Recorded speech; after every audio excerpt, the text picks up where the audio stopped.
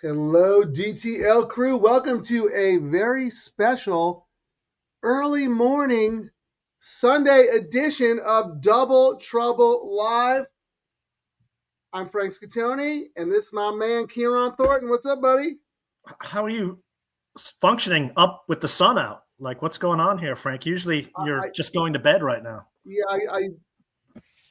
I got out of my coffin and I had all the shades and the windows all blacked out. So the vampire in me is okay right now, but we don't know which direction the show is going to go because we plan on covering a lot of things spread over a large amount of time. So we're going to just keep it open ended. But the main thing is we're trying a new low takeout, high minimum retail player friendly wager from Gulfstream Park. It is the $3 tropical turf pick three. Today races 5, 9, and 11. And we always say, Kieran, if there's an opportunity for us, if the tracks are going to give us a wager that we feel we have an advantage in, we are going to play it. So support the tracks that support you. And it's just so spread out. We're like, what are we going to do with these 9 hours in between the first and last leg? So we were like, well, Los Al's got a carryover. And then we were like, right. Well, I was like, I'll take a nap. And Kieran's like, well, let's just D-Gen Sunday. Let's just be full on D-Gens. We'll play the races at Gulfstream in between. But more importantly, talk about Los Al, because there's two things going on at Los Al. Los Al's got a carryover, but we were also thinking, Tyler from Xpressbet hopped on the show the other day, and we're like, you know what? They've got 2 contests. So we were like, Gulfstream and Los Al. So we were handicapping both cards. I was like, why don't we do a contest while we're doing handicapping, and then we'll see what the guys say. They'll probably just throw races at us. We'll go, why not? Let's go. So the Gulfstream contest has already started. I didn't sign up for the Gulfstream contest, but I am already signed up for the Los Al one. Is it the same format? Have you made any plays? Like, what's going on with that? I've made no plays. I figured I was just going to go with this one. I probably should read the rules of this one. I know the Los Al one is 5 $2 win play shows. So I got to look and see. Bucks. Yeah, I guess let me look real quick and see what the actual Gulfstream those are the rules. So it's a $40. You pay $40. 20 goes to the entry fee, which is the prize, goes to the prize pool. And the other 20 is a live bankroll. You have to play 5 races, $2 win place in each race. So that's $4. 5 times 4 is 20. Highest points at the end. It's a qualifier for a bigger one for Santa Anita, I think. Yes. Okay. And then it looks like Gulfstream's still the same, except it's a $5 win place over 5 races. Right, because that's $100. Yeah, $100, $50 to the prize pool. Right. And then $50 that you gamble yourself. I like those kind of, you know what I mean? You can do those bets ahead of time, you know what I mean? You just got to watch for scratches and odds changes. I mean, then you got your bets in. It's also cool because it gives you a little bit of experience playing with live money, but you can't get hurt, really. What you're getting into, and you have to play. You can't. It's not like a live bankroll tournament where you can preserve your bankroll and bet show, whatever, and then fire. Everyone's playing by the same rules here. It's just win place, $2 for 5 races, or go. Yeah, and I mean, when I'm doing my win bets on some of these races, I'm like, you know what? They got a contest going. I'll just reduce my actual live money and maybe I'll win an entry. And I've won a number of entries on Xpressbet with that same format. So why not? We're going to be on for a while. Tyler does a really good job. There are a lot of, I guess what I'm trying to say is price-friendly contests that feed into more expensive contests that feed into the bigger contests where you can actually, make a really big score. But we'll get to that in a little bit. First things first, we got to suss out this Gulfstream Park pick 5. I haven't watched the Gulfstream. I know they just started, but this is the first time I was watching Gulfstream, and right away I know I haven't gone through the jockeys, since I saw this. Sammy Camacho was a guy I'm going to look for on the turf. He rode the first race brilliantly. Broke from the 9 hole, was forwardly placed, and then right before the turn, when he was going to lose ground, he tucked in and found the rail, and that was the winning move. Horse was 9-2. excellent, excellent ride. I don't know a lot about these jockeys or how the course plays, but right away I know I'm going to look for Sammy Camacho. So my bets might actually pivot based on that. But what are you going to do? It's race 5. Well, I can see. Where do I have my bets here? Which one did I do? Well, first, guys, we guys and gals, we joked the other day like we were going to cover every horse in the race just so we got out alive between the two of us. So I looked at my plays, and we joked about it. We weren't really going to do it. I used every horse except one, and Kieran didn't use that horse either. So you know what's going to happen. Which horse was that? Who is going to win? Oh, let me guess. Is it 2? Yeah, it's a 2. Yeah, because I think I went. Sappy Joseph. I'm actually looking at it. I went. Wins a million races, and neither one of us have them. I mean, I'm looking at it here, and I spread it in my preferences how I do my numbers. A lot of you guys do like in order the numbers, and now looking at it, it looks like I have 3, 4, 5, 6, 7, 8. That's what I have. And I didn't do that intentionally. Can I show my plays first? Just yeah, go for it. Show how people did. Let's see. We got new stuff here. So I did my matrix for people who are familiar with my columns. I did letter grade each horse. My A's in the race were 5, 7, 8, and my B's were 3, 4, 6. And then I looked at the rest of the sequence, and I realized that I have 2 singles that I actually really like. So I ended up doing my A's and my B's. And then as I'm typing it out and I'm looking at it, the one was scratched. And I go 3, 4, 5, 6, 7, 8. I actually do. I have every horse in the race. And I go, oh, wait, no, I don't have the 2. I go, I hope Kieran has the 2. So at least one of us will get out alive. I'm actually looking at, I was almost going to single in this race. And I actually have a backup ticket. No, where's mine here? Yeah. Because the double going into this race, the 5 was getting hammered. So, when I usually go through, I've got all my horses for every leg. That ticket, $270, if I just hammered away at everything I liked in every race.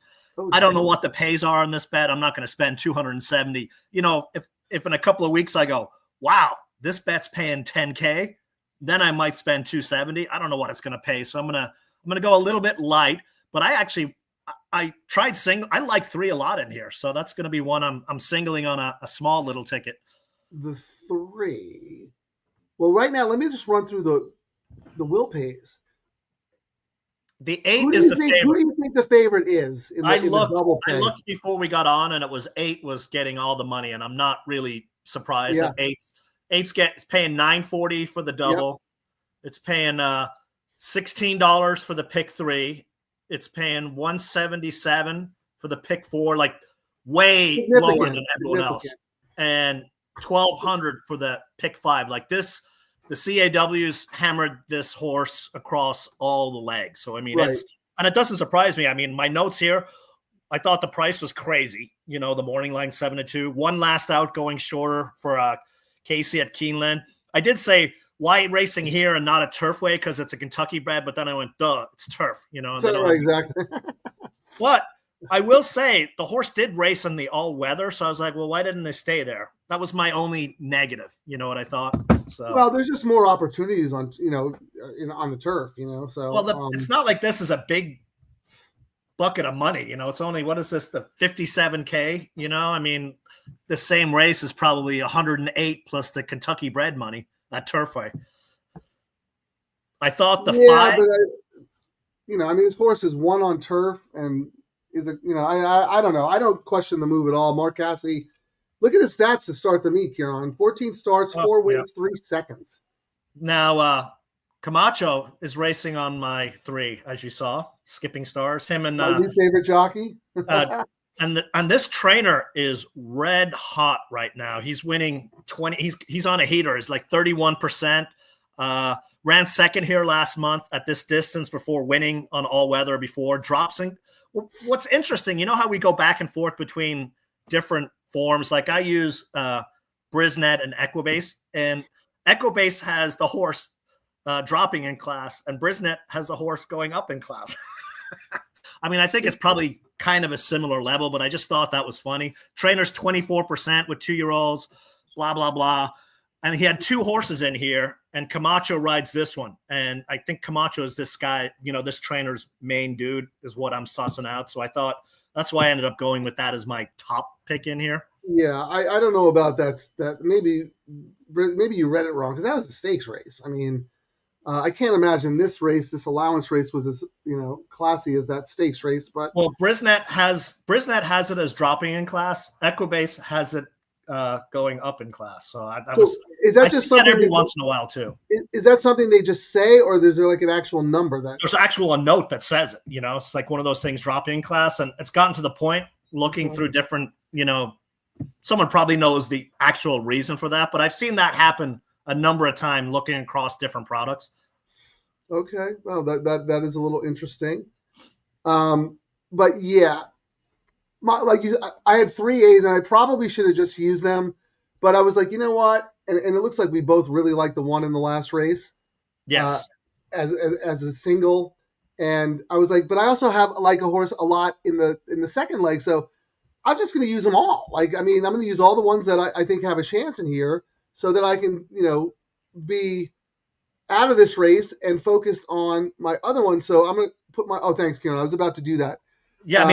I do like a long shot in here. Number 7, Naughty Nicks, top power, won the last race on Tapeta, top closer, has stalking speed, and the winning jockey is back on with a sharp work. So my wise guy one in here was the 7. You know what, Kieran? That's funny because I have the 7 as an A as well. And then 5, 7, 8 are my A's. And then I was looking at, I used number 5, but my notes here, I thought it was slower than the number 3. The jockey's 0 for 6 by the trainer. Number 3 beat the number 5. Right. Passed out. But then my notes were the horse probably gets overbet because it's a Rapoli horse. Yeah, and it's Pletcher. Yeah. Yeah, but I think that horse can turn the tables. Just real quick, since we were talking about jockeys. Thanks, Jeff. Yeah, Gaffalione is excellent at Gulfstream. He's one of the top jocks there. When I went out there for Pegasus, Tyler gave me a little tour, and I got to hang out with Gaffalione in the jockey's room. It was pretty cool. He's a cool dude. Hey, one of my good friends, Joe Marcello, he is a barber.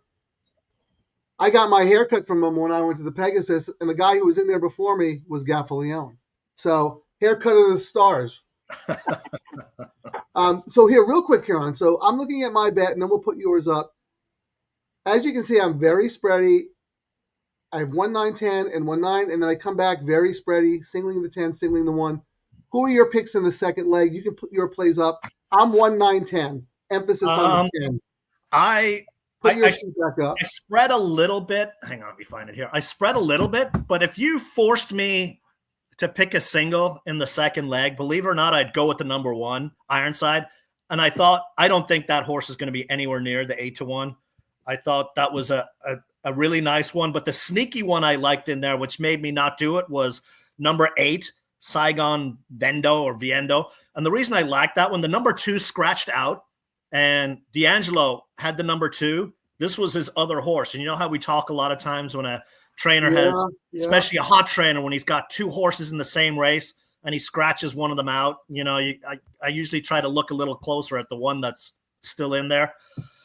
I went back. This guy has, this horse has some really good form. Now I'm actually scared of this horse. And and then I tried to be a lot more tighter, and then I was just going to do 1, 9, 3. And then I looked at the 8, and then, I looked at number 9, Toots Revenge, hasn't won since last August. Nemo, Safi horse. How do you toss a Safi horse right now as well? So then I ended up just going a little spready on the first ticket and tighter on the second ticket is how I approached it. So can I ask you a question here? Because you did put out a massive caveman ticket. Are you not recommending to play that? Like what? No, I always put that out for everyone so they can pick and choose. You know what I mean? That's my picks. And if they want to spend that much money, that's up to them. Yeah. And I don't know, like sometimes I go, that bet is way too much, but I don't know what the pays are on this bet. So if I had some more information, like a month from now, and I knew that this bet pays like $5,000 on average, I wouldn't be opposed to doing 270, if that makes sense. Okay, but not today. I don't know what it's going to pay. You know what I mean? So I had to take that ticket and kind of whittle it down a little bit. Hey, but you're still spending a good chunk of money here. I mean, Yeah, I mean, I figured we're doing the show. Let's just degen in style. Why not? got to hit something. So okay, so I'm a little worried about that 8 there because you make good points. And I looked at that horse long and hard. That's Sigyn Viendo, and I was at this level last time. He was 7-1. You know, he's got good synth form, and he could only finish fourth. And then his form before that was just against weaker horses. But yeah, that Well, horse. let's look at the wheel pace real quick, Frank. So right now the 8 is favorite. So 8-7 is 8-7. Am I looking at that right? Hang on, I can't be. What are you looking at? Because we're not playing doubles into the next leg. That's no, but I'm just curious to see who they like in the next one. We're spready so much is all I was trying to see. Oh, okay. No, you're not going to be able to see it because it's not sequential. Oh, that's right. That information doesn't matter at all. That's what I just dawned on me right now. Duh. Duh. Start drinking, Kieran. But maybe it'll tell us if this 8 is a legit favorite too. I don't know. Well, that's true. I mean, it can't hurt to look at it, right? We might see something weird, like maybe the 3 is hammered in this leg into the double. I don't know. Can't hurt. Last leg, I really thought. I mean, the number 1 in the very last leg, Empress New Groove, Safi horse, ran second last out, top last race speed, drops in class, blah blah blah. Jockey and trainer do great, and I was like, yep, that's a single. But there was the number 2 Mott is only 3%, and I really wanted to toss it, but then I was like, I've gotten burned by these top trainers who've been on cold streaks when they finally win, and then I threw in number 9, Gaff for Walsh, 20% winning, blah blah blah. But I did that on my secondary ticket, so I've got my top choices. That cheaper ticket, so I've got my top choices using those backup plays. So it's funny. That's how I approached it. I was just like you. I saw the one horse and I said, oh, there's going to be no one better in this race than this horse. Yeah. But I looked at the 2 long and hard because I look at the 2 long and hard because I do like horses coming out of 9 furlong races, cutting back to a mile. That's like a sneaky angle of mine. But I'm thinking, how far back is this horse going to be? And to your point, I came up with the same thing as you. It's right there on the form. I mean, he started 3 horses. Not one of them has even hit the board. I will say that made me cold on the horse. For my Gulfstream contest, I can't believe I'm getting 7-1 on the 3. So I'm going to be very wrong in my bets, and the 3 really sucks. So I'm going to be happy with 3-1 in that contest. So I fired away win place on the number 3 in my Gulfstream Xpressbet contest. Back to the last race. I think the 9 has a really strong shot as well, and that's why I have that horse on my spread ticket. But I only used the 1 and the 9 in the last race. I did not use your 2. I'm a little scared of your 2 in that race, and in the middle leg, I am a little scared of your 8. But I don't think I'm going to change. I think I'm going to stick to my guns. I was the same too. I want to see how it plays out. You know what I mean? This is our first time playing it, so let's see what the pays are, and let's see how the track plays. I not really focused much on Gulfstream, I got to say. All right, what are we looking at here? How many minutes? Everyone putting their bets in here. We got 4 minutes. All right, let's look at our handsome faces here. Let me roll through the comments real quick. Stephen D, good morning all. Thank you for joining us, my man. I know it's football and people are busy, but we appreciate that. And Jeff, Camacho, and he also made the comment about Tyler. So let us know who you guys like if you're going to play the pick 3 along with us. They also have this middle pick 5 here on that. We thought about maybe doing a show. It is a retail only, no CAWs allowed. I don't know what race that started. I think probably the 3rd race, but very, very interesting. Yeah, we just thought 3rd race was probably too early. Too early for Frank, not early for you. Yeah, I'm up at the crack. Okay, so did you make a play in your first play in the contest? Yep, I did win place on number 3. I'm gonna skipping stars, so I'm gonna stick with that one. Can you do me a favor, Kieran? Since you like action more than I do, can you do something with the 2, the only horse that we don't have? Oh, and a pick 3. All right. Do 2 with your sneaky horse in the middle leg, and then our single in the last, or something like that. I don't know. Oh wait, I mean, like, how this is gonna be so stupid. We both have basically all, but we both left out the 2. All right, I'm gonna throw away my money. Thank you. See how it's me throwing the money away? No worries. Oh Dude, wait, it's Sappy Joseph, man. You want to get beat by him in the first leg? Hey, something to point out, and I almost made this mistake earlier, Frank, when I was doing the bet. I went to race 5 to do my pick 3, and it was $1. I was like, what am I missing? Are we not seeing it? You got to actually go to the actual bet called the Tropical Pick 3. All right, so I'm gonna do one. What platform are you using that on? I was doing Caesars, so I had to do that. Okay. Yeah, they have a special. Yeah, same thing. Xpressbet has it's a menu item. It's under like Gulfstream. It's a menu item. All right, I'm going to spend $18, Frank. I'm going to use the 2 with my horses in the next leg, which is 1, 3, 6, 8, 9, 10. Did you have anything in the second leg that I'm not using? I think it was pretty tight there. Let me call up my matrix here. I singled the 10. I had 1 9 as B and 2 6 as C. Okay, and I've got the 3, so $18. We've got it covered with the 2. So bye $18. Are you singled in the last? Yeah, I singled 9 or 1 in the last. Okay, ladies and gentlemen, congratulations to us. The race has not even been run, and yet we're moving on to race 9. But no, I think it's funny, Karen, because we did joke about that, how we would have every horse covered just so we were alive, but we didn't actually do it. But we actually did do it. Yes, we did. We both came up with every horse except the 2. I can't believe that. I didn't have the 1 either. I wasn't going to use the 1 or the 2. See what the I thought there was a lot of speed in this race. I thought, do the pools get cut off here like everywhere else 2 minutes, or is it right up till I don't think so. Halfway around the track? I don't think so. Okay, Josh Plummer, thanks for all these picks. Always appreciate it. Thank you, Josh. Hope your family's doing well. Your daughter especially. If you have a play here or like anyone that we left out or you want to talk about, let us know. Oh, Ocho's back. Nice. Morning, guys. Good morning to you. It's early for me here on the West Coast.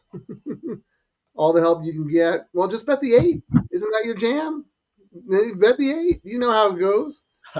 Can you share your pick 3 again, please? Okay. Karen, I'm going to put mine up first, and then I'll put yours up. No, that's wrong. So there you go. I'll also call it out. 3, 4, 5, 6, 7, 8 with 1, 9, 10 with 1, 9. And then come back 3, 4, 5, 6, 7, 8. Single the 10, single the 1.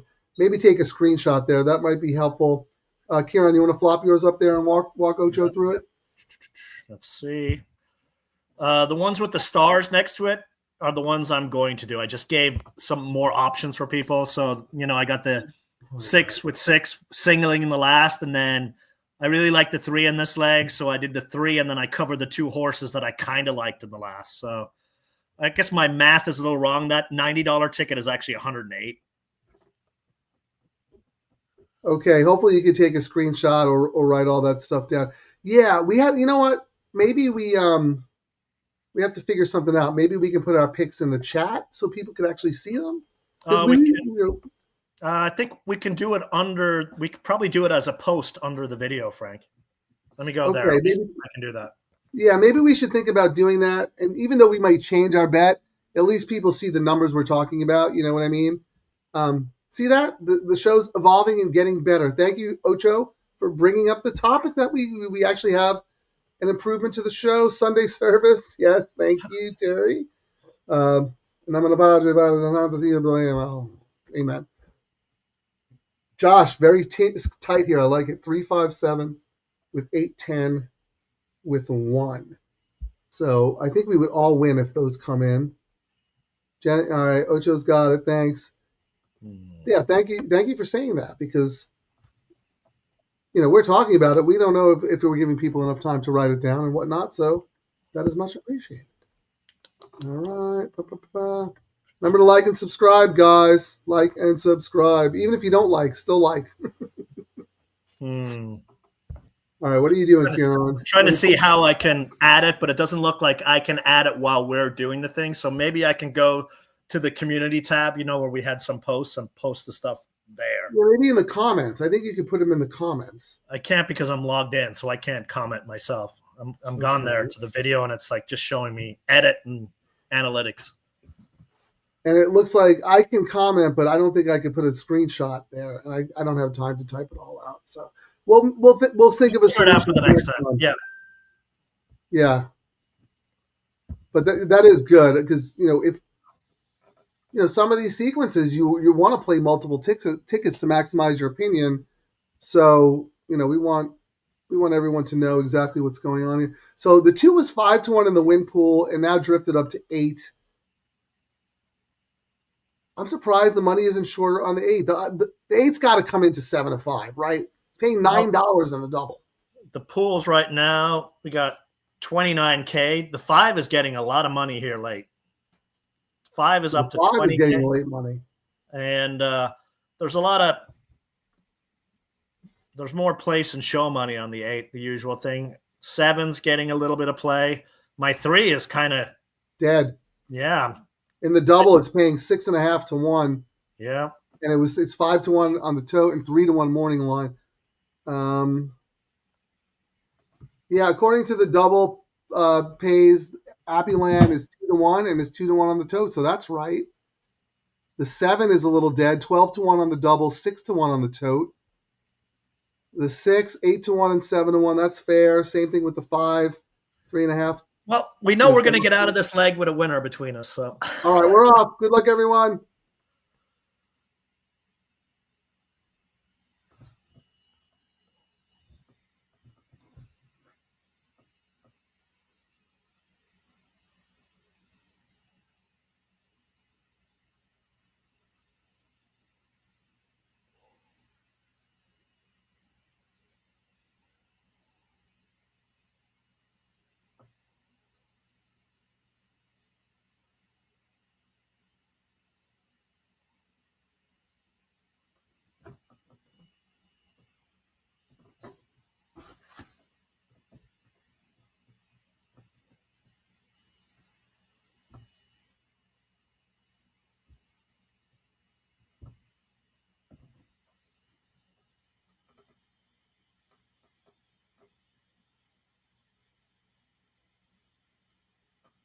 is this 2 going to wire the field, Frank? Wow.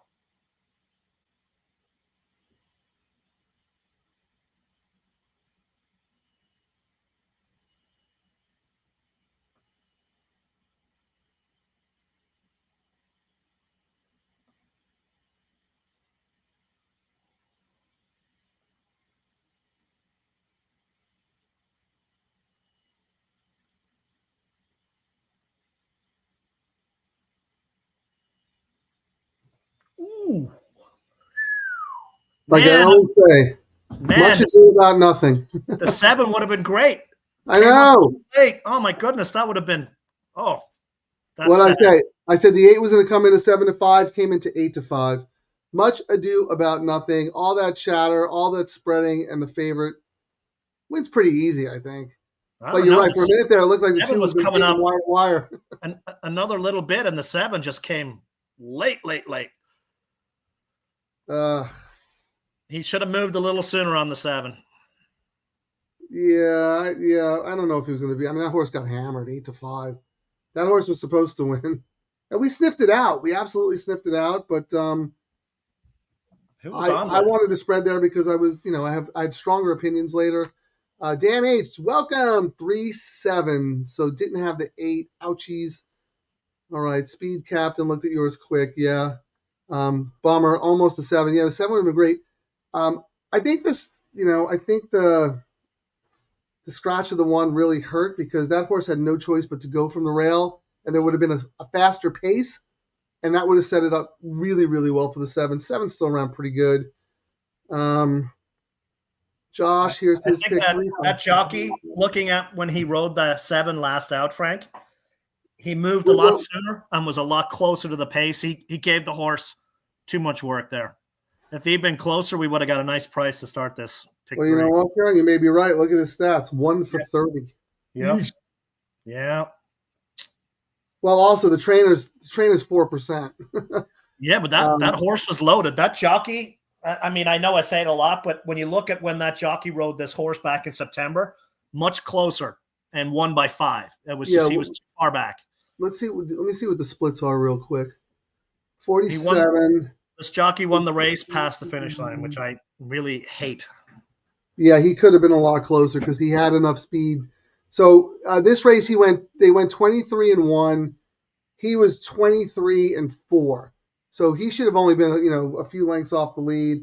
And then the half was like 47 and change, and the half here was 47 and change. So there's a reason the dude's 1 for 34. Yeah, the jockey cost us a price there. I mean, we're into the next race. I'm down $18 from using the 2, but at least that made sure we were going to win. Not only that, but it was the favorite. Okay, well, let's see. It is 11:30. Los Al doesn't start till 12:30. Are you interested in betting this next race at Gulfstream, or do you want to get a jump start on the pick 6 sequence? So, I don't think we could probably do the next race. I don't think there's a whole lot to talk about on the pick 6 sequence. You're either going to hit it with a small ticket, or the horses that win, you're never going to have them anyway. Well, can I take a sneak peek at your ticket? Because I think I have a $72 ticket with 2 singles. I have a 128 ticket, and I debated singling the 9 in the last leg. I'm singling in the first leg, though, instead. So tell me your leg 1, race 4. Race 4, I'm going with the 4 as a single. Okay, I have 4-7. Race 5? I went 7-4. 1-7. I had 1 as my third choice. Okay. Race 6, I went 1-7, 5-8. Okay, I singled the 5. Yeah, I think if I look at that one, I'm looking for a price, I think. I can't remember which one's the price. That's a Lee Barosio horse. Oh, yeah, I thought about singling that too, but I was like, you know what? For this to make any sense, there's got to be some sort of price horse in the sequence. Actually, let me pull up. Hang on, Frank. Let me pull it up so I can see what numbers I'm looking at. Race 7. Race 7, I went 1-8. I'm 1-5-8. Well, very similar. Race 8. Race 8, I went 1-2. I singled the 2. And then race 9. I went 9-7 or 7-9. I'm 7-8-9. We have a lot. We basically have at least one of the same horses in every race. I have 2 singles. You don't have any singles, except in leg 1. Yeah. Okay. Yep. Wow, that's interesting. I'll put my picks. I'll put my ticket up later. But I was just curious to see if we were really far apart or really similar. I don't know if that's good or bad. We'll have to see how other people see the sequence. I mean, race 3, I spread more than I probably should, but I was like, if it was the one race I thought I might get a price. It's just essentially all I was looking for. Race 3 or leg 3? Race 6. Okay. I went, which is my number 7, Mischief's King. I think looking at it, Diego's riding, I believe. And then I didn't pull up my things here. Let's hang on. What are you looking for? The thing is, that horse, number 7 in race 6, Frank, Race Lens has that horse as 8-5 favorite from 15-1 morning line. Number 7.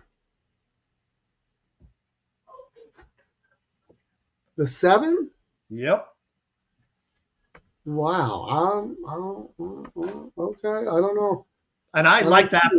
I liked the horse before I looked at that. And I'm trying to pull up the PPs here so I can see what made me look at it. So, yeah, I mean, I don't think this horse wants any part of any farther than 4.5 furlong. But I'll tell you this: I do like Angela Aquino. I think she's a very good sneaky trainer. This horse essentially always in the money. 4.5, second by neck, second by 1.5, second by 1 at 4.5. So all the notes are up for second, up for second, up for second. And I think this race is what, 5.5? It's 5. It's 5. So I thought, this horse is essentially at the wire every race going 4.5. and my guy Diego's on, we talk about on dirt, and why not?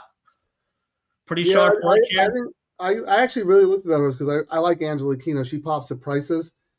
I thought this was a major step up in class from what this horse has been running against. And I can't believe there wasn't 1 5-furlong tape race you could have entered this horse in the last 2 years, and the horse has always been at 4.5. It's very strange to me. But that's interesting. I mean, you're going to get a massive price on that horse. And Equine Edge, you said, is the one that's giving you the huge chance to win? Yeah, when I look at that, their true odds, for race number 6 is my Gulfstream. Hang on. Like and subscribe. Oh yes, we're trying to get up to the algorithm's not happy with us, and you guys like a little bit more. We're getting more viewers and less exposure for some reason. I feel like we could do a little pre-gaming on this Los Al sequence because we have so much time, unless you want to talk about this Gulfstream race. Not really, but back to my point, I finally pulled it up, Frank. Okay. Racelands has Mischief's King in race 6, 15-1 morning line. Their adjusted true odds are 8-5. I mean, we're probably talking our price away here by saying this. I don't think so. And 39% chance of winning the race, like far and above everyone else. That's a rare thing to see with a price, from using it for so long. And that's their algorithm? Yeah, whatever the thing with the pace projections and whatnot. So let me see. The morning line favorite in that race is the 6 Bolt Supremacy at 5-2. What do they have the 6's chances at? They don't even. Los Al. Which one? Yeah, we're talking. By the way, people, we're talking about race 4 at Los Al as the start of the. It's actually the start of the pick 6 sequence. So which race are you asking about at Los Al now, Frank? Well, weren't we talking about the Angela Kino horse? We're talking about race 6 we're talking about, right? Race 6 we're talking about, yes. Okay, I'm sorry. So I want to see how the morning line favorite compared to Equine Edge's number. Okay, yeah, the Barossio horse is 8-5 on the morning line. What probability and what odds do they have for the 5 in that same race? Racelands is giving them a 4-1 price and 19.8% chance of winning. Is that the second choice? That's the second choice. Third choice is the 1. They're saying it'll be 6-1, 14% chance of winning. The 8, who's the favorite, they're saying should be 8-1, 11% chance of winning. Wow. That's quite a discrepancy. But I mean, I liked the 7 going through. As I said, I thought before, the rest of Diego on, the horse is going a little bit longer. Why do you keep saying with Diego on? Like that's an upgrade? What does that matter? He's a speed jockey. Speed jockey on dirt, and they're going to get an extra half furlong, and the horse is closed going shorter each time. So you think Diego is going to have the horse more forwardly placed today because he's aggressive? And a little bit. I don't understand why Diego is even a factor in the conversation. A little bit extra distance, and I don't know much about this jockey who rides the horse in the evening, so I just thought at least the daytime circuit jockey is an upgrade, is what my thinking. Who rides the horse in the evening? Alcala Jr. Yeah, I don't know who he is either. Yep. I'm just having problems with my power strip here. And Diego hit with a bomb for this trainer already. So that's another, little angle. Best of 13 workout. This horse has not worked out. The last workout for this horse was in July. And then they had a workout here last week. Best of the day. Okay. Multiple races, in between. So I found that interesting. I mean, it's going from 5K to 62.50. These aren't like world champion horses we're talking about here at Los Al. Yeah, but those restricted conditions are really weak. But, I mean, I'm not going to talk you off the horse. I told you, I like Angela Kino. You make a very good case that the horse is closing at 4.5 and now gets 5 today. And there's going to be a fast pace because it's Los Al. Yeah, and I mean, I like reading notes where I see angle up for second, tracked inside, up for second at the wire. Right. Chase 3 wide, bid second best. chased 2 and 4 wide, got up. I like reading that with a horse that's almost at the line and they get a little bit more distance. That's what I keyed in on. Yeah, I just wasn't. I didn't know why you were obsessed with Herrera riding. I Not just like thought, JJ's riding. no, I just thought it was like a daytime jockey upgrade. Gotcha. Now I understand. It was an upgrade, and because he's aggressive, he'll probably be a little closer today. Now I understand. Sometimes you say things I just don't get, man. So I gotta hear your reasoning. But now that you explain it to me, I get it. I get it.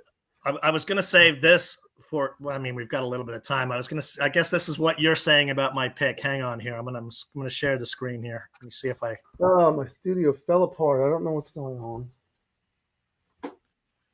Which one? All right. Let me see which one it is.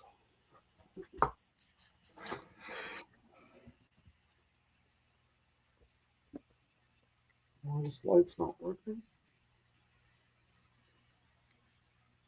I do want to take a quick look at Gulfstream since, might as well. You said you wanted a full-on degen it. Yeah, why not? Race 6. Yep. I didn't handicap this race because it was, not part of what we were doing. But, why not? Do you have your contest, your Gulfstream contest planned out? No. Nope. So did you do this race? I did not do this race, but I figured we had the picks. I was just going to use my long shots that I had on our, pick 3, and then I needed to find, 2 more races.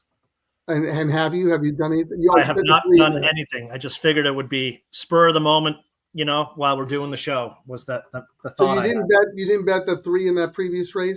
I did bet it. So one of my bullets is down. I've got the 2 more bullets that I'm going to use, and for my prior handicapping. So I got to find 2 more races. So you have 4 remaining, and you want 2 of those to be the rest of the pick 3 sequence. Correct. So you need to do 2, 6, 7, 8, 10. You have 4 races to pick 2 horses. Yep. Right? Okay. Yep. So we're talking about, for those who are just joining us, Piron is in a $100 Gulfstream contest through Xpressbet. We're also both playing in the $40 Los Alamitos contest at Xpressbet. We encourage you to join one or both of them. Totally up to you. They're really good contests and good value. I actually just got a text from Tyler, so I'm going to do a little ad spot here. We're not getting paid for this, but we love Tyler and we like these tournaments. So he said, for Los Al, we also have a $300 closing day contest that feeds directly into Santa Anita Opening Day Challenge. For all the players that compete the day before in the $500, the Los Al on-track one that we were talking about going to, the highest placing and a $300 from that group will get a $1,000 bonus. Ooh, courtesy of Los Al. That, we were planning on maybe going up there and doing a show and playing in the contest. That makes it even sweeter, right? Yeah, and then we'd probably have to stay Saturday and do it Saturday's contest, and the one he's talking about is on Sunday, so it's another after the initial one. So it's but he's saying you have to play. There's on-track bonuses as well, yes. But that's from playing in the Los Al one. Correct. Okay, got it. Excellent. He also said for that weekend, Xpressbet and FirstBet will be offering 2 opt-in promos for their customers. On Saturday, if players wager $50 each on both Los Al and TB, which I guess is Tampa Bay, and Los Alamitos quarter horses, they'll receive a $20 bonus wagering credit. Awesome. And then Sunday, a $1 million point hit and split promotion for anyone who places a winning wager on the late pick 4 at Los Al Thoroughbreds. Both styles are promos we've used consistently and generated solid engagement. I love it. Thank you for letting us know. They all seem like excellent value and good bonuses for the players. I miss out on a lot of those opt-in things. You know what I mean? Like, because I'm not paying attention. I'm just focused on something else. But they have a lot of really good money-back promos and stuff. All right, I'm trying to see if this is a race I want to fire a bullet at, or it looks like it could be kind of chalky. I think the will pays are Yeah, let's look at the will pays and see how. What's interesting is when I was looking at the will pays earlier, forgetting that the sequence was a lot further. The 5 was the favorite, and 5 right now has drifted up to 9-2, and it's the lowest paying double. The 5, you said? The 5 is the lowest paying double, and the 5 is the lowest paying pick 3. Pick 3, yeah. So right now, well, you know what that means. Might be one of the horses I mean, it's only 9-2, but still, the smart money says this is the horse. But you know what that means. The CAW is going to crush it late. Yeah. You know what I mean? Like we saw that with the 8 in the last race, was hammered in the double and pick 3. It was like 2-1, 2-1, 2-1. I said this horse is going to go off at 7-5. Just looking at the notes for the 5, Kraken. We got to do Kraken. Top closer and on the juice. So they got LASIX today. So it makes sense. For those who might not know the San Diego area, it should be pronounced Kraken, but there's a bar here in San Diego, the Kraken, spelled exactly the same way. Do they actually say it that way? Dive bars, and it is a great place to see like good local live music, and we spend many nights. Oh, this is funny. Kieran, we're talking about price away on this horse, Frank. Yeah, I don't think so. That's their 15-1. Do you think it's going to go up at 2-1? Maybe I'm wrong, Dan. What do you think? I was going to save a lot of money. I was going to save this for when you gave us a horse, Frank. Hang on here. One of my favorite. That guy's usually the mush. Like usually he's right, but not on that day. Yep. I mean, my favorite movie. There's so many. Like I remember the first time I saw it, and I used to go to the track, all the time with my dad, and those characters all over Santa Anita. I mean, everything in that movie. I mean, they filmed it at where? Gulfstream, I think, right? Or was it Tampa? I think it was Hialeah, actually. Hialeah, that was it. Yes, but Trevor Denman was actually the announcer on, and yes, he was. But all those characters, we see them all around the track all the time. How about the teller? The teller is miserable, a total jerk the whole time until that's exactly what they're like. And then he's his best friend. It's so cool. Anyway, Tyler, no problem, man. You support us, we support you. We play contests, so thank you for letting us know. And again, DTL Crew, I encourage you, play in those contests. You could turn $40 into 4,000, maybe even more. All right, I'm going to fire away at the Kraken, Frank. I mean, we're 4 minutes to post, and the robots may come in and hammer it, but I mean, just looking at what the will pays on the doubles and the pick 3s, it's going to be interesting. I suppose we should look at going out of this race if these are legit favorites into what. So who's the favorite? Yeah, I was looking at that. The 8 where was it? I just had it up. The 1 was the favorite in the next leg, but not by a lot. It's 7-1 combo.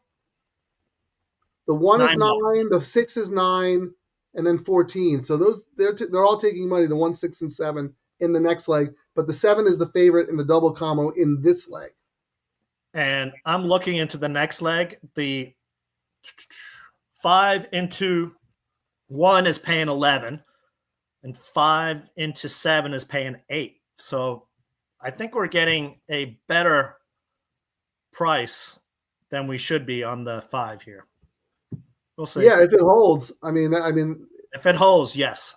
If they've decided that they're all about the 7, but it looks to me, according to the doubles that are paying off of this, they're very, very close. Like 2.93 to 1 to the 5 and 2.64 to the 7. But the win money's coming in on the 7. That's very interesting. We'll have to see how this shakes out. Bally 311, thanks for joining us. Let's get through this race first, and then we can, talk about race 10. If anybody has any races you want us to look at. Yeah, we're just going to pull up. We're here, so. Okay, so here, Jeff, he uses FanDuel, and I guess that's DraftKings, but he will now check out Xpressbet. You absolutely should. Price shop, we're consumers. Go for the best deal. Xpressbet, they are my ADW of choice, and I'm not saying that just because Tyler joins the show every once in a while. I just like their platform. It's so easy to use. But anyway, Tony, that is a funny scene. So I just rewatched, Kieran, I just rewatched Let It Ride with Terry, who had never seen it, Oh, probably you're about chill. 6 months ago, and it's still as great as it ever. It's It still holds ageless. up. It's so funny. It's ageless because a lot of the tracks still look the exact same. Yeah, and you're right. Every character that they have in the movie, we know everyone knows a guy like that. You know what I And mean? It's so even crazy. down to the waitress, at the deli. That same waitress is at Santa Anita too, on that little deli up in the corner. You know what I mean? Like, well, yeah, whatever. It's from yesterday. Eat You know it. what I thought? You know what I thought was the coolest thing, and I don't know if this was a real thing when Hialeah was running. He walked across the street to the bar. I Like they know. were Well, hanging out at that bar. That wasn't that would part of the be racetrack. that would be great if we Can had you that. imagine if there was a bar like right next to Del Mar? Well, the kind of is there's that. The Brigantine, but that's bar. No, across the street, the craft brewery place, right Yeah, but you where. can't walk there between races like they No, do on it's Let too It far. Ride. That's the closest one. I mean, I would love to do that versus spending $19 for a can Yeah, of beer. You know what I mean? I'd go over there and get 5 tasters for that's what I $5. mean. I got to talk to an old time. I've actually been to Hialeah. They had a quarter horse meet, I don't know, maybe 15 years ago. And I was visiting my sister, and I said, well, if Hialeah is running quarter, I got to go. I got to check out the place. And it's still in really, really good shape, and it's a beautiful racetrack. But anyway, I didn't check out to see if there was a bar right across the street. I guess I should have. Thank you, John, for joining us. Thanks for doing this. Well, thanks for watching. The little money's starting to come in on the Kraken. Oh, Johnny Dangerously with Michael Keaton and Joe Piscopo. I don't remember this guy in that movie, but I haven't seen that movie in like 35 years. Did you ever see Johnny Dangerously? Yes, Very funny. All right, you making a bet here, Kieran? I already did. I didn't want to get You shut on the out. Kraken? I went with the Kraken, but he's starting to get bet down a little bit. I'll still take 7-2 in this contest. Why not? No, he's drifting. He was 2-1. He's on the up. So No, well, he was 9-2. He's down to 7-2 now. So there's a little bit of money coming in on him. there is going to be some sneaky late money here. Who's it going to end up on? Pools. When I was looking 3 minutes ago, the win pool was at 18. Win pool's at 55 now. So that here come the robots. It's going to. I'm very curious to see who they make favorite, because in the double, the 7 is just a slight favorite. They're both at around 5-2, but we saw a lot of money throughout the wagering coming in on the 7. But now drifting on the 6 is taking money too. 5-2 here. The 6 is taking the high probability money. It's taking win money and not show money. There's hardly any show money on the 6, and that's always something I look at. There's 14,000 to win on the 6, 2,000 place, 650 show. So I mean they're not hedging like they are on the 7. It's very interesting. It's so fun following the money, looking This at the has been pool. 0 minutes for like 20 minutes, it seems. I know. But the Gulfstream drag yet again. What is there, a jackpot they're trying to juice? It is start of the Rainbow Six, man. There you go. Where 0 minutes to post usually means 20 minutes. The Caliente Shuffle. That's what they call it out here, based on Agua Caliente. I guess they used Kraken to do is that down. back in the Kraken's now day. down to 3-1. Here comes the money. This is very interesting. But I will say, Frank, all the stuff, we've been forwarding each other about the CAWs on Twitter and the information people are putting out there. I am not touching exactas or trifectas, because every time I read one of those, that just a chill goes down my spine. I'm like, I am not swimming in those waters. We have. But here's what I was thinking about. Maybe. I think we have a better chance win place pool. Well, that's what I was going to say, Kieran, because they get shut. The CAWs get shut out in those pools with 2 minutes to post, so they're not able to set that market. Maybe those exacta pays are exactly correct, but you're getting value on the win pool because they're shut out with 2 minutes to post. They can't flood that. Yep. So you absolutely have to play win place. I know I'm not a place better. I always bet exactas to cover my horses, but that's going to change. It's got to change. Let's see. There it looks like the last horse is about to load. Just real funny. We can laugh during the race. Bring back the blood donation center at the track. Oh yeah. When David Johansen donates blood so he can make a bet. Yep. Yeah. That's the best. Well, the guys putting their money in their shoe, Trotter coming out of the bathroom. Oh, you're looking a little tall there. Oh, there's so many great things, like little things that. Yeah, the David Johansen character is great. And him. And what's her face? Jennifer Tilly. I mean, she's unbelievable. That was her first movie, right? Ageless. Yeah. I mean, that movie's from what, 40 years ago or something like that? Probably. Yeah, Terry Garr's in it. It's a freaking great movie. And then, Jennifer Tilly says she's a really good poker player. That's all she's always on those poker shows now. Yeah, and she's awesome. A shark. Yeah, she is a shark. All right, they're about to go off here. Good luck. Let's go, Kraken. He broke glass. That's the end of that story.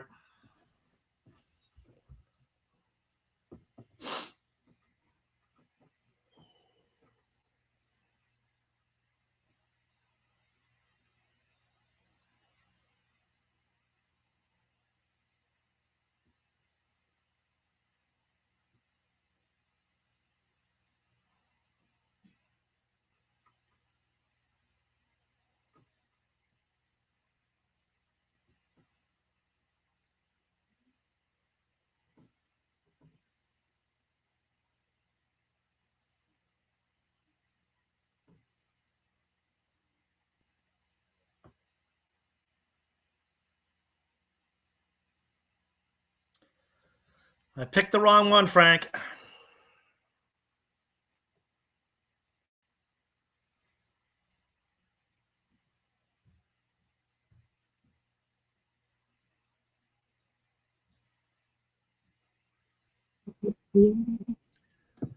And the 6 was the one who I said was the more legit chalk. Frank went off at 7-2. Yeah, that 5 got hammered, but he broke last. The race was over at the start. No, they sent it in on the 7, 3-2. 7, they sent it in late on the 7, but the 7 ran second, right? Yeah, the 6 was the one I was saying was the legit one, not taking all the show money. And look at that, 5 dropped to 9-5. Really? Yeah, he went off at 9-5. No, the 7 went off at 9. Oh, the 5. Oh yeah, see, that's funny. My platform hasn't updated the live odds, but I see on the TV. Yeah. Oh my goodness. I would have bet the 6 at 7-2, but well, the jockey.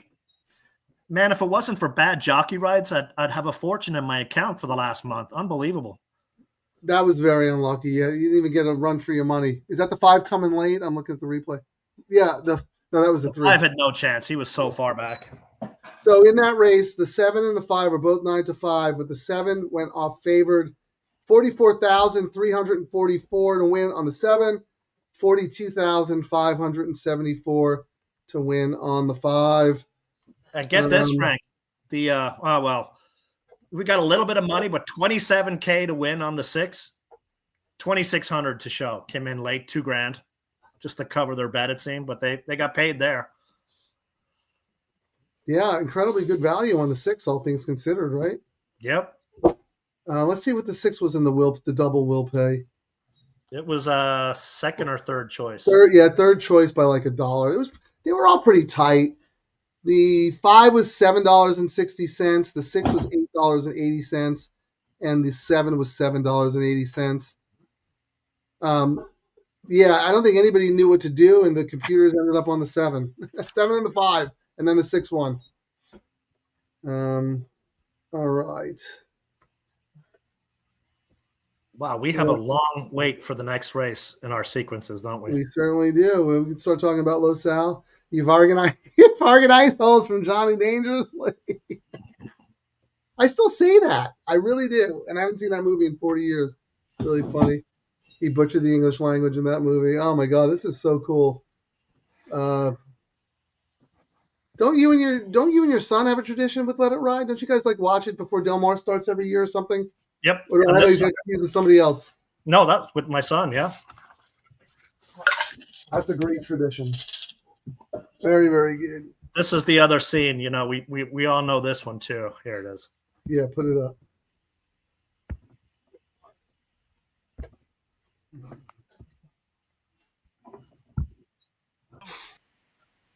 Easy game, the one that nobody picked. Yep. Oh my god, I love it. What did you do? You went through like YouTube and made clips of it or something? I just pulled a few up. I was trying to figure out how to upload the clips, but I was like, you know what? I'll just have the windows open here. That is awesome. What a great, great movie. It's not official yet here, huh? It is. It's official. Oh, I'm 0 for 2 in my contest bets here. Right. But we have 2 races left in the pick, so you need one more non-pick. Frank is if I was able to see that the 6 went up to 7-2, I would have rotated. But we have no chance seeing that because it happens after the gate opens, you know? Correct. Which is the annoying part about that. If I didn't want any part of them at 5-2, 7-2, I really would have liked them. But no chance. That's why that 2-minute cutoff is so valuable, because you might see a little bit of an odds drop when the money all settled, whatever. You're not going to see, you know, the big odds drop when the money gets flooded late after, you know, the gates open. So they sent it in on the 5 and the 7, and the 6 was actually the best value of the race. There was no way of us knowing that. We're swimming against the sharks, Frank. That's why we're doing the pick 3, man. Yep. You don't think they're? I mean, that spreadsheet we went through. I mean, how long were we talking last night trying to find a bet for us to do? You know, that didn't take 14 hours of recording. I know. We were trying to find. Yeah, I think we narrowed it down to the middle pick 5 at Gulfstream, or this one. Middle pick 5 might have been shorter actually, but we decided because Los Al had a carryover, you know, that we were, you know, we wanted to talk about that as well. We're SoCal guys. Although I did say, if we don't get 50 likes today, I'm going on vacation till Santa Anita. So you got to motivate us. You know, the motivation is liking and subscribing, which we've not gotten a whole lot of. Like and subscribe, people. Most of these other shows put the picks out days ahead. We are doing the Lord's work here. Like and subscribe. Of course, Karen, you know, if you put out a video and you want likes, you have to make sure the audio records. Yes. You can't put out silent movie era. Yep. Well, I was gonna redo it, but I thought it was funny enough that I did that, and I was like, you know what, I'm just gonna leave it. And I even threw up the lob for you. I was like, yes, Frank, I forgot to add myself to the studio and actually put words. Make fun of me. Go ahead. And what sucks is I got knocked out on the first leg, Frank, and then rolled off 4 in a row. But I didn't do the pick 4 yesterday myself. But I know some people did. Didn't pay a whole lot, but you had the next 4 winners. Oh man, yep. That is what it is. We can talk a little bit about the first race at Los Al because, you know, why not? All right. It is part of the contest. Let's have a look. I thought it was a 2-horse race, and the odds, I mean, it's really early, a half hour to post, but I thought Uncle Evco and Roxalot were the only 2 who could win that race. Yeah, I mean, I guess they're saying Tiago's heating up. He just won't win when I pick him. You know, he's had a couple of really bad rides on horses for me, but looks like he's winning 22%. The last 10, he's 20%. So he's back to his stomping ground there at Los Al. It took him a while to get. I mean, he had a pretty bad injury. You know, his face is broke his jaw, was jacked up. Broke his cheek. Yeah, pretty bad. Did you even look at that race? I did not. I'm looking at it right now. All right, take a look. I'll run through some comments. Guys, since I'm asking about Gulfstream 10, I also like input for race 8. Yeah, we really only focused on, well, at least I only focused on the pick 3, 5, 9, and 11. The turn pick 3. Kieran is playing in the contest, so he's the one who will be able to offer you guidance. I did not. I only handicapped our races, and I'm on the fly for the rest. But I've only got one more bullet left because I'm going to use it in my contest race. Well, yeah. I mean, if you have time to stick around with us, we can maybe get to that rate, those 2 races, a little closer. We're going to talk about the first race at Los Al now because I already made a contest play in here. I'm embarrassed to say who it is, but I thought this car could really chalk out. So I just want to get points in every race. So Kieran's Oh, still looking. First one go home. Oh, Jeff, you singled. Excellent. That's right. You gave me your plays last night. Good for you, man. Okay, 1-9 to the 1. You said you were super skinny. Uh, you said you were playing in a contest. Let us know. Let us know how that's going. But off to a great start. All right, Jeff Soda, Ocho. He sends his regards. Yeah, so so cool you guys are joining us. Thanks. so Frank, I'm going to. There's only 7 horses in race 1 at Okay. LaSalle. Yeah. I'm gonna pull out my patent pending trademarked AI. I'm gonna have to pull one horse and see what he picks. Oh, this is the algorithm program you've been working on, right? Yeah, I'm gonna plug in. I'm plugging in the data right now. All right. I'm gonna hide Dan's comment for a second because Kieran. I want to make sure everyone can see what Kieran's doing. All right. Oh, you got to All right, tell you me. know what, Kieran? You got to tell me if you can see. Can you see the AI? Did I make it low enough? It's too close. That's too close. How about that? No, if you do you see your little box at the bottom there? That'll give you some guidance. You know, the green room. You know what? Hold on. Let me move this out of the way. Hold on. High tech here, man. We are on the ball. No, it's just the screen. Maybe if I do it. Oh, there we go. How's that? There you go. That's perfect. Look at that. All And right, I can still be on here. All right.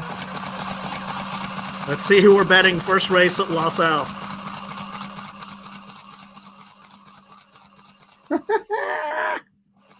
I want the light blue one to win because I'll match my jacket. Come on, light blue. Come on. Hey, why? Looks like 3-5. All right. What am I looking at? Oh, I think your algorithm's broken because the 3. I know. The 3 is 34 to 1 or 35 to 1. All right. Well, that's a contest play if I ever saw one. Now the funny thing is, I pulled this out when I played in. I had the last chance, first chance at the NHC. I had 3 entries, and so I sat down at the table, and we were there with our good friend Stevo Simonovich. Stevo. I was like, yeah, I'm going to roll out my AI for this tournament, and he was just all like, oh my god, really? Can I see it? Can I see it? What did you do? And then I pulled this thing out, and he had this question mark on. He's like, are you kidding me? I played one of my tickets using this machine. That was the one that scored the highest. Hey, that's the Matt Miller theory. Yeah, randomness, man. Well, you know what? The problem with the game is it only has 6 stalls. Yeah, so we and can it's put actually ours together and go 12. Oh, we could do that. Derby if we get another one. And there is a bias to it. Like I had to put the black horse always runs the best, it seems. Like if I slanted a little, there's an inside bias. I could look at the, if the rails are in or out and adjust the machine that way. Yeah, I think that didn't you work on that for years with NASA scientists? Yes, we math geniuses. All our brain power put together. That's what we came out with. Kieran's version of the Enigma machine. Oh my God, that is amazing. You're not really going to play that horse, are you? I'm looking to find reasons not to. All right, what do we got here? We are. Go ahead. This contest, you got to have at least one price. You know what I mean? Chalk never works, and it's always like, we play in these enough times where it's one crazy, $60, $80 horse that wipes you out. When you do those pick and pray things on the sites, the $2 ones, essentially, if you hit one capper and a couple of seconds, more times than not, you'll win. So it's a matter. You don't have to hit 5 logical horses. You don't have to. If you're right every race with a chalk or a second choice, you're going to get blown out of the water by one capper. Kieran, I swear to you, I played in one of those $12 ones. There were like 150 people. First prize was like $800. I didn't have one winner. All my long shots finished second, and I won the contest with 0 wins. I had like 6 place horses, but they were all paying really well. Well, check this out. So I'm looking at the PPs for my Woodrow call here at LaSalle. I love the note it has here. Longer distance offers hope for improvement. So, so there's a chance. Yeah. Well, He's raising it jumping four and from a half. This looks like your other horse. maiden claiming $3,500, jumping up to 12.5. But we got a 46-second workout. First work since August. I love it. I love it. I think there's an inquiry. I think the 5 horse actually won the race. They're going to take down the 3 and put up the 5. This is funny. Dan, let's do a show to help you strategize to win more likes. I told Kieran to just buy them. Can't you just buy likes? Come on. Yeah, we want generic. I'm just kidding. We actually were joking that there are some people probably doing that. Shadi doesn't know. I think you might be a first-time joiner. I'm not sure. It doesn't sound familiar, but thank you for joining. She says, or he says, hello, Dan. I can't tell that picture, but it looks pretty cool. Jen says hi back to Jeff. All right, Jeff Soto, live to the 5. Single tier at Gulfstream Park. Wow. Race 7, pick for 6. Oh, man. Now we have to look at this race. All right. Now we have to look at this race because now we have a rooting interest. So this is race 7. Oof, maiden 35. But maiden 35. just real quick, pull up your equine edge and see what the percentages are. Just to give us an Raceland? Sorry. Well, one of them doesn't one of them. Yeah. Oh, that was Raceland. Raceland was the one I was. Let's see. Well, let's see. Oh, okay. I thought it was equine edge. No, I didn't ask permission for today. I asked for the other day. Let's see. Race 7, right? Do you want me to Venmo you $20 so you can subscribe? I actually am subscribed, and it's a lot more than $20. Believe me. It's got number 1 is 2-1, 30% chance of winning. Okay. He's alive. Number 1's eating money, man. Oof. The 5 here, they're saying Raya nil. If I'm looking, race 7, right? The number 5. Yeah. They're saying 21-1. They're saying adjusted true odds 44-1. Well, you know what? That's why this is going to pay $6,000. He went with a bomb, singled the bomb. Jeff Stones, ice man, ice in your veins. What made you pick this horse? I'm looking at this horse, and even my AI the horse would fall off my machine. I think this horse has never been closer than 18 lengths. Last race, 42 lengths, 623. Oh my God! What was the thinking there? I'd love to hear it. I mean, not that we're making fun of you. I just love to see what the thought was. Yeah, this is a horse that you would come up with, Kieran. So if you don't see it, it's like a crazy long shot that you'd have to make a case for. Trainers, I would love to know the case for this. 0 for 25 route to sprint. 2 for 63 maiden claiming. Jockey hasn't won. 0 for everything. It must be is it a bug boy? 2025, 9 races, 0. No. Not getting a weight break or anything. Did have trouble at the start last time. And 2 back was wide, and now cutting back. Maybe it's a cutback angle, get back on dirt. Good workout, maybe? No, I don't know. No, 53 second workout. Where the heck is OXF? Never heard of that. It's got to be a training track somewhere in Florida. Jeez, OXF. All right, let's see. Oh, we got a lot of comments coming in here. But the trainer. Yeah, hold on, you got it here. Maiden race, 7 horses. That is a Gulfstream Park horse for you. Weird crap happens playing an algo. That's all right. Good. Here, more. There's more blinkers, cutback, and slight class drop. Yeah, I thought the cutback angle might have been getting off the rail as well. Right, we're talking about the 5 Ria El Nil. 7 horses in there. No, 8 horses. We're all over the place. I want to make sure we're talking about the right race. Yeah, there was. No, that's why I keep looking, because when I did a double take, I was like, "Am I in the right race? 44-1, 40-1." Look at this. Jeff's got a fan group cheering for you, Jeff. Good luck, Jeff. Tell us more, Jeff. I don't see the blinkers though. That might be a late addition, and my form does not have blinkers on. Yeah, I don't see blinkers at all on this either. But that could be a program change that we just don't have. Chalk fault is on rail. Yeah, all right, man. That's enough for me. This is how you get paid. Let's see. Let's look at the will pays. See if who's really getting. Getting that pick 5. Right? Is this the pay leg? This? Yeah. Well, is it? No, can't be. Right? Let's see. We went through so many comments here. Let me see what else, Jeff. Live to the 5. Single at Gulfstream Park. Pick 4. So you must have it multiple times. Because the pick 4 is paying, for 50 cents, it's paying 7, the 5. Oh, no, I got the 4. Yeah, the 4 is oh, no, 5. Yeah, 56.96. If the 5 wins, there is a pick 5 carryover, Jeff. Wow.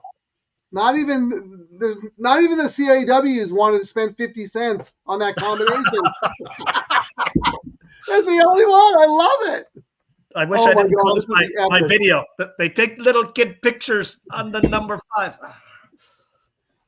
The algorithm is like, do you want to spend 50 cents on the only combo that isn't covered? And it's like no. They look at the horse and they're like, yeah, nah, next. What? Jeff, we are not making fun of you. I mean, I love this single. I love it. I need to burn a race on my contest, so I'm throwing it in. Why not? Yeah, why not? Put it in the contest. It is exactly the reason, like Karen said, win the tournament. Yeah. Yes. You need a separator horse. And if you follow Gulfstream and you think that this level is chaotic and the favorites are unreliable, yeah, why not? Why not take one of the worst looking horses in history on paper and play it? I love it. I mean, that was our rationale kind of when we were doing our Turfway Park thing. We just missed, the wrong leg, Yeah, exactly. Yeah, Jeff just posted his ticket on Twitter. Oh my God. 5 Riyadh Al Nil, 5,696.65. See that? I thought we were going to be bored between races. This is more exciting than our pick 3. Unbelievable. I can't believe that pick 5 is not even covered. Yeah, they usually spend a little bit of money covering every combination, especially that's the only one. The only one. Usually, like, well, if there's only one, let's just cover it. Nope, they're like, it's not worth the 50 cents. How many races till the next leg of oh my God, like 8 hours to the next leg of the Tropical? I need a drink. Yeah, I was going to say me too. But why don't you could take a 5-minute break first, and then I'll. I was going to say, Frank, I found my hat for today.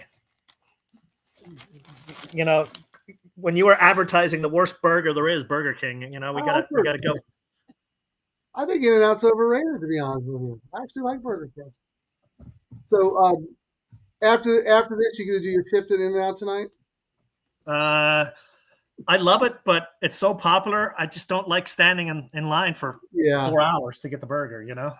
There's never not a huge line, no matter what location. But I mean, you can essentially get 2 burgers, 2 big burgers, doubles, fries, milkshake, and it's still less than the price of a Big Mac and stuff. Yeah, no, it's good. All right, Jeff, thanks for having a sense of humor. I know everyone who watches the show has to have a sense of humor because we clown around a lot on here. Weird Crap wins tourneys and scores. Absolutely right. You want to be the contrarian in the room. Everybody's single to the chalk. You take the longest shot on the board. Let's go. That's how much they hate my. All right. And keep rolling through the comments. Longer show offers hope for improvement. We might get more likes because we're going to be on for 8 hours. Like if you get to 50 likes, can you end the show, please? How about this? There's a bias in a horse racing game. Blasphemy. That reminds me of the scene in Casablanca when Bogart tells Captain Renault that they have to shut down the gambling because the gambling in the back room because the Nazis are coming or whatever, they're taking over the bar. Yeah. And he goes, I am shocked to find that there's gambling in this establishment. He's like, yeah, right. Oh my God, that's funny. Do they have a Discord?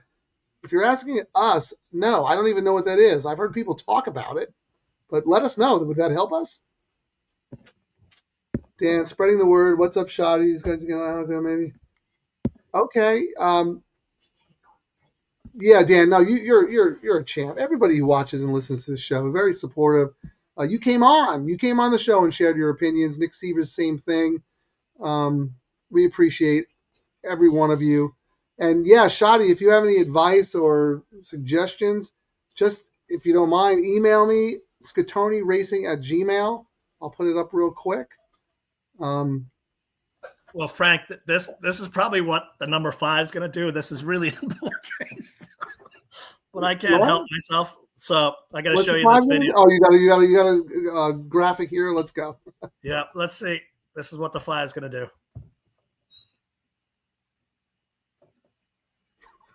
Leg's going to fall off. Oh my God, no. It's a 3-legged horse.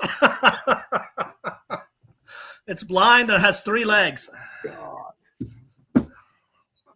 We got to make fun of it so it can come in and actually win the race, so we got to eat crow afterwards.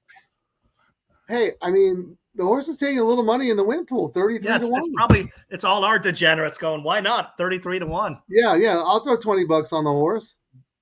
Hey, Jeff's a sharp dude, man. I know Jeff's a sharp dude. It's come in. It's 35 to 1 now.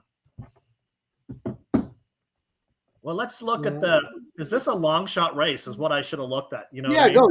You have they're not even at the gate yet. Man, Gulfstream really drags. Wow. So this race, Frank, 18 times, 39% of the winners were 5 to 1 or more.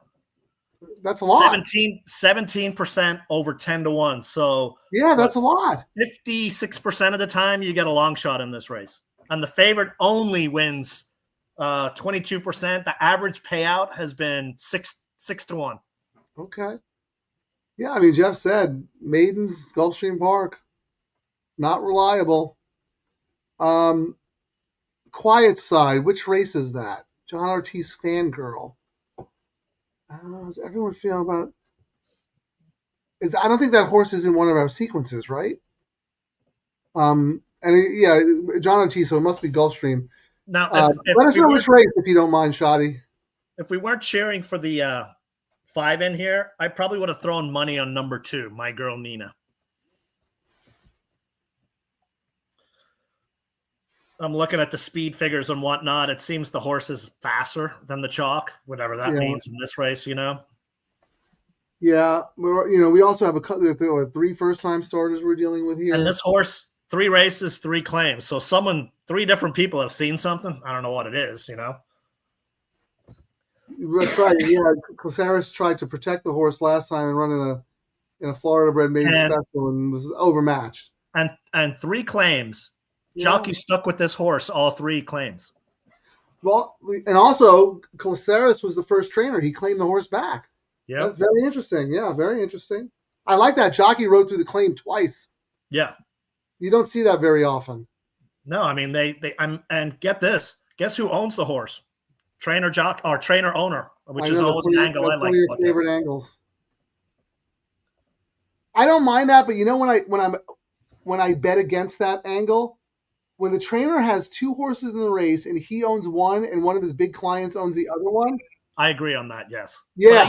I don't. He's not going to beat his best client, I prefer it for smaller stables. I don't when the big trainers and oftentimes that's a good point. Those big trainers are probably just going, here, you have 5%, cut me a break on your fees. You know what I mean? Right. Yeah. You know what I mean? They get a piece of it for not charging their ridiculous rates they have. Yep, that's a great point. Great point. All right, they're at the gate. Good luck. Let's go 5, man. This would be epic for the show. This would be picked up on the nightly news. Come on. All right, I'm going to mute myself. Good luck. Let's go. Oh, the one's stumbled out of the gate. All right.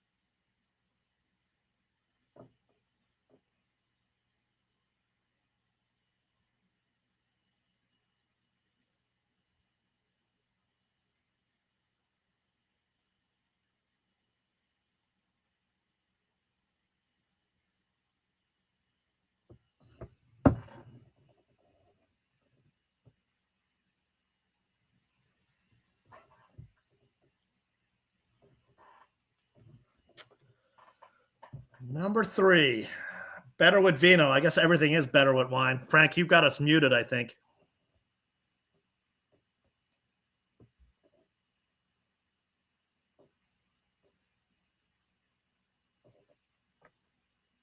Yeah, I got up to actually watch it on my big TV, which is delayed. Well, It's delayed. That was another jockey. I mean, that horse, number 1, lost all chance with that stumble at the start. So wait, the 3-1, right? But what did Jeff say? That favorite. I mean, you had an odds-on horse in the race. The favorite stumbled so bad out of the gate that was doesn't matter over. Though. That's why cheap horses on the inside, maiden flamers. Hey, Jeff, great job, man. I know it didn't work out this time, but if you're playing the horses and you're up to bat for a $6,000 score, you're doing something right. That's why we play the game.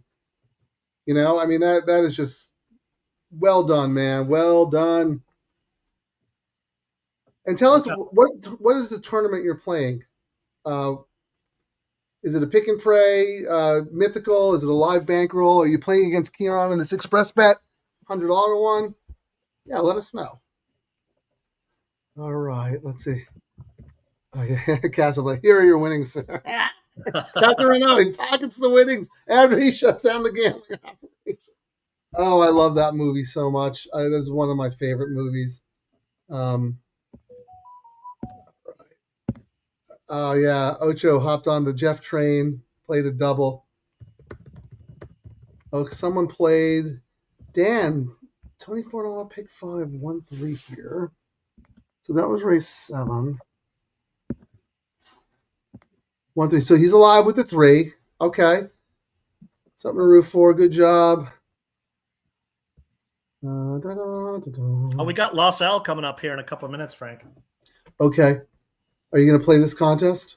Yeah, I mean, I already. No, not the contest. I mean, are you going to play this race in the contest? I'm sorry. I'm playing number 3 in my contest. Woodrow Cole. You really are doing the algo?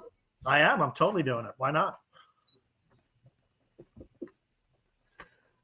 Must be nice to throw money in the garbage. What's a chalk going to get me? $5? Yeah, that's who I played. I'm doing the opposite that I always do.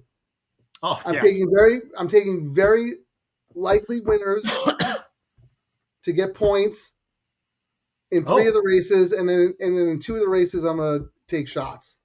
My horse just got hammered down from 30 to 1. 24 to 1 now. Yeah, Jeff, I'm with you. I said that before I even I said what I said before I even looked at that. If you're playing the horses and you're up to bat for a $6,000 score, that's what the game is all about. So, you know, great job to you to get in that position. Didn't work out this time, but you know it will work out eventually. And you're 100% right. The even money went down in flames.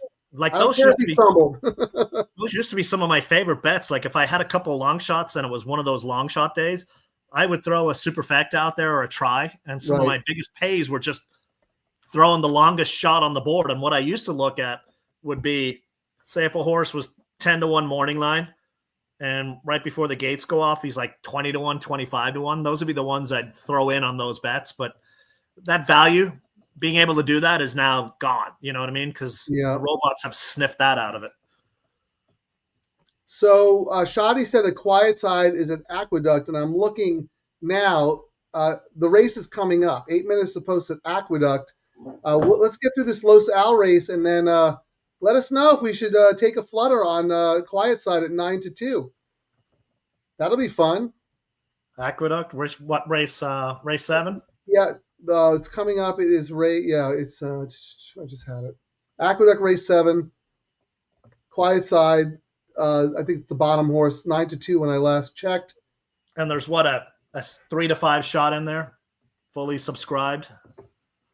I have not looked. I was going to get through this Los Al race first, but yeah, give us a play. Tell us what you're doing. Should we bet win, place, double? Want a little action? Kieran said we're going full on degenerate mode, so let's just do it right there. Quiet side is an Aqueduct. Anybody have any Los Al plays in this race? Sign up for the contest, $40. Yeah. And you've got lots of, how many races? There's 9 races today, Frank? So you have until race 4 to sign up for the contest. Is that right? They give you up to the Yep. last race you could possibly Yep. make a play in. Okay, that's cool. And if I lose this leg on an even the money shot, you absolutely should sign up because you're already ahead of the game when it comes to me. So the chalk in that race with Quiet Side is fully subscribed. Pratt for Chad Brown. Oh, that's probably going to be tough. Yeah. How about Dan Pun? Play on words here. Fully subscribed. That's the goal in this chat. Like and subscribe. Fully subscribe. Yeah, we want to be able to turn people away. Sorry. Too many. We're oversubscribed. Let's hear. No value in the 6. Oversubscribed. Short can win for fun. What does Shoddy have here? An asterisk here is my love of the train. Barbara. Okay. All right. Well, you know what? It's okay to just root. Let's just root for sportsmanship. Yeah, there are races where, I like a trainer. I'm not interested in betting the race. And I just watch and root. And, if they win, it's a nice feeling. All right, they're at the gate and loading at Los Al. In the $40 contest, Kieran is on number 3. Woodrow call it 42-1. Contest over if he wins this race. Frank is eating chalk today. I'm trying a new strategy. You're on number 5, so you'll have what? What is it? $5, $2 win place. So you'll get. Oh, he's 4 to 5 now. So you'll get $2.40. Yeah, no, that's more than you'll have, unless All you're I on gotta second. do is come in Unless second. you're on second, and then you'll have 25. Come on, baby. Second place. That's all we need. The problem with this Los Al card in my mind is that I couldn't find any prices that I liked or even had a chance. You found one, and your algorithm says the horse is going to be 8 to 5, not 15 to 1. Yep. Right? So it's going to be actually going to be interesting when we get up to that race to see what plays out. With the robots and whatnot. If that. Yeah. What do you remember? What race that was? It's race 6. Okay. I like the 15 to 1 morning line, and it told us Raceland said it would be 8 to 5. Yeah. All right, they're off. Los Al. Good luck, everybody. Let's go 5. What's your call? How long is this race? Call it. 350 yards. Stop.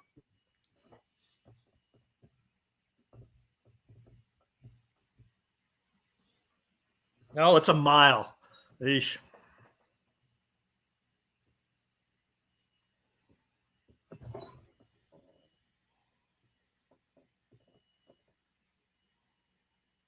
Come on, get Brave on front.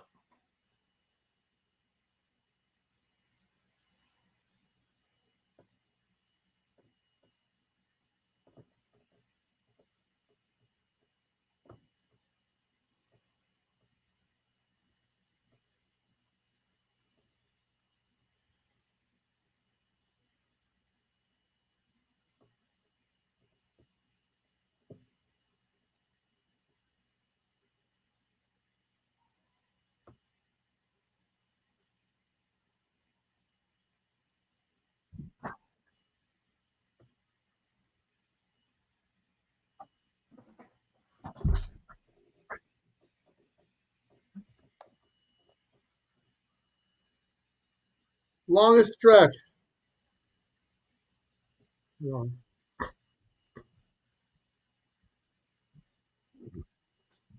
Yeah, especially the mile. It's an eternity, man. What's funny is, one of the angles I really like is a horse that comes out of those Los Al races because, they're going, oh my goodness, this is a lot shorter. Wait, say that again? Horses coming off of that runway and going into that runway, some of them are probably going, oh, the race is about to finish. Oh, wait, what? I still got to keep going? Yeah, they get to the 8th hole and they think it's like, oh, this should be the end, right? Like, nope. It is a very unique race course. Look, I don't recommend betting 3 to 5 shots, but if you do bet a 3 to 5 shot, he better win. That's all I'm going to say. So I'm leading the contest. 3 to 5. Oh, let's turn Well, at on least accuracy. I got a little bit of entertainment. I was in first for half of the I race. couldn't believe the horse held on as long as he did. That is hysterical. I mean, I'm going to make a race note. I'm going to love that horse on a cut back to 2 furlongs. 350 yards. Mixed breed race. Yeah. One of those one of the Arabian races at Sam Houston. Seriously though, based on that race, that had to be just a conditioning race for the horse. Of course, they're going to cut the horse back. Let's go to Aqueduct. Quiet side. Let's root for Shoddy's horse here. Quiet side. Trainer John Ortiz. I'm going to throw a couple of bucks on, just to have a root. Be rude not to, right, Kieran? You go for it. If one of our crewmen has an affinity for a trainer and a horse, I'm going to put my money. I'm going to support that. All right, a little bit of win place action. There's no other low takes at Los Al, is there? There's no like doubles or any of that nonsense. No, there's no. So ridiculous. 3 tracks in California. Why don't they all use the same wagering? Yeah. And you would think Los Al, with how pro racing the owner is, that he's not doing it is interesting. Yeah, I think he's just focusing all his energy on keeping that track alive. We've got a minute at Aqueduct, so thanks everyone for rooting on my crazy. Now, dude, we're adults. It's our decision to bet a horse or not. We had fun. That was awesome, dude. You were alive for $6,000. Ocho needs the 7. I'm assuming that was the Los Al race because she had followed that up with a boo, and then get the one Aqueduct. Oh, $13.95. Noticeable is the horse. Oh, interesting. Look at our DTL crew, man. Up to bat for stacks. All right, noticeable. 38-1. Good luck, Ocho. I don't mind that horse at all, actually. Is that the only horse you're alive to? Or you have some other possibilities? Let us know who else to root for. I'm going to do a $5 win place on the number 1. Noticeable. Oh, it's a Rapoli horse, too. Who's the trainer? Pletcher. Rail Post is winning 34%. This jockey's 1 for 1 on a long shot for Pletcher. One last race at Gulfstream, up in class.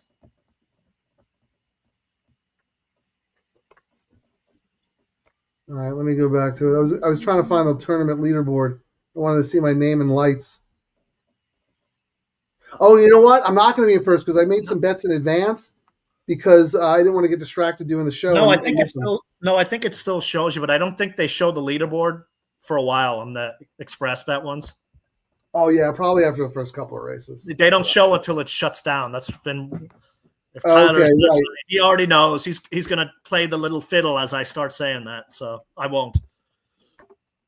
Oh, let me mute this here. Is this a stakes race?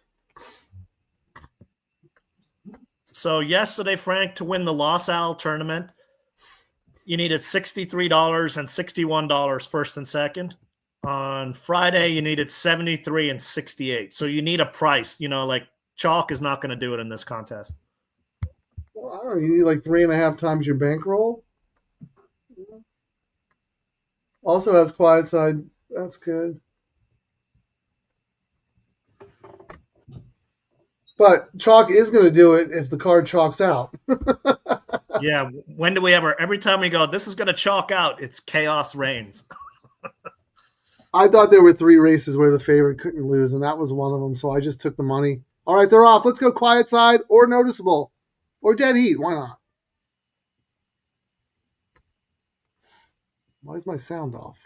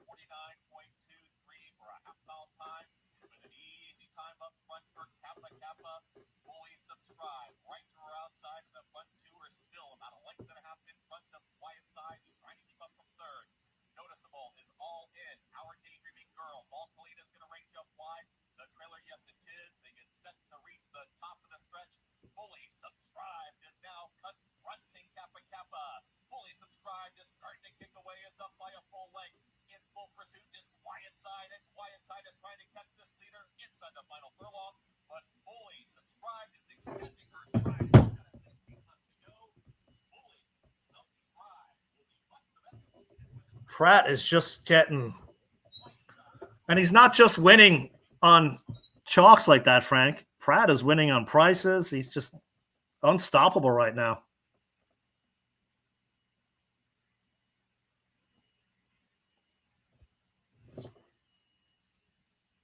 You got it muted again, Frank. There.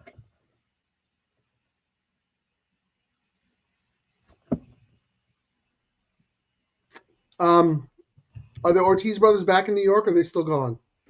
I think they're still going. You saw all that stuff about the fighting down in. Yeah, I don't want to go there. Yeah. What were they thinking? What's their agent telling them in their ear? Like, what are you thinking, dude? Everyone has a camera everywhere in the world now. I know. You can't do anything without getting recorded. Yeah, not good enough to beat Pratt. That's what Karen was saying. But I thought the horse ran great. I couldn't tell from the angle if I'm guessing I'm gonna guess these are fillies if it's the Cumley Stakes. Did she hold second?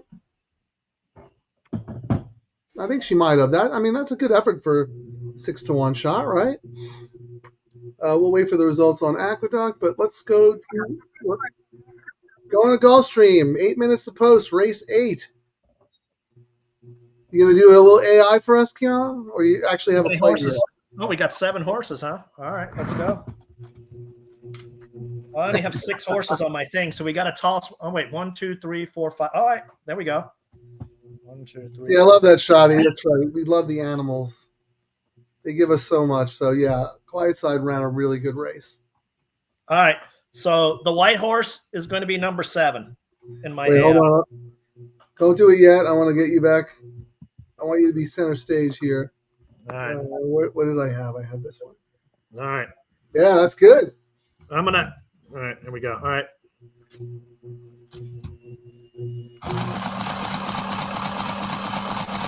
Come on with this blue horse. Oh, man, it's tight. Yeah. Come on, blue.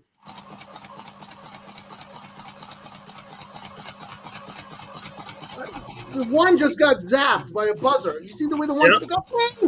Number 5, Brother Brad. 5-1-3. All right. You see the one get zapped? Yeah. The one jumped like a whole length. That's what happens on this one. It's got a weird little algorithm. It goes, okay. Brother Brad, Diane Marici, ridden by Batista. Cost $100,000 back in 2018, running for 62.5. Man, I don't know. What race is this anyway? What race are we looking at? Big blast drop. It is race 8, 4-1 on the line. The favorite is 7 at 8-5. Let's see what the will pays look like. Draw 7. But it's some bullet works. Hasn't raced since July at Monmouth. The will pays have the 7, 1, and the 4 as the most likely winners. Brother Brad is kind of dead. But I'm going to have to downgrade my bets. I'm going to just go to $2 win place for this. For Brother Yeah, Brad. you don't want to waste a contest bet on a horse. But, yeah, I'm just going to do this for. I think that's reasonable. Yeah, according to the Optics Double probable pay, the 7 is looking at, even money on the board, 8-5 in the double. So that's about right. Brother Brad is kind of dead. I did a $2 win show. There you go. Not in the contest, just for fun. Yeah, just for fun. Yeah, you're still tweaking your algorithm, right? The AI's been I got to put a bias on it. I got to add an inside bias here, so I'll put it up on top of something here. Yeah, we're gonna do a downhill. So if I ever do the downhill, I'll put it like at an angle and stuff. We're gonna do the downhill course. Oh my god. Let's put this back up, like and subscribe. All right. Anyone had any action here at all? Is this the race that that Bally was asking us about? Because we could walk through this a little bit. I can't Bally, remember. if you're there, let us know what you wanted us to discuss about Gulfstream.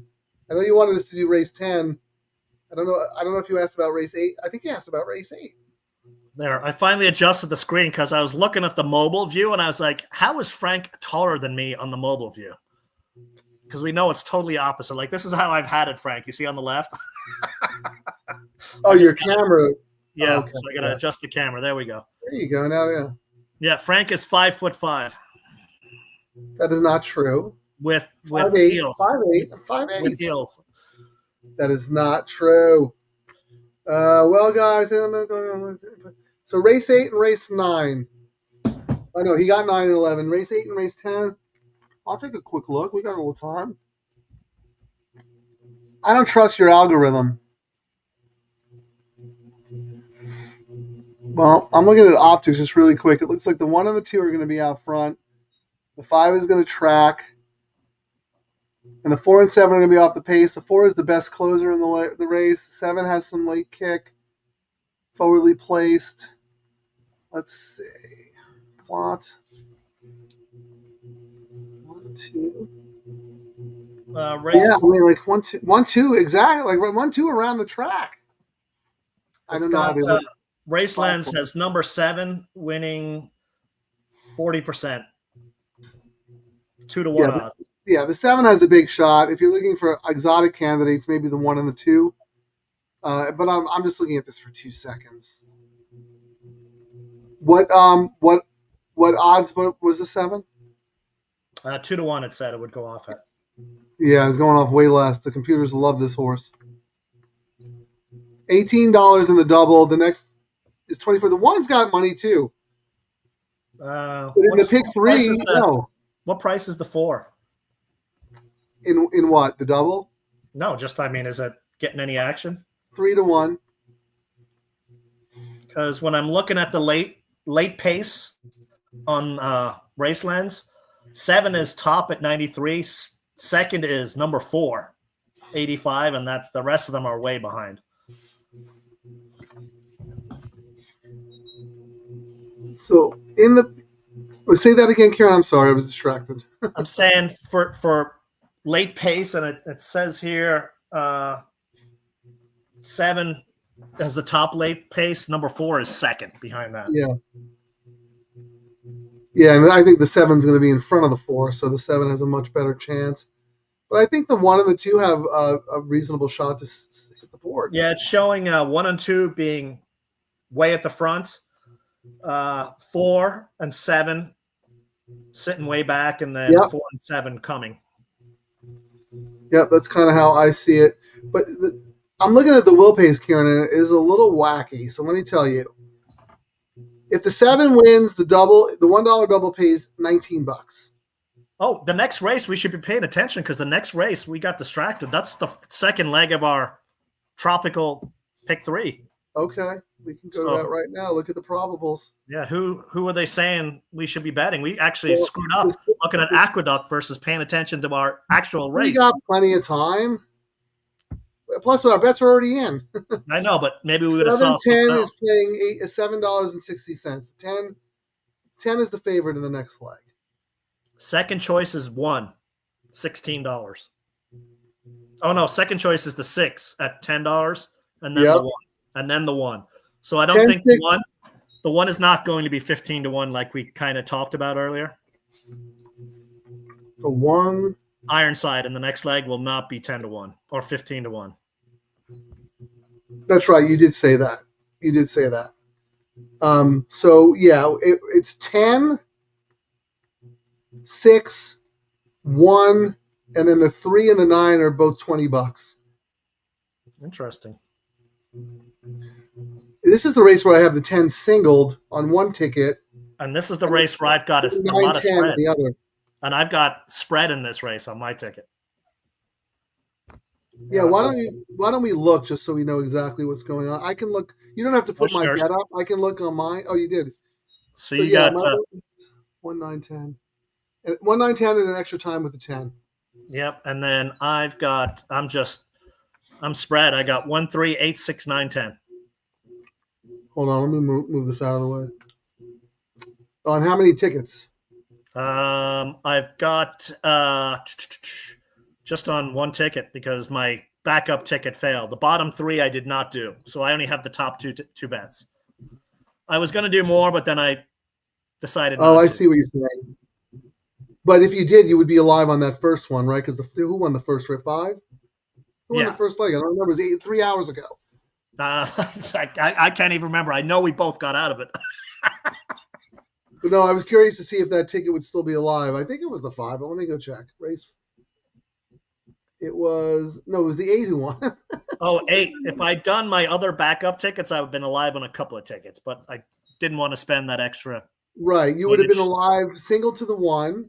So I'm extra a time with the 138. Yeah, so I need 1 in the last leg, but I've got some nice spread in this leg. I'm hoping for the 10 not to win.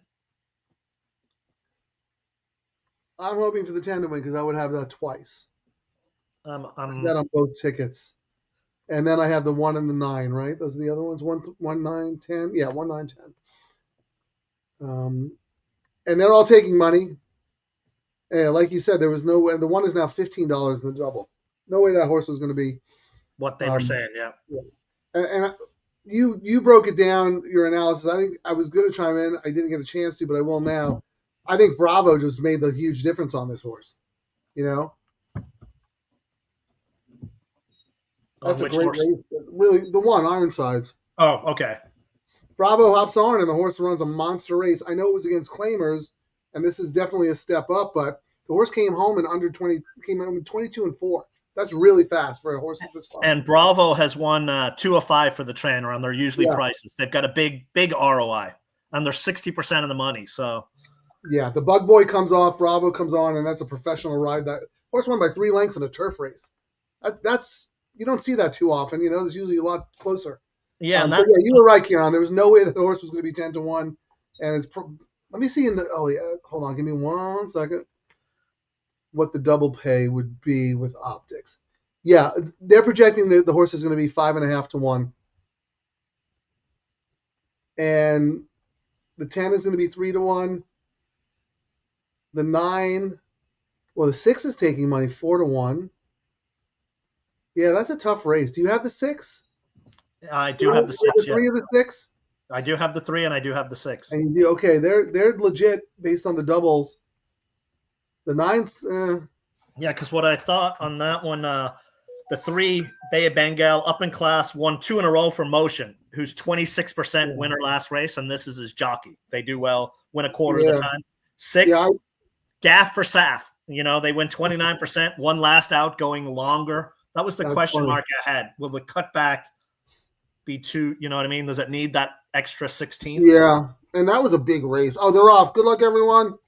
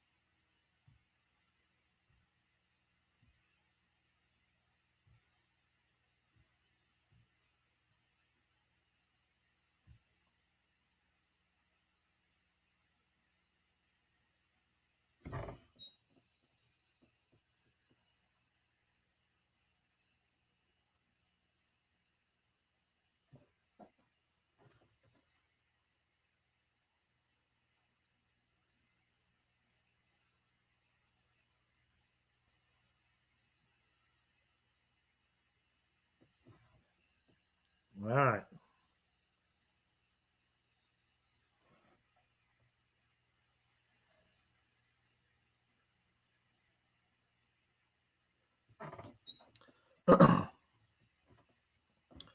So Frank, algorithm was pretty good. Ran second to the favorite. So Will pays now after all the money came in. Frank, 7 to the 10, $8. 7 to the 1 dropped to $11. 7 to the 6 is 10. So 3-horse race according to the double money. And actually, we don't. That's it. How do you have that? The race isn't official yet. I was just looking at the probable. You mean not the will pay? The probables, not the actual win. Yeah. Yeah, maybe you think even more. We'll see. So that was a 7. Yeah, 7. Yeah, okay. I see. You're looking at the probable. You heard the caller say "Easy Money." That's another great movie. Remember they're at the harness track. I'm going to Hawaii. I'm going to Hawaii. I'm going to Hawaii. I'm not going to Hawaii. As a jock sips the horse. Rodney Dangerfield, classic. I mean, there's always this one too. Hang on. What else you got in your little sound box? Oh no, that one I already looked. No, I got to find it now. I closed it by accident, so I'll find it. Go ahead. I want to see what's going on. Oh, 3 minutes Los Al. I don't think I'm spending any money on Los Al for this race. Yeah, I was going to pass. Well, the contest, but I was going to pass this one. If anyone's playing the Los Al contest, I'm passing this race. If you want to give us something to root for, number 3, Anna's Wish, 3-2 favorite. Wow, taking a lot of money. Now 8-5. I thought. Let's see who I wrote down. I thought this was a pretty competitive race. So let me see. Maybe there's a little value here. Oh no, I don't have any opinion in this race. I'm total pass-oler for me. Yep. I do like someone in race 3 though.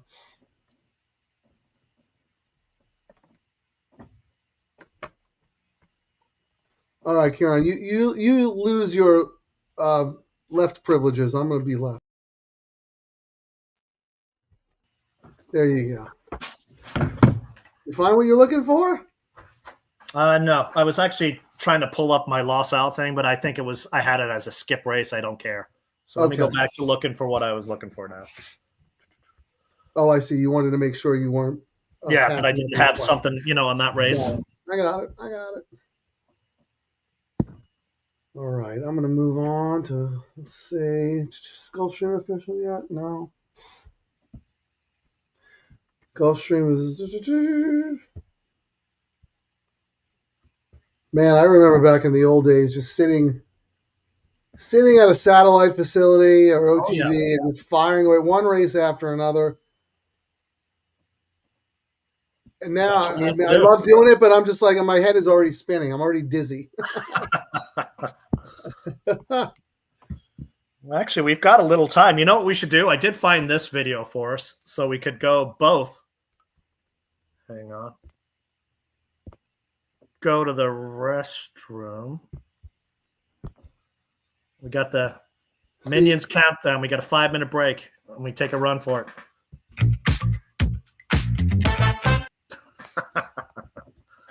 I missed it. Do it again. Hang on.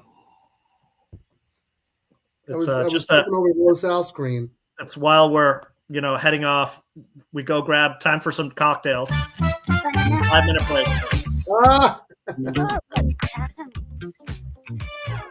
What is that thing?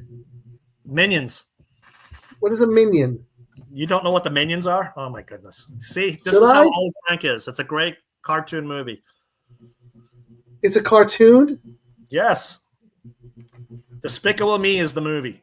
And then I'm an adult, Kieran. I don't watch cartoons. Everyone watches cartoons. What is a minion? That's what it is. You'll have to do research on it. I can't explain it to you. And what's the name of the movie? Despicable Me, and then there's some Minion movies as well. Okay. I don't. Really? I don't know. Wow, you're showing your age there, Frank. Well, what year did it come out? Well, there's been multiple How movies. old are you? I'm 54. Oh my goodness! Really? You look like you're 60, Frank. Really? You look like late 40s? That's my wisdom. I look like how wise I am. Minions. Okay, I don't know anything about it, but I like the bananas coming down. The countdown. Yeah, we might have to take like a couple of minute break because I've been drinking a lot of iced tea. Since Kieran likes to make fun of my age, I'll make fun of myself too. I got a prostate the size of a lemon. All right, 5-minute break. We'll be back. How's that? Because we're not going to do the We got to watch Los Al first. Well, we're not even betting it. Yeah, but I want to watch and see the track profile, who's winning. They're off at LaSalle. Good luck, who's alive, anything, whatever. You got a 9-5 favorite in the 3. You didn't bet that one, Frank? What's going on? I did not.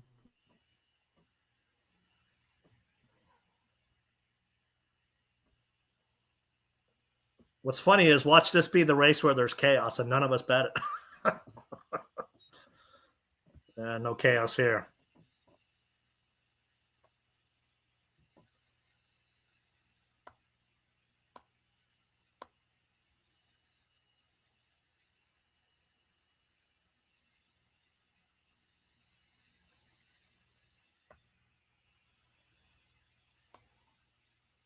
Wow, Kimura won a race. He actually does pretty well at LaSalle.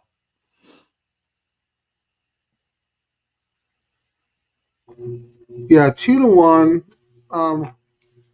Yeah, I didn't have a feel for that race. So who was that? 7? Yeah. No, it was 6, 7. 6. The 3 was Oh, nowhere. Brendan Galvin. Yeah, blinkers off.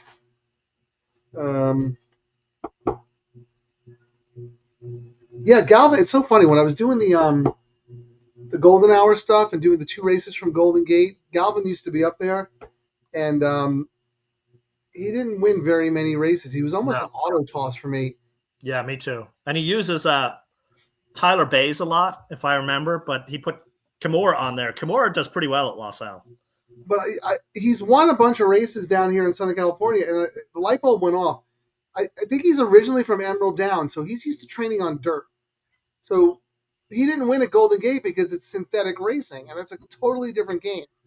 And he's not bad. I know it says he's only 10% on the year, but he won a race at Del Mar. He's won a few at Santa Anita, and he just won here. So just throwing that out there, Look, Shannon brought me some grub. Got quesadillas. Yum yum. Do we have to watch you eat? Do we have to actually watch you eat like a savage? Chicken quesadillas. All right, time. I'm going to put up that 5-minute break thing, Frank. Okay.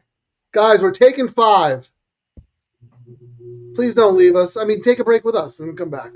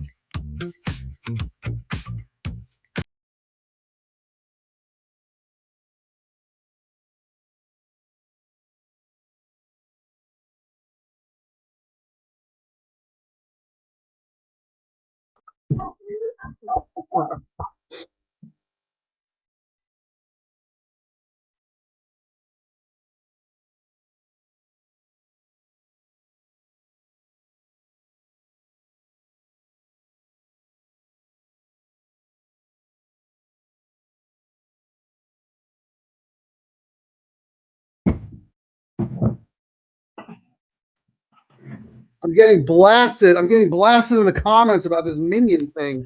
I'll have to roll through them. Let me just check the time here. Make sure I'm not missing a race. All right, I got it up.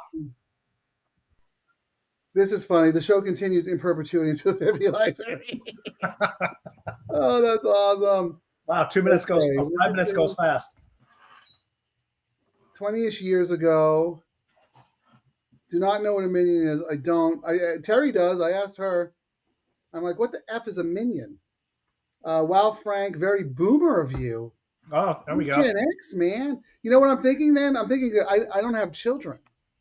So that's probably or you know, friends with younger kids. That's how you would, you yeah, know. I mean, there's no way I would know about that because anyway, Jeff, yeah, my kids were little and they watched them. Okay. And I love Ocho. She's like, doesn't even bother with the minions. She's like, who you got at Aqueduct, man? Let's go. We are not betting this race at Aqueduct, but if you are, please put it up on the screen and we will root for you. Well, this is the second leg of our tropical, and we got 12 minutes. So yep. Ironsides down to 7-2. That's what we kind of thought. Yeah, you called that. I didn't really have a shocker, Frank. Guess who what? The favorite is?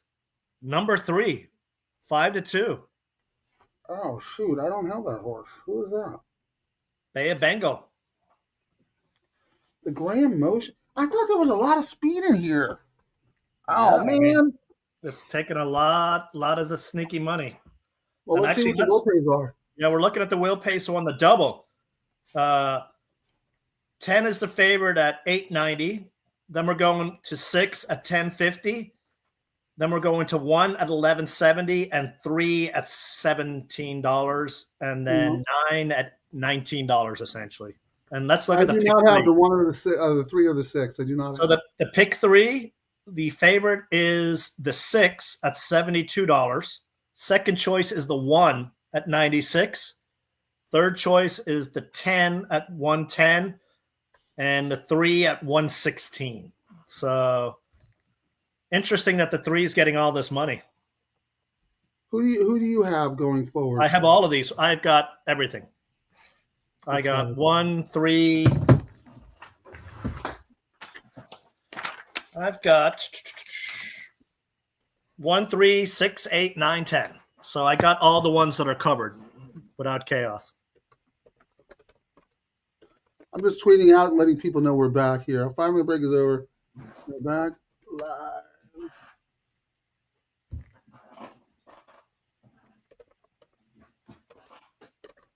Join us and the minions. As we let it ride. I thought it was SpongeBob. Isn't he yellow? He is yellow, Frank. Got to try it Aqueduct with my Ocho. Well done. All right, so someone's a winner today. Good for you. Good for you, Jen. What is that? Are you going to start throwing darts, Frank? No, I'm not one. I don't have that feel. Like Jen, like when it comes to the 8-horse, like she is so locked in. Ocho. I know you and your Irish names and your alcohol names. Yep. And now your new algorithm. You have hunch plays. 4 with 1, 5, 1. Okay, 18-1. So was that the first leg I had Aqueduct 8, 9, 10? I didn't see who won the. Let me go to Aqueduct for just a second here. I don't think there's anything to do here, Kieran. Like I'm not going to bet those No. horses to win. I don't have them covered. If I lose, I lose. Right? And the pick 3 is telling us that this 3 yeah, is that's not going to usually stay at more this telling. price. Yeah. So 8, Kyle's mom won at Aqueduct. So there you go. And that was the middle leg of the pick 3. So there's 2 more races there. No, that was there's 1 more race there. Race 9. All right, I'm gonna go back to Gulfstream Focus here. So my 9's kind of dead, huh? Well, no, I mean lower than the morning line.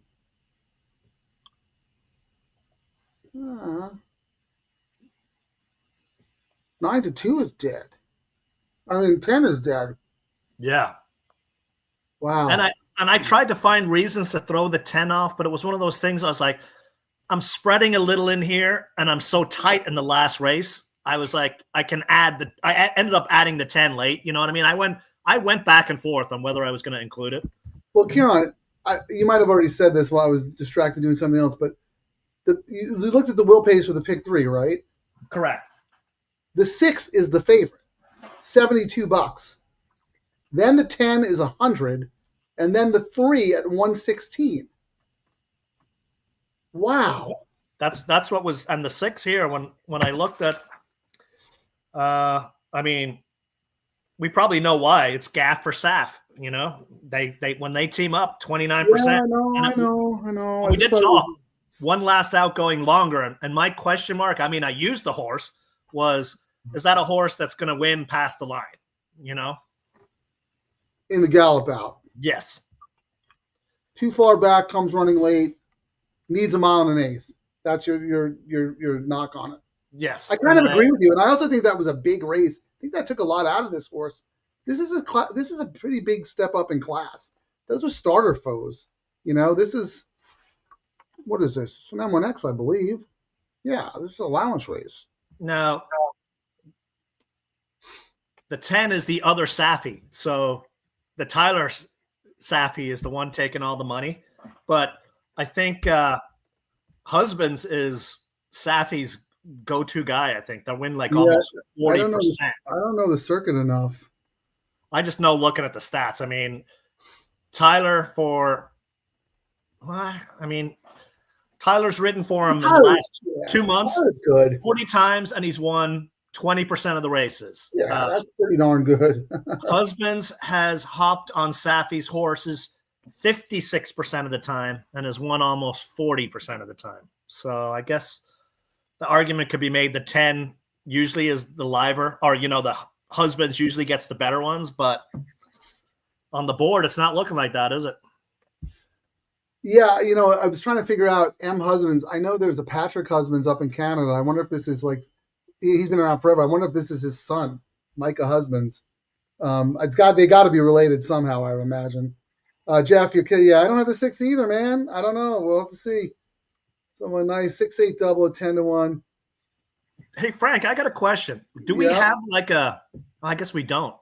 That's my thing. You know, when this race is over, maybe we should start talking about, everyone's talking about the CAWs. You know, they're all jumping on the bandwagon now, and we laugh about it like they're experts when they don't even know what the heck they're talking about, which is kind of funny. We don't get to see what the pool is for this. I mean, the first leg is over. My argument is the CAWs, the tracks, they need the juice. We're never getting rid of it.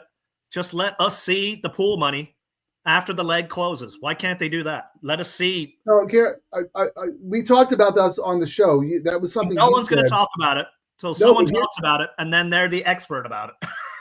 There is I know what you're talking about. After they got information from us. But anyway, that's neither here nor there. There is an industry, racing industry convention held at University of Arizona every year. A lot of panelists, you know, a lot of breakout discussions. And one of the topics is the CAWs.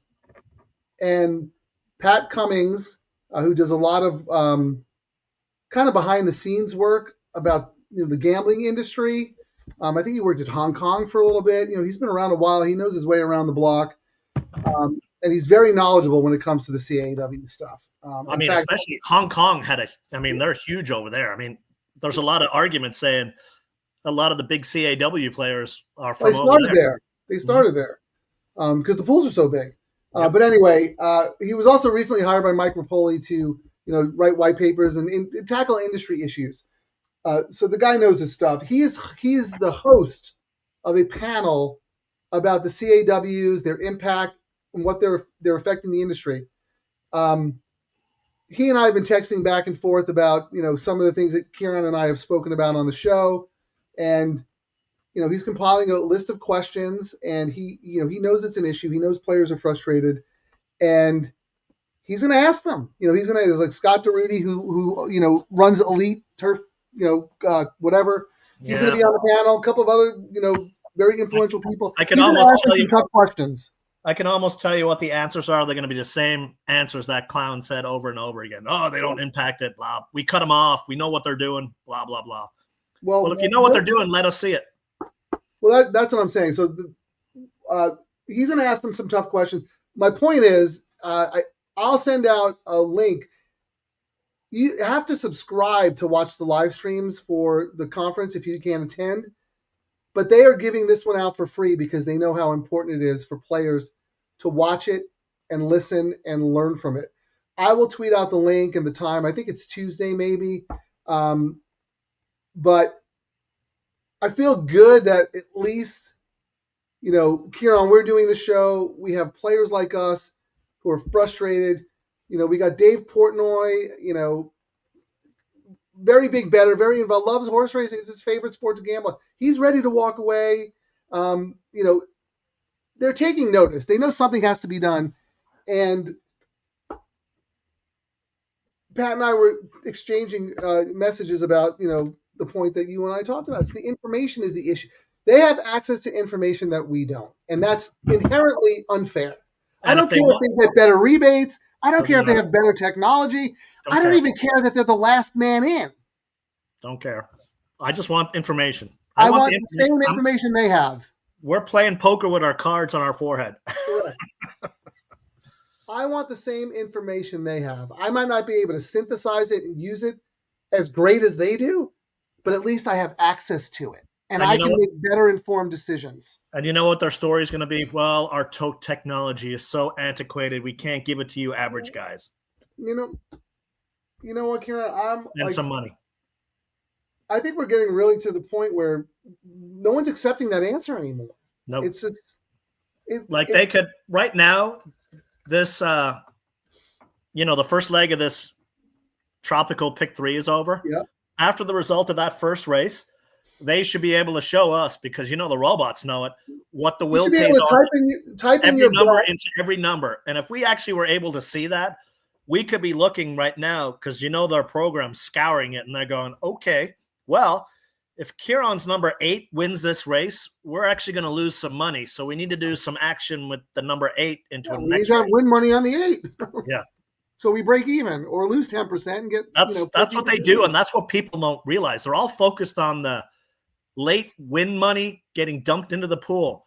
They're using that information for the exactas, the trifectas, and the multiple leg wagers. Right. And I don't care if they're the last person in, but they're able to set the market because they have information that we don't. And the other thing, Kieran, I don't really know, and Pat's going to find out a lot of this stuff. I don't really know how it works, but I have to believe that they have access to all the combos before the first leg even goes off. So they know which ones people are betting or not betting. That's why we see them scoop the pool so much, because they're like, oh, for 50 cents, we could play this combo. And I'm going to tell you what Elite Turf Club's going to say. He's going to say, no, they don't. But they actually do. And you know how they do? Because they can manipulate the pools with their big money. So 10% of it's the retail schmucks like us. They're 90% of the money. Based on what they do, and they know what they need to do to scoop the pools just by doing their math. And they're not that much. They're not 90%, but I understand your point. But no one's buying their argument anymore. And in fact, the more they hide, the more suspicious we are. Yep. There needs to be full transparency. We need to know exactly how they're playing the game, because we're about playing by the same rules. Well, I was and we want the information that they have. They know the trifecta probables. We used to know. They took that away from us. We're 0 minutes to post, but we're at the Gulfstream drag. 6 went favorite right now, 5-2. Ooh, do you have that? Should I do it? No, I don't have a 3 or a 6.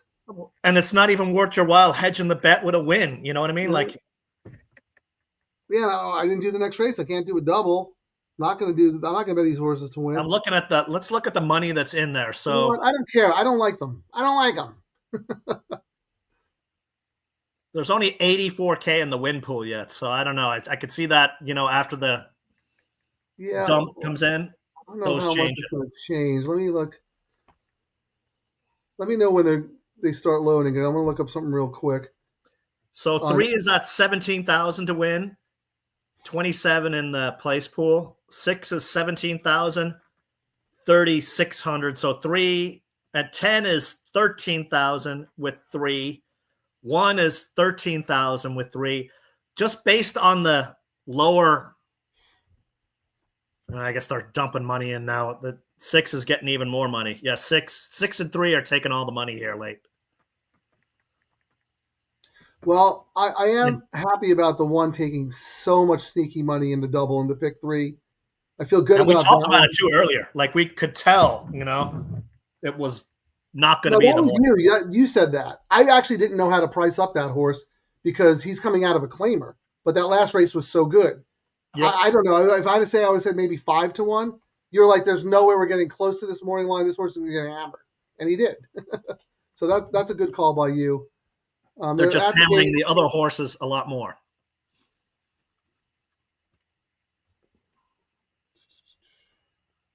And you're covered to basically everyone, right?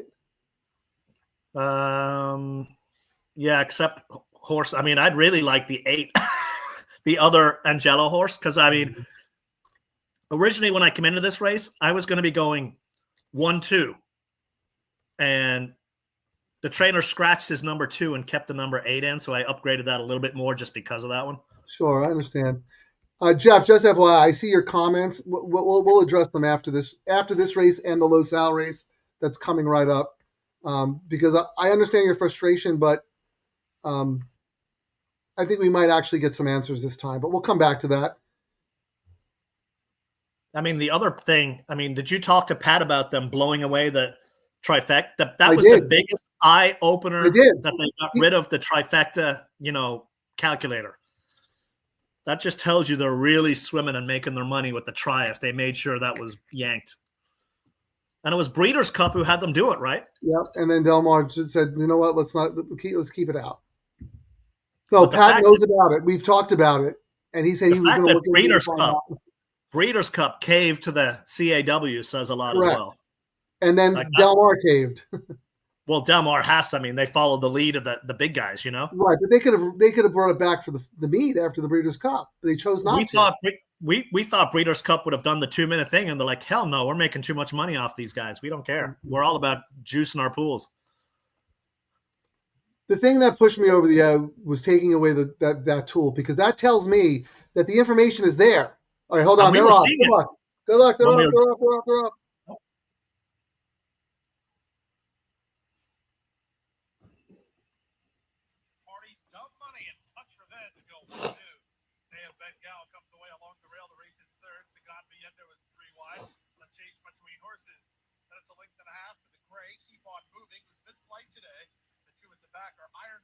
And Nemo running off on the top end. It's Dump Money and Rajiv Barrage committed early. Wow. A 6-length lead. Going quickly. Touch Revenge is now backed off to be second. Sagan Viendo was third. Bay of Bengal fourth. Chase races from fifth. It's a length in front of Nemo. Keep on moving between horses. And now the Ironsides is last of the 8. They make their way by the corner at 23-1. At least Dump Money does. 2.5. 46-1. These are wicked fractions for the leader. Starting to close a bit of ground after him now with Touch Revenge and Bay of Bengal second and third. Sagan Viendo is fourth. Up to the outside, Nemo is underway. Let Chase is held up for a run. Ironsides looks to follow somebody and get lucky and keep on moving as fast as they round before a turn. Dump Money's lead is 2.5. Sagan Viendo is in attack mode. Touch Revenge on the outside. It's Nemo at the inside. Bay of Bengal. Come on! Come on, 8! Sagan Viendo. He's rallied forward to take the lead, an eighth of a mile out. To the attack now. Nemo charging in the second and trying to get him. Sagan Viendo needs the wire, but Nemo's got him now. And Nemo is front and center in All right. We're back. Second, Sagan Viendo. Ironside's up third. 134-1. Beautiful result for me because that was my single as well. Yeah, but back to my running to your horse second yet again. The line has not been my favorite. I'm back to that again. Wow, that was a great price I would have got on the 8. The sneaky one. Trainer putting his other horse in and scratching. I just can't get paid. Oh, yeah, you did talk about that. Yeah, the horse ran a good race. What price was the horse? He went off at 15 7-1, on but the line. Wow. he was 15-1, and your horse is going to pay a lot less. That's, because number 10 is going to pay a lot less than the pick 3 just because, you know what I mean? It was like a kind of a chalky horse. That's why I have it. That's why I singled it on one ticket as well. Doubled up on it. So I'm going to be alive to, in the last, I think the 1 and the 9 and then single to the 1. I'll see. Anyway, Kieran, there's 2 minutes to post at Los Al if you're doing anything. Not doing anything. I actually have a tournament plan here, and the horse is a good price. This is a good race. Let's see. Look at the 8 is the favorite on the tote and is the favorite in the double. Pretty strong. You didn't talk about this, so you have a horse you liked in here? You just wait till the cutoff for no one can do a bet? Is that it? Well, I'm playing in the contest, right? Which one are you playing? I don't know if I should reveal that information because you might play it. Block me. All right. There you go, guys. I throw out my picks. Frank the sneak. Are you kidding me? I'm not going to let you freaking piggyback on my hard work. I'm not playing your blind horse. I like the two. Well, there's no time now, but that's all right. It's all good. There's no time. They're not even at the gate. Oh, your internet's so slow. That's why. Terrible internet. I like the two here. Your internet's tin can on a string. I got backup for the backup. Except when it rains. No, then I go to cable. I made a video, but it sucks because my internet sucks. Actually, it wasn't the internet. You know what it ended up being, Frank? When I added my video cards, I tried putting the multiple screens on, and the multiple screens was making everything lag because it couldn't figure out what it was doing. So I yanked them off. Oh, I could, I've got the fastest internet there is, and then backup with Starlink. You need to upgrade your internet service because I don't think the internet's just a fad. I think it's going to be here for a while. Get rid of your dial-up. You're on the dial-up. What are you talking about? I've got fast and fast. He's going to get angry about it. I don't care how fast. I beat you, Frank. Damn it. Oh my God, this is hysterical. It's like a make fun of your family. I know. Well, this was the premise. Lollipop. This was the premise behind the show. Us talking. Oh, look, and Frank froze. That is kind of funny. That was the Del Mar internet. Look, sorry, real quick here. I'm just going to put myself on the screen. Violet, I'm turning violet. Violet. We all saw that. We were just waiting to see how long it took. What? You noticed that? Oh, we noticed it all a long time ago. Oh my God. Terry came home with this gigantic bag of mixed lollipops from Charms, blow pops, all these crazy flavors. And they were talking so much, my mouth's getting dry, so I pop a lollipop, and now my face, I'm blue. All right, they're at the gate. I'm on the 2. And then the pick 6 starts, so we're going to have to get real serious, man. Yeah, now we can, start. What? There is, you can put it on the phone. Get ready. If my horse loses and a price comes in, get ready for Kieran to say, "Oh, let me read my notes on that horse. Oh, I should have played that horse. I should have played it." 0 notes on this race. You sure?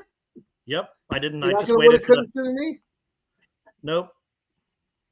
All right, we got a lot of comments to go through too. So let's get this race over, and then we'll have a little time. Good luck to me. Let's go 2.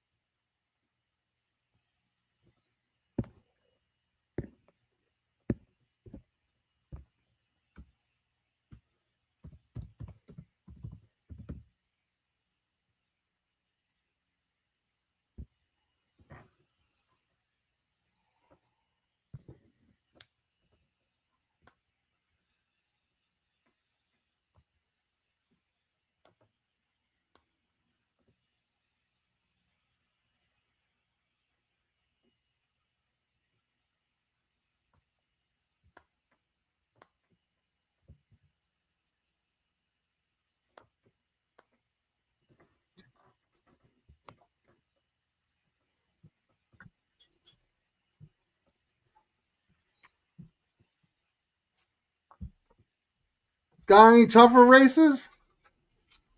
He ended up going off at a nice price, right? Actually, not 9 to 9-2. 2, but the morning line was 5 to 1. That's not bad. It didn't drift down. 3 was nowhere, huh?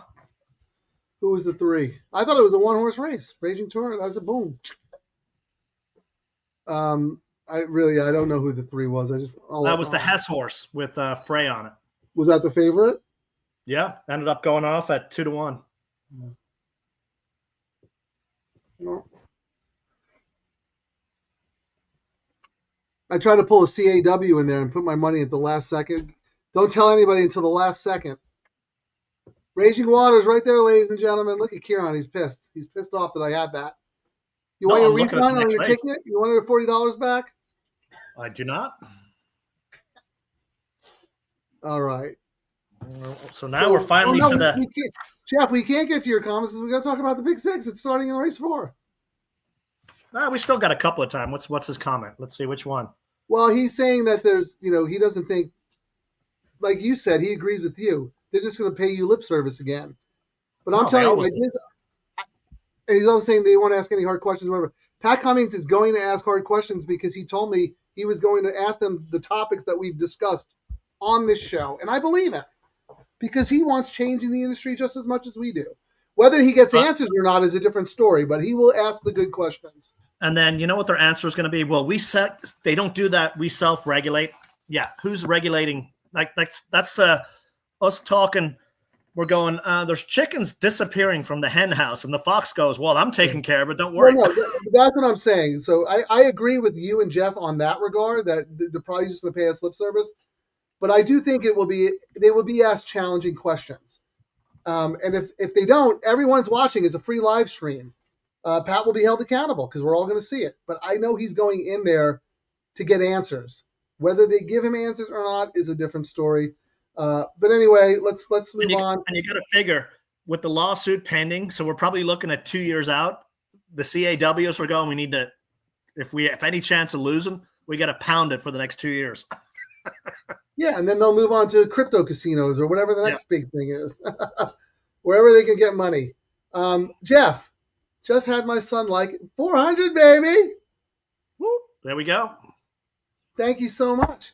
I feel like he deserves a prize. You got an extra in and out hat? His prize was you get Frank's pick 12 seconds before the gates open. Hey, nobody asked, but you asked and I told. All right, let me keep rolling through here. But thank you, Jeff. You sound as passionate about this as we do, and we have the same complaints and arguments. But I'm gonna let Pat do his thing, and I think too many people are focused on getting rid of the CAW money, which is never going to happen. When the argument should be, give us more information and let them do whatever the hell they want, and then we can see what they're doing. I mean, let the smart gamblers find that edge by seeing what the pool says. You know what I mean? That's it. We don't have this is before the race. This is what we were talking about, Kieran. And you said we know the data is available because we use the trifecta tool. The data is there. They have access to all of it. We have access to none of it. When you do a multi-leg exotic bet, like the pick 3, pick 4, pick 5, pick 6, after the first leg is over, no money changes everything. They know every combination and what it's going to pay. The info's out there. So they're the market makers. The public mutual. The public is supposed to make the market. And if the tracks come back and they say, well, the algorithms can't see that, then my answer to them would be, then show us you have that info. Give us the level playing field so we can see what those guys were doing in the multi-legs and adjust accordingly. We should be able to put in, let's say we play a pick 5. And after the first leg, I should be able to put in, let's say the 2 wins the first leg and I have it. I should be able to put in the rest of my ticket and see exactly what each combination is playing. I should be able to put in random numbers and see what it's paying. I should have access to see, oh my God, in the third leg, the 2 is hammered. I didn't use the 2. I got to cover the 2. You see this comment here, Frank? remember what they used to charge for the forms back in the day? Nothing. And now it's not like someone's hand typing the stuff out like they did in the back. They got an AI going through all this stuff and printing it out, and they're charging more than they ever did for this. Well, you know what though? That's not the information company's problem. That's Equibase. Equibase controls all the data. And if you want to use and resell that data or reappropriate it, you have to give them your firstborn son and your left arm and a gazillion dollars. They hold the industry hostage. They're the problem because they control all the official stats. Because I know it. We went through it with optics. Why is that? Data from optics, someone has to get paid. Why do they control it? Why are they allowed to control it? Them and the Jockey Club. Well, the Jockey Club is the evil behind everything, is what I'm seeing. And Jockey Club and Equibase are the same thing. Did you see their thing where they had the top influencers in horse racing when they did that thing last week? And people are like, "Are you kidding me?" I only knew one of them. I knew the Griffin kid because he had the Derby horse. I didn't know anybody else. One of the other ones is a race caller. I can't tell what track, and I'm like, but they all work for the Jockey Club in one way or the other. Yeah. They're arbiters of all the information. I don't know how it went down or why, but they are the official controllers of all the official stats. And if you want to reappropriate those stats and sell them, you have to pay them an arm and a leg. It might be one of those things where, once these lawsuits with the CAW start flying, when is someone going to do an antitrust? Like one company controlling all the data. When is someone going to go after that? That'll be the next thing probably down the road. If we still have horse racing in 10 years. Yeah, you know what, Kieran? That's interesting. There's no competition in data. No competition. All right. So let's say you wanted to take Major League Baseball stats and create a product that's your own product, but you need the stats to do it. Do you have to pay Major League Baseball for appropriating those stats? Probably not, right? They're available to the public.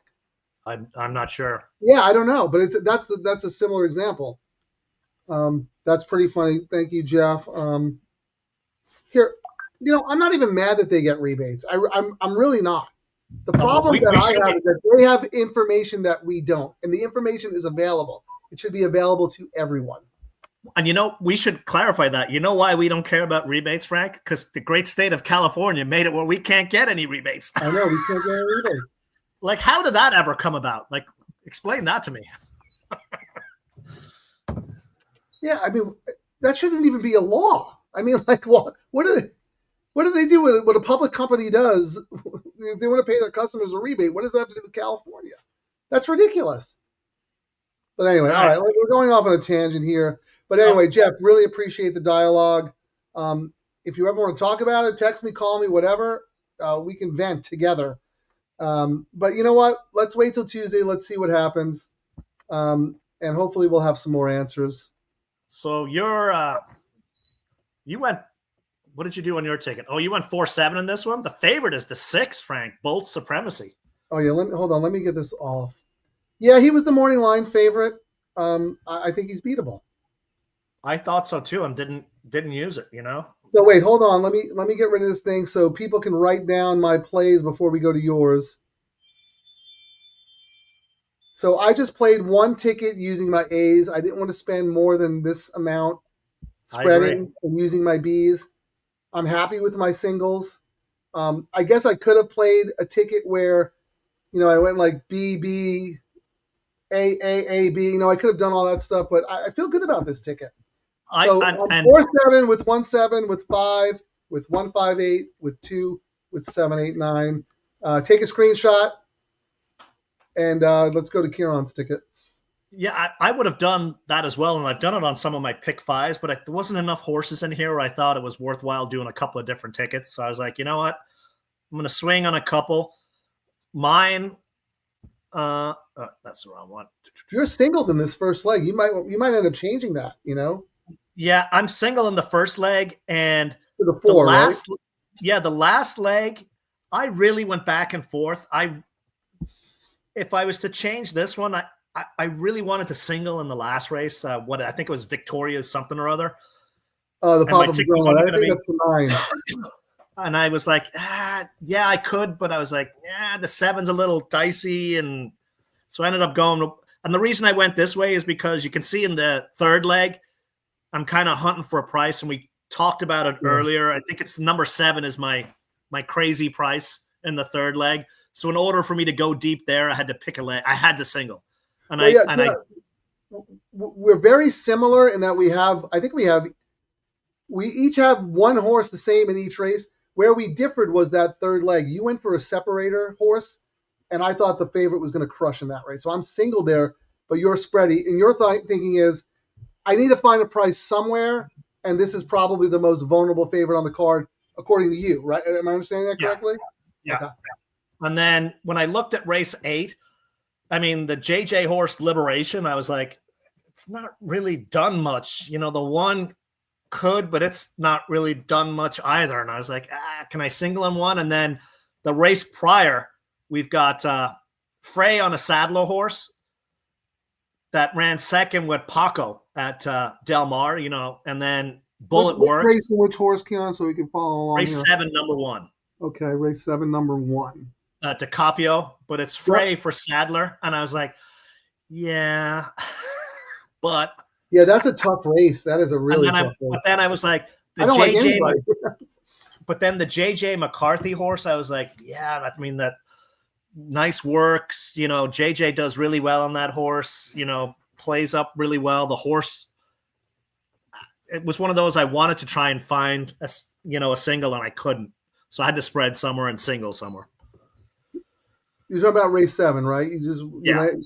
I ended up using the 5, the one that you threw out. Okay. Well, I have both McCarthy's and your 1. I'm 158 there. I had a really hard time with that race. And watch, is that the race? Oh no, yeah, I had a hard time with that race. But I did say my price horse was, and we talked about it earlier today, is in the prior race on race 6, right? I liked the number 7, and you were joking about you're just doing it because it's Diego, but I was like, my upgrade was a nighttime jockey to a day jockey, and the horse always at the line, 4.5. They're going at 5, I think, this extra half furlong. And one of the things I like looking at is, the notes up per second. You know what I mean? So I thought, and you know what, John? Here's a perfect example of the information we're talking about. You should be able to go on your ADW and put in a pick 3 combination, theoretical one, favorite to Mischief's King, you're 15-1, and see if that horse is actually 15-1 as a combo. You know what I mean? Because you can figure it out. You can do the morning line favorite times the morning line favorite times 15-1, what it should pay, and what it actually is in the probables. That's what they have access to. Yep. So you have no idea if this horse is going to be 15-1 or not. You're just guessing. I mean, we're just I hate the parimutuel way it is here in the States because, I grew up in Ireland where you could name your odds. I mean, my uncle, his favorite bet was second favorite, and he would go up to the bookies and write in his ticket. Second favorite every race. Race 1, second favorite. Race 2, second favorite. Race 3, second favorite. So whatever went off with the second favorite, he got paid those. I think that's the greatest thing ever. He takes a small little pencil, the little slip of paper. Yep. Every race, second favorite. And then what used to happen is there was always be multiple bookies offices in the town. So when the bookie would take the bet, he'd look at his stuff and he'd like, crap. If this guy hits, I'm out. He'd have to send his runner to the next bookie's office to lay off the bet on another bookie. I think that is amazing. I love that so much. They've kind of killed that too, because if you look at sports betting, Paddy Powers now is huge in the online gambling here. Yeah, they've ruined it. They got too big. They bought out all the little small guys, and now when big gets big, they crush the competition. It's like William Hill bought out all the sports books in Vegas, and you can't bet $10 because you just won 100. Your limit is 5. What? I mean, I keep telling people, horse racing is the best. You could be the sharpest guy and win $1 million every week, and they're going to take your action. They'll take as much money as you have. And you win a 5-leg parlay. They're like, you can't do that again. Sorry. Right, because horse racing isn't on the line. They're going to get their cut no matter what. No matter what. You're not betting against the house. You're betting against other people. And that's why the computer situation is so frustrating. because now we're betting against computers that have information that we don't. So, Frank, the probables looking at this race. Hold on, real quick, Keon. Do you have anything in your contest in race 10 at Gulfstream? Because it's 3 minutes there. Race 10. Oh, I gotta no. I think you have to make a play, don't you? Crap, I can't remember. Actually, thanks for reminding me. There's only two races left. Did you make 2 plays or 3? I'm gonna look right now and see. Because let's see. Tony, the takeout in Ireland is a pint of Guinness and fish and chips. Yes.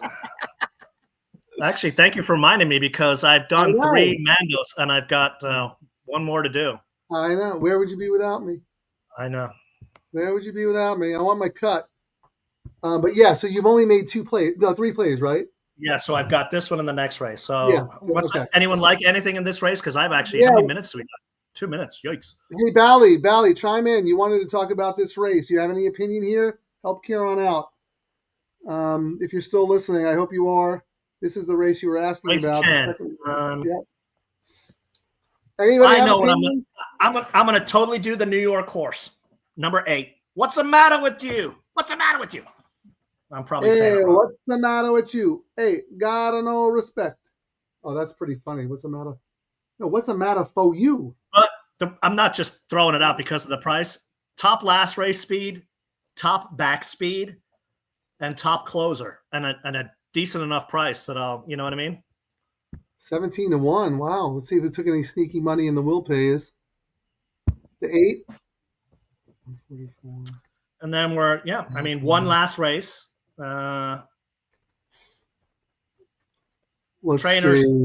Trainers 2 of 9 and has 1 on long shots. I mean, probably because this horse last.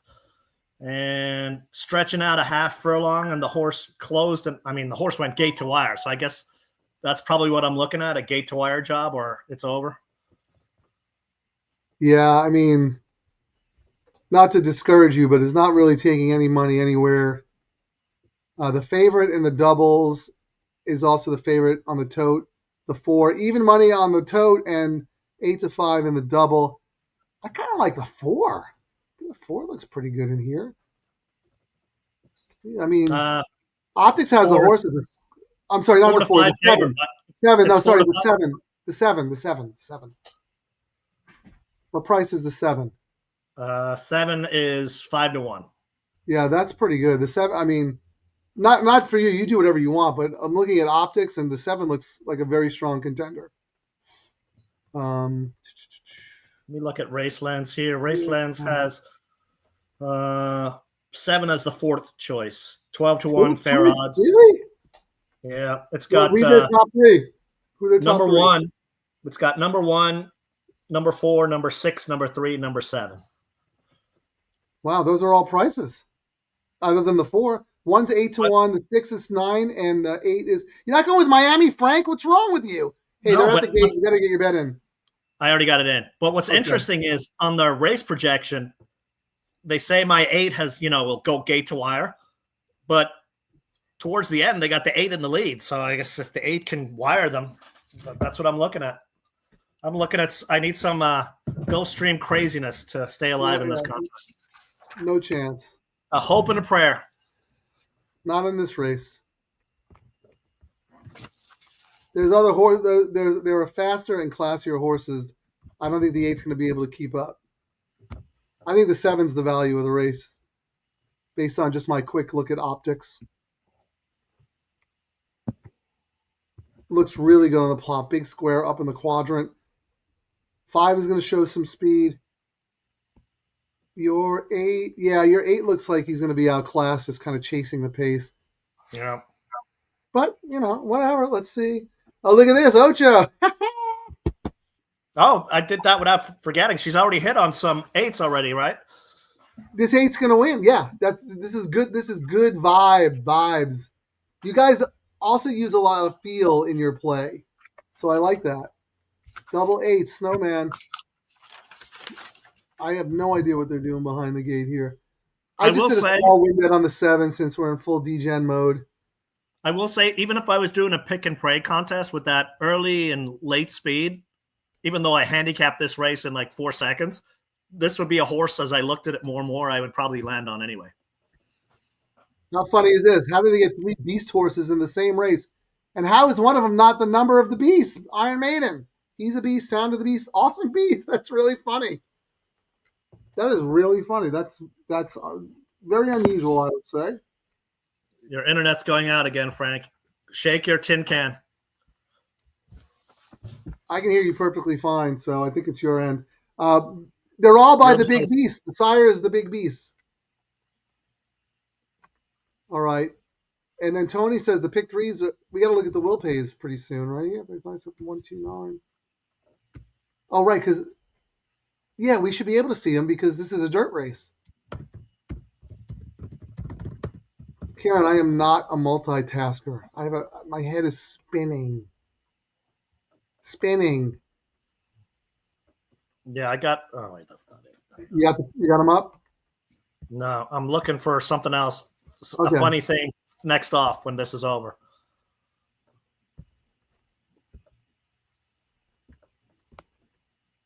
Any Iron Maiden fans out there? Six. The number of the beast. Hell and fire was born to be released.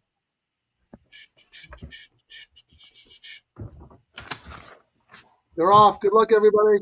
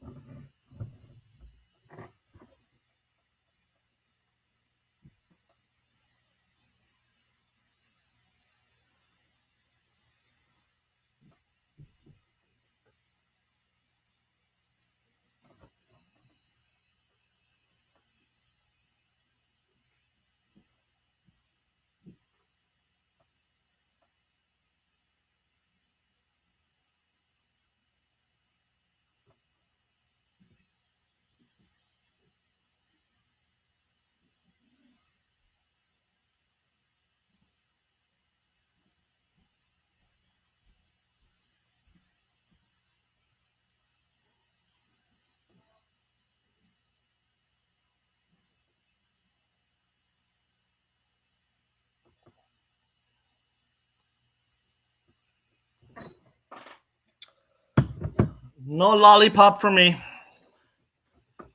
Nor me. That was blazing fast. I can't believe the 5 freaking held on. Yeah, that was kind of shocking. No, but what I was looking for was, I'm sure you've heard this before, the greatest race call ever. And you probably know what I'm going to talk about right now. Hang on. I don't, because you're probably going to play something stupid. Well, of course it's going to be something. Cartoon. Of course it's going to be something stupid. I mean, come on. All right, here we go. I know it is. So why would I know that? Oh, crap. I didn't hit share. All right. The wife doesn't know. My wife knows everything. More than the wife doesn't know. I do know that call. I have heard that call. That is pretty funny. That is pretty funny. And those horses with similar names have teamed up a bunch of times too, which is comical. Yeah. But of course, the wife knows everything, always wins, it seems. It's crazy. Right. Huh? What's the other one? What the wife doesn't know? The wife knows nothing. Wife. Oh, yeah. That horse is never going to win. And the wife knows nothing. All right. I'm going to roll through real quick some comments, and we'll start looking at will pays. Back after some cookie decorating. The 1-year-old got the 10 last race, 4 with 129 double, and then 7 with 129. So I think that's dead because I assume you're talking about the 5. Well, we can see our will pays now, Frank, on the. Yeah, I know. I was going to do that next. Just want to see what people are alive to. 2, 3, 6 to the 9. No, the 5, 1. Of course, Ocho. It's not always about the 8. Sometimes, excellent handicapping. Good for you. Let us know who you're alive to. Camacho Frank. Is that who was on Miami, Frank? Let's see. No, Zayas. I don't understand the Camacho Frank part, but tell me. insurance for my 8.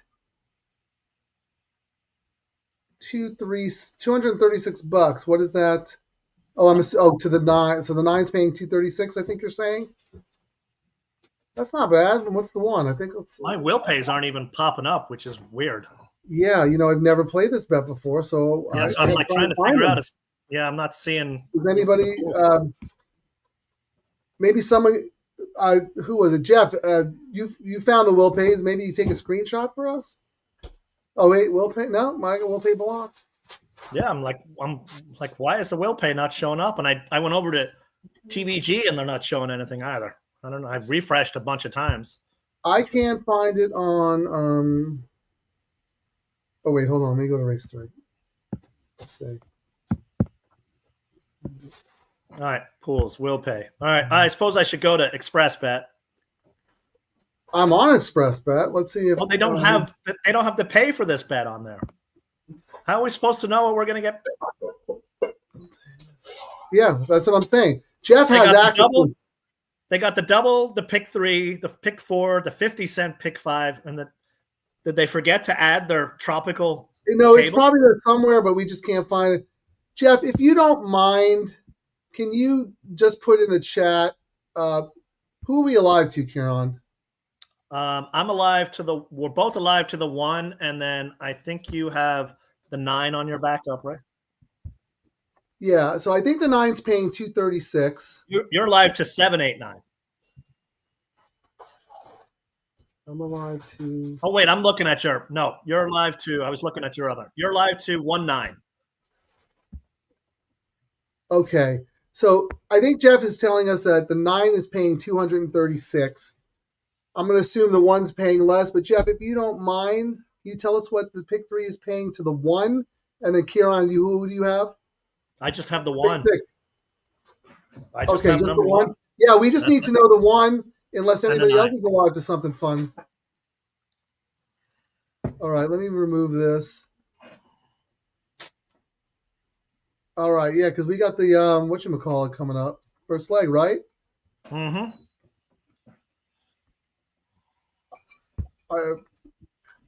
You sticking to? Oh, your 4 is the favorite now, Kieran. Your single is now favorite. All right, that's good. That's what it should have been. Yeah, I liked Cultural. I thought the morning line was brutal, but the horse is getting bet 5-2. I think that horse should be 6-1. I thought it was going to be a wise guy. I do not like the 6 at all. 3-1. Do you? No. I think I used those just defensively. Oh no, I used as a B. I'm 4-7 here. You're just 4. Yeah, but 7 was my backup play, but I ended up spending more money, more horses elsewhere. So it wasn't. I wasn't going to spend a gazillion dollars on a pick 6. I see, Jeff. They only show you what you're paying out to. I get it. But here, Tony came through, 119 for $1. Ugh, I'm gonna win $6 if I hit. Oh no, I have it twice. Sorry, I have the 1 twice. Really? You're getting $12? Is that all the pick 3 is paying? No, really? 119. 119. That's it? Oy, that's horrible. But I have it twice. And then I think Jeff has the 9, and they're showing he is alive for $236. I don't like that we can't see the will pays on the website. I like seeing that info, you know what I mean? Being able to click around and see it. It's ridiculous that we can't see them. I take everything nice I said about Tyler back. Yes. Under the bus with Tyler. Everything I said was a lie. Now we'll talk to him about it. Tyler's great, man. He listens, and if there's and he gives the explanation. Like he told us the other day, like when we were complaining about the races were so spread out. Yep. All right, let's get this 4 home, Kieran. So we're both alive. Yep. All right, they're off. Good luck.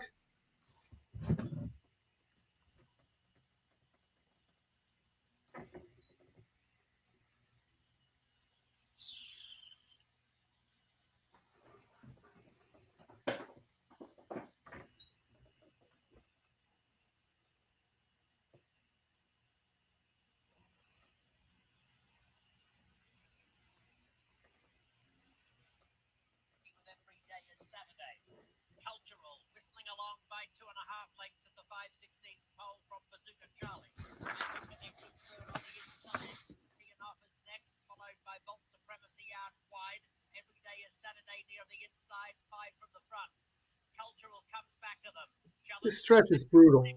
Yep.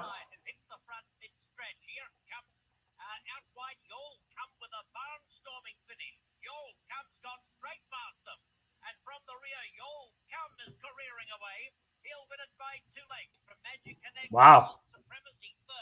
What's funny is, Frank, I was going, yes, one. And then I went, oh, wait, that's not Gulfstream. Well, so much for that.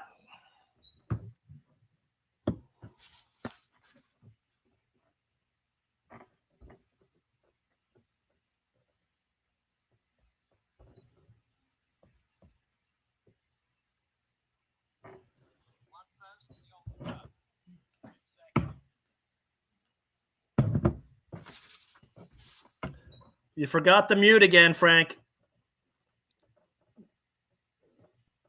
Thank you.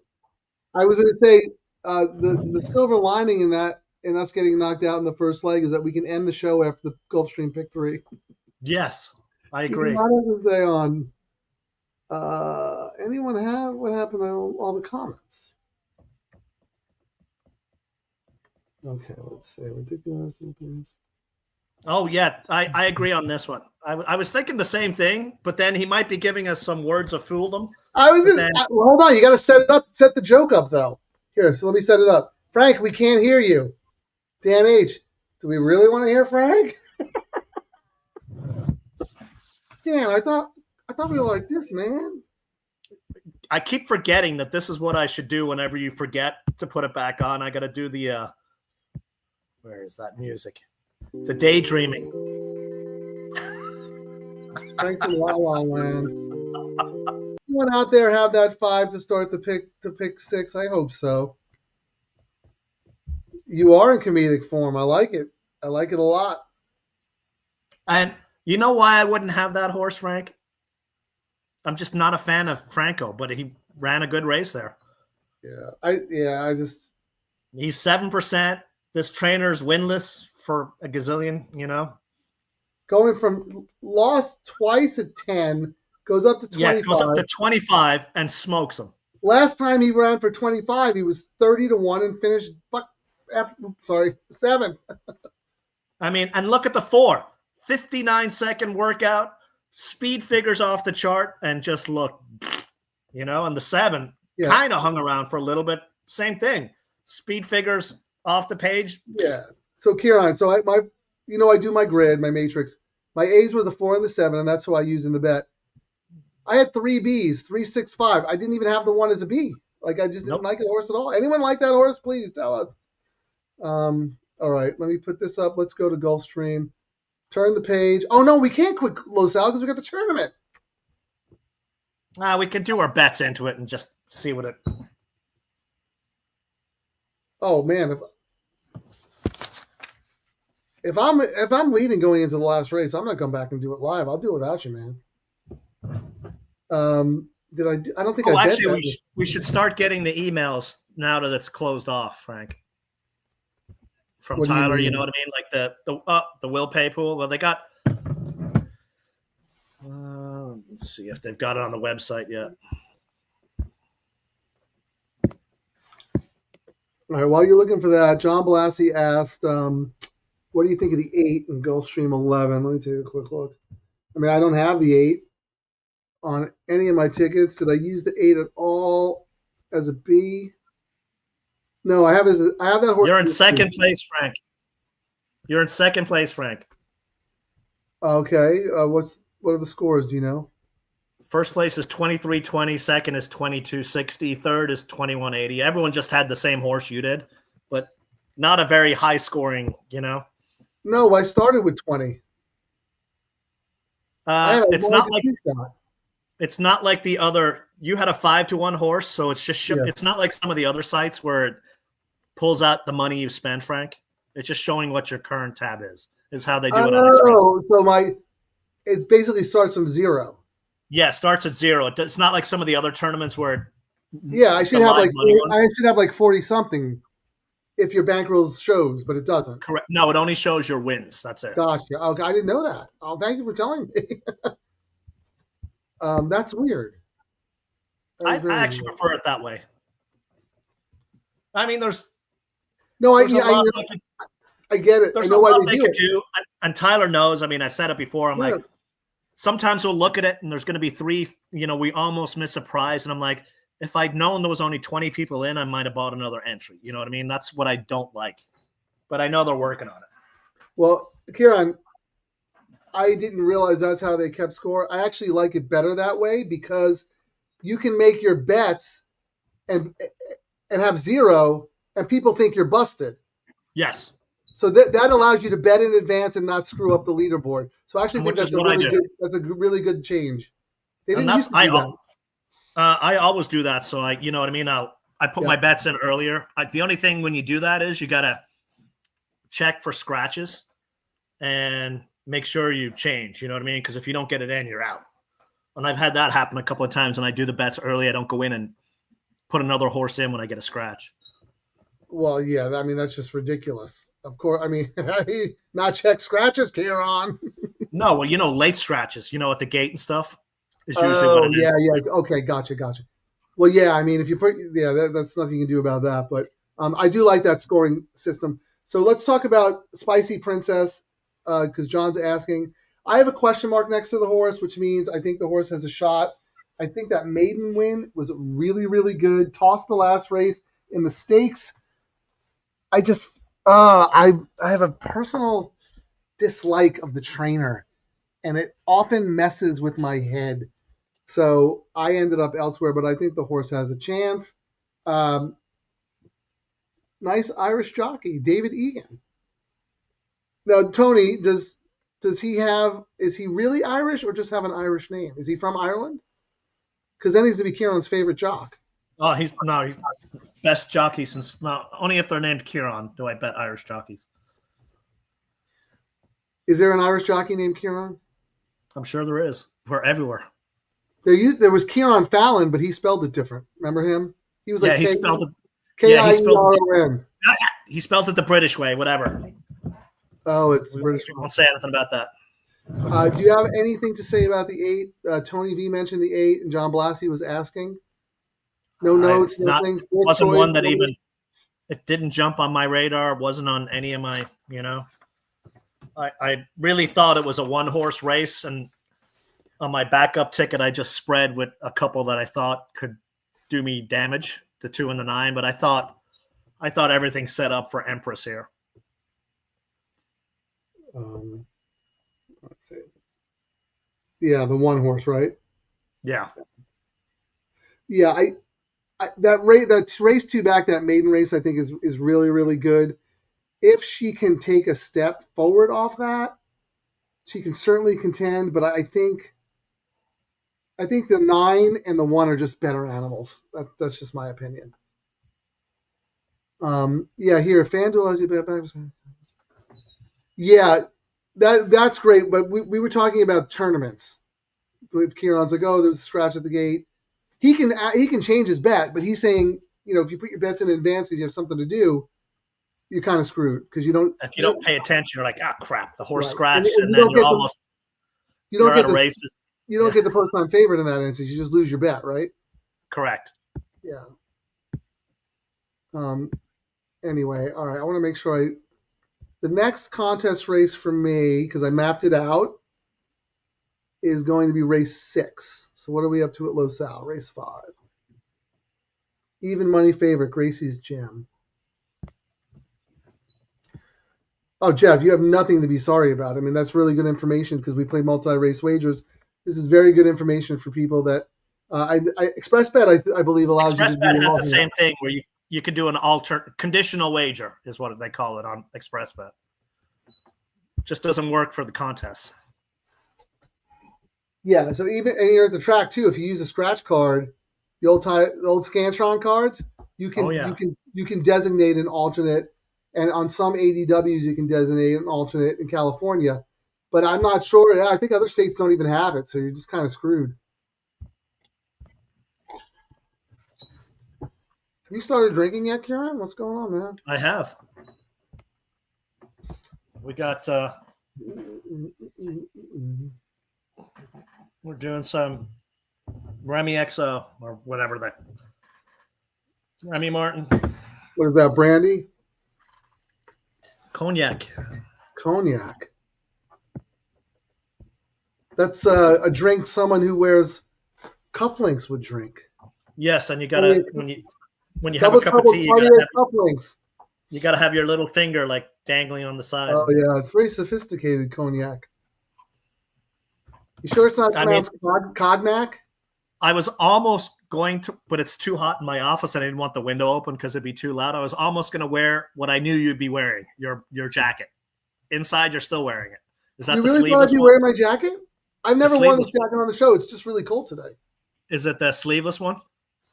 No, it's not a vest. I'm wearing a long sleeve T-shirt and a jacket. It's very cold in our apartment. Oh, I got to find that picture. So while we were talking about doing this show, a year ago, we did a couple of test ones. Like you guys saw the one that did we show that one? LaSalle, but we did one. No, we didn't show that one.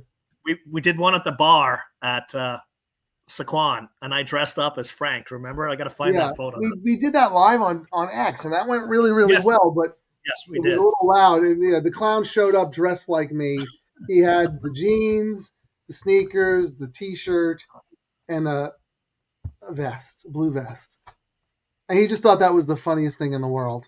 It was pretty funny, actually. and all I could say was like, I live rent-free in this guy's head. He's actually thinking about what I wear, and he wants to wear it. He wants to be me. He has a shirt that says, "Can I be Frank?" Yep, that was so I could photobomb one of your shows at Del Mar. Our buddy Pete Fornatel was in on it. I was like, "Hey Pete, I'm going to hop on his live stream at Del Mar wearing this shirt." And you didn't notice it for the longest time, did you? No, because I don't pay attention to you until we're on a show. No, I do notice the clothes you wear because you're a very snazzy dresser. You are. I love your suits. Your suits are the best. All right, what do we got here? Let's roll through the board. Have you made a low-takeout contest play yet? I'm starting to do them now. I just did my long shot in race. What is it, 6 or 7? That we talked about earlier. Yeah, you already put that one in, right? That was the which horse? Let me see. So that's my second bet. I've got 3 more to decide what I'm going to do. That was the 7, Mischief's King, right? Correct. Well, you know what? Let's see if the horse is going to be 15-1 because we could look at double probables. Oh, that's right. We're at that stage. So the favorite in this race is no, that race is over. Hold on. There's an even money shot in here, right? Number 7, Gracie's Gem. Oh, 5 minutes. 5 minutes to Gulfstream. You know, we'll come back to that. Or you can look at it to see what you're up to. Empress's New Groove 2-1. Love and Grace 5-2. The 8 that John and Tony were talking about 7-1. Those are the only 3 horses. Oh, and the 2 7-2. 4 horses that are not double-digit odds. So it seems like a 4-horse race. Let's check out the probables. The 1 is the favorite, paying $28 if you're live to that double for $1. That's pretty good. Second choice is the 2 at 35, and then the 9 at 36. The 8 is at 82. So fourth choice. Let's look at the 3. The 1 is pretty strong favorite in the pick 3, 106 bucks. Next highest is the 2 at 283. And the 9 is kind of dead in the pick 3, 462. Yeah. Dead. I like seeing that. So that gives me a little bit of confidence in my single. In your 1, you mean, right? Yeah. Yeah, let's look at the pick 4. The 1, again, big favorite. And the 2 is a strong second choice there. 87. 9, again, kind of lobstery, 555. But the pick 5 always tells the tale, right, Kieran? Yes, indeed. I mean, we've sniffed out some nice prices in that.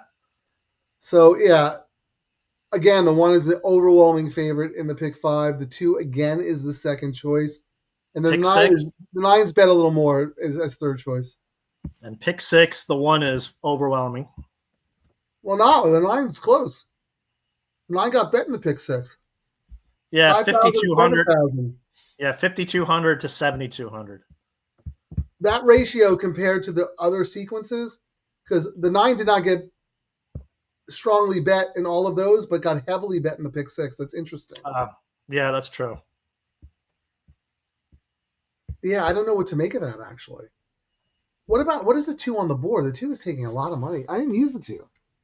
Tell me about the 2. That was the one that was the one the Riley Mott.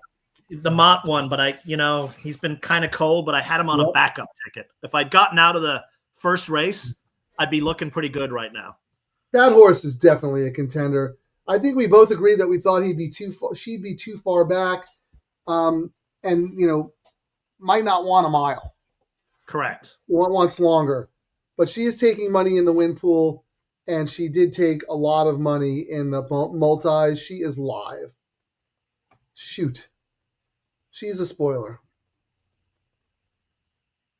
I think it's a 3-horse race. 1, 2, 9, and then maybe they're 8 to round out the exacta. I think it's a 1-horse race. That's what I'm going to go with because it has to be a 1-horse race for me. I like it. Let's do it.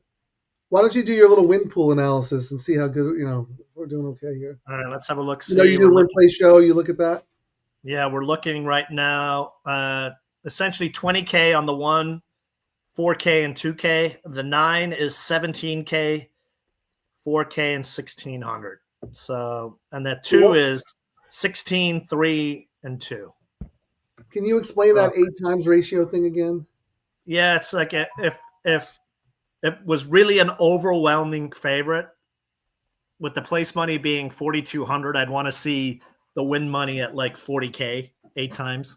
Oh, that only really applies to the favorite, the big favorite? Correct. Okay, I got it. So you want to know if that horse is really worth being 3 to 5 or not? Yes, and then when you see like earlier, I'd mentioned I can't remember at Gulfstream when the 6 won and beat the the other horses. I was like, you know what? Looking at the pool money, whoever's betting the 6 is betting it to win and not hedging with the place of the show. Yeah, not even so that's when you have an overwhelming favorite. I like to see them go, you know what? I'm not doing win show or win place. I'm doing win. I know it's going to win. Either win or off the board. Not messing around with place and show. Yeah, okay. That's a sneaky little angle. I like that. Okay. So this was a. Let me see. Where is it? Yeah, I mean, it's really a 3-horse race according to the wagering pools. That's it. So this was the video I was talking, or the picture I was talking about, where I dressed up like Frank with the shirt and the vest and the white shoes. You pulled it off, I'll tell you that. Frank shrunk. It's the angle of the camera, dude, man. I'm average height. I'm like 5'8.5". You're tall. I mean, you're tall. Just say it. As my dad used to say, I'm the height of nonsense. The height of nonsense. I like that. Yes. Your dad is a wise man. What was the other? I wanted to use it the other day. You said something about when you argue with a fool. I never argue with a fool. People can't tell the difference. I wanted to use it the other day, and I was like, I can't remember it. That would be a good tagline. We could figure out a tagline about us for the show. What do we got here? 11 minutes. I mean, race 11, 0 minutes. Anybody alive? Anybody doing anything here? Break 5 is a plateless. No. I don't think the pick 5 is 14%, right? Where? And LaSalle, is it? You have the chart. LaSalle? Yes. Hang on. You know what we need to do? I was trying to think. I'm going to figure out. I'm going to post the link on our community. I can't do it on the tablet here, but there's a fantastic spreadsheet that someone put together that has all the takeouts for every track, which is what we scour when we're looking for, what bets to do. And he updates it. And he updates it all the time. It's an excellent tool. I think the more of us that use it, one of two things will happen. That some of the tracks will give us more of these bets, or the tracks won't advertise what their takeouts are. Well, Chris has that info, man. How good is that? I'm going to put his name in. Pick 5 is 14%. It is. Okay, great. Yep, 14%. Well, I guess if we get knocked out, Frank, we hammer away. I don't know. Well, our tickets were pretty tight. We at 14%, we could probably do a pick 5 ticket and see where it's at later. Well, yeah, that's what he's saying. Maybe we should combine our picks together and maybe do that together. I mean, we almost had essentially all the same picks, didn't we? Yeah, but what I mean is like add one that you don't have, and I'll add. We'll just do a communal ticket here. Yeah, hey, let me see. 400 followers. That's a benchmark. All right, let's see. All right, banners, media assets. All right, let me pull up here. Let's pull Frank's up, and we'll Chris go Larmy through. At Derby 1592. He got all the info on takeout. It's amazing. And we review this. We review it all the time. I mean, that's when we were talking about when we were saying we were trying to review what bet to do, and we're like, my word, in December we can't find another track that's actually being nice and doing stuff. Okay. Did you must have sent it to Jeff earlier, so that's good. He likes it. I did. I sent it to him. He's asked me because I talked about it, and he was like, "Where do you get that? Are you doing the math?" And I was like, "I wish I could say I was, but no. This is where you can get it." Halfway on the likes to the show ending. Oh man, only 25 to go. It's like climbing Mount Everest, man. Like we're only at base camp. All right. Well, I'm going to be going on vacation till opening day. Sorry, guys. You never met a camera you didn't like. You can't go 2 days without doing something. No, I'm looking forward to not betting on this. I mean, we're out of our thing, and it's sometimes nice to recharge the brain, So race 5, Frank, I've got your ticket up there. You got 1, 7, 2, 5, 11, 12, right? Yeah, those are the B's, though. I don't think we have to use I'm just going to throw them all in. You know what I mean? Okay. All right. Sure. Fair enough. Can you pull the thing out on the bottom so I can see? Yeah, I'm going to do that right now. Sorry. Here we go. And then one more. Sorry. Okay. 7, hey, they're loading at Gulfstream, though, Kieran. All right. Well, I already know we're going to win, so I'm just focusing on this bet here. I'd love to. I want to see late money come in on this, too. I'll let you know when they go off. You still have time. And then, so don't race use 5, any of my C's. Don't use any of my C's. Just if you're using, just use B. All right. So 1, 7, 2, 5. So I like the 7. All right. Next leg, 8, 5, 1, 7, and you went 8, 2, 8. So we got to add the 1, 7 there. 1, 5, 8. Well, we've got all of that. 2, 1, we have that. 7, 8, 9, we've got that. So we've got 4x5, 20. We're about to go off, Kieran. All right. I don't want you to miss the race.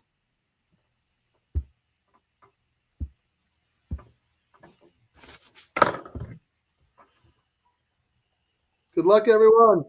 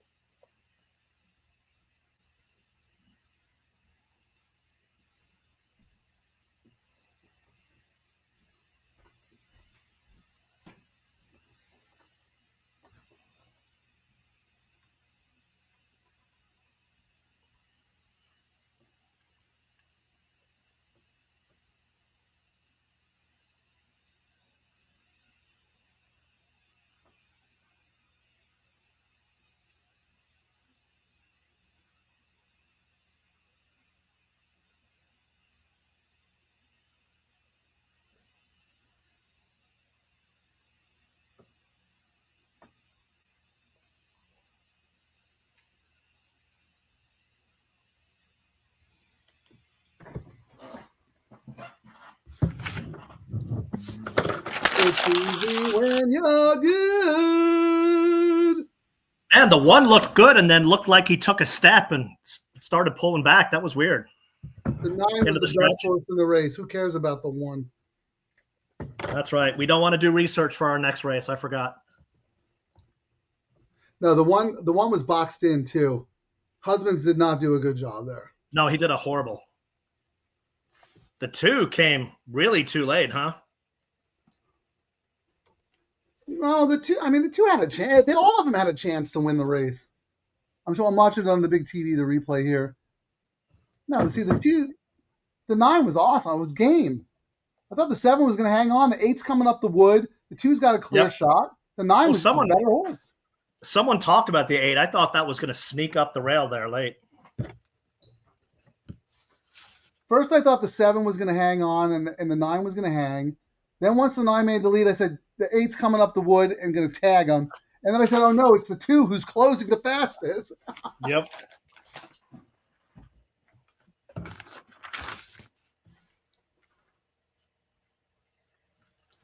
Nice. Thanks, Tyler. Was that Gaff? Yeah, it was Tyler, yep. Brendan Walsh is so good, man. He's Irish, from Ireland, proper Irishman. Yep. So good. That's as far as he goes out, so he can get home pretty quickly. 5-hour flight. What do you mean? From the East Coast versus all the way out here where it's like 12. I was joking. It's quicker to go home from the East Coast than out here in California. Oh, sorry. Dude, my brain is so fried. How much time to LaSalle? 4 minutes, Kieran. We got to get that big 5. Well, I was trying to get the ticket going, and you were like, no. All right, so what are we doing? The race is on. So what's our ticket going to be? Did you map it out? No, I was trying to, and then you've got C's and D's and F's, and I was like, okay, well, don't use what? So hang on. I said don't use any C's. So we're race 5, right? So you're using race 5, 1-7, and race 5, I had 7-4-1. So we got to throw the 4 in. Second leg, you had what? 5-2-8. And I had 5-8-1-7. And then next leg, we agreed on 2-1, and then the last race, 7-8-9. So we got 3 by 5 is 15, 30, 120. It'd be a $60 pick 5, Frank. Okay. You want to do it? We'll do it. All right. So I owe you $30, right? Yeah, I'll add that to the. I'll deduct it from my winnings, the pick 3 that I have. Is there a pick 5? Because I'm not seeing it on my app here. Let me see. I don't see a pick. Race 5, right? Well, we just got knocked out of pick 6, so it's got to be one, right? Well, doesn't look like they have one. No, it's not on the DRF wagering menu. I guess they didn't have do a late pick 5. I guess they don't have a late pick 5. That's another man. What are these tracks doing, Frank? Seriously. They don't. Oh, God. How is that possible, Kieran? It's like the most popular bet. They got it on their takeout pool for the thoroughbred. You know what I mean? Because that's all the guy has. He just has LaSalle thoroughbred. Yeah, he doesn't have the night stuff. So of course they have the early pick 5 races 1 through 5. Although, guess what we bet into on our pick 6 today, Frank? The pick 6 is a red mark at 23.68%. So they didn't get enough money in the pool to make it positive expected value? I don't know. But I guess their take on the pick 6 is 23.6.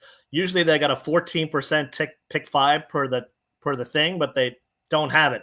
And the pick 4 pick 4 is 23.68%. All the other pools are trash.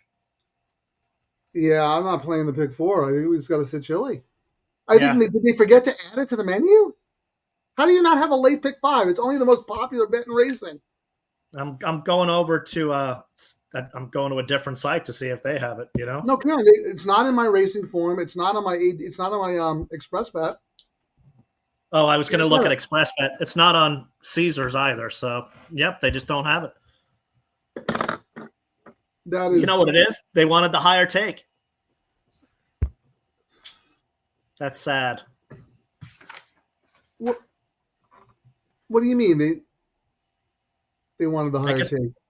Well, the takeout, the advertised takeout for their pick 5 is 14%. They don't have the pick 5, but their They have pick an 4 early is. one though. They have an early one. Oh, they do. Well, I guess that's Yeah. the one they're not doing both. Then I guess. Interesting. And the late pick 4 is 24%. I'm not doing that with such No, short not fields. with the 50-cent minimum. No way. Heck no, the robots will eat that alive. Kieran, I am in disbelief. I'm not. Nothing surprises me anymore. Look how hard it was when we were trying to find something to do where we didn't have to be on screen for 18 hours. They'd probably get 300,000 in that pool. I mean, it's ridiculous, especially on a carryover day for people who are out of the pick 6. And you're trying to get eyes on your track when all the big tracks in California are dead. Nope, go look elsewhere. We don't want the money. Yeah, look, Dan's not seeing it. What? This is what you said. They eliminate the low takeout pick 5. I think the early one's also low takeout, but I mean, how do you not have a late pick 5? Usually It's when you do it early, you do it late. Popular pit racing. Yeah. Oh, the pick 4 is $1. I keep forgetting. That's right, Frank. The pick 4 is $1. Oh, that's good. Well.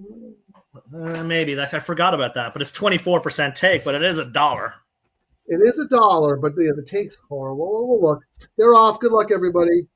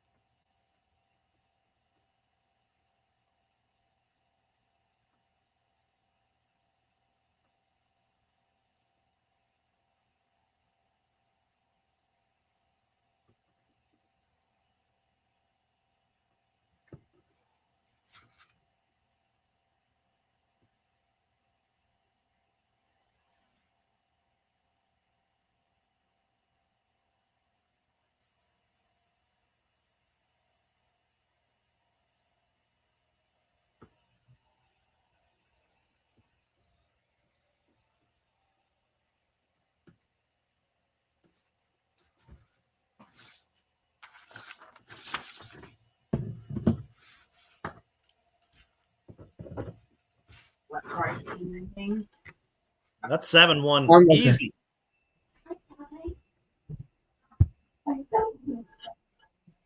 Damn, I should have played the 3 to 5 in the contest. I didn't. That was what race was that? The 5? Race 5, yeah. Yeah, I wrote down the 7 as my top pick, but I was like 1, 5, 11. I was like, eh. Well, it's good. We saved money in a pick 5 because we're going to use like 8 horses. Yep. And that's our usual one. We use 8 horses and the chalk blows them all away, Well, that's been the theme of the show, man. We joke about much ado about nothing. Even Dan H said it a few times. He'd spread, and then all of a sudden the freaking chalk comes in. Can you take that banner down? I mean, you don't need that, right? My screen, my I'm just going through and making sure we have everything. That's all I was doing.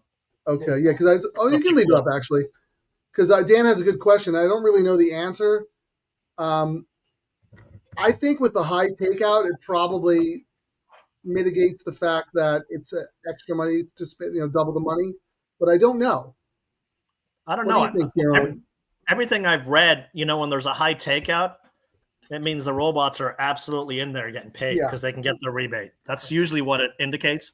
The track's getting a nice cut, and they can give the CAWs a nice cut. Yeah. Even though the $1. minimum's $1, they have enough money to cover the combinations they want to cover. Because the takeout 23%, that's high. Yeah. I mean, so if we did our bet, Frank, at $1, it'd be $60. I don't know. I mean, let me look and see what you talking about the pick 4? Yeah, the pick 4. I'm going to look and see what it actually pays, if it's worth doing, if that makes sense. Yeah, no, please do. I mean, it's just because I'm still in disbelief about the whole pick 5. I'm in disbelief. Like the all turf, the tropical pick 3, having our money tied up for 900 hours for $119. I know. Yeah, I don't know about that either. No, Frank. I paid more than that. I paid $236. Well, no, you had it twice. That's why, but it was only No, one. I had the 1 twice. I only had the 9 once, I think. Ah, okay. Right? Oh, okay. I got you. Yeah, I can't even 236. say where. I can't even see where the will pays are. It's so bad. We got to talk. But I Yeah, guess- that's just unacceptable. I mean, come on. Not as bad as LaSalle not having a late pick 5. Well, get this, I'm Frank. blown away. I'm looking on race 11, right? You know, the will pays, and I'm looking down through all the payouts.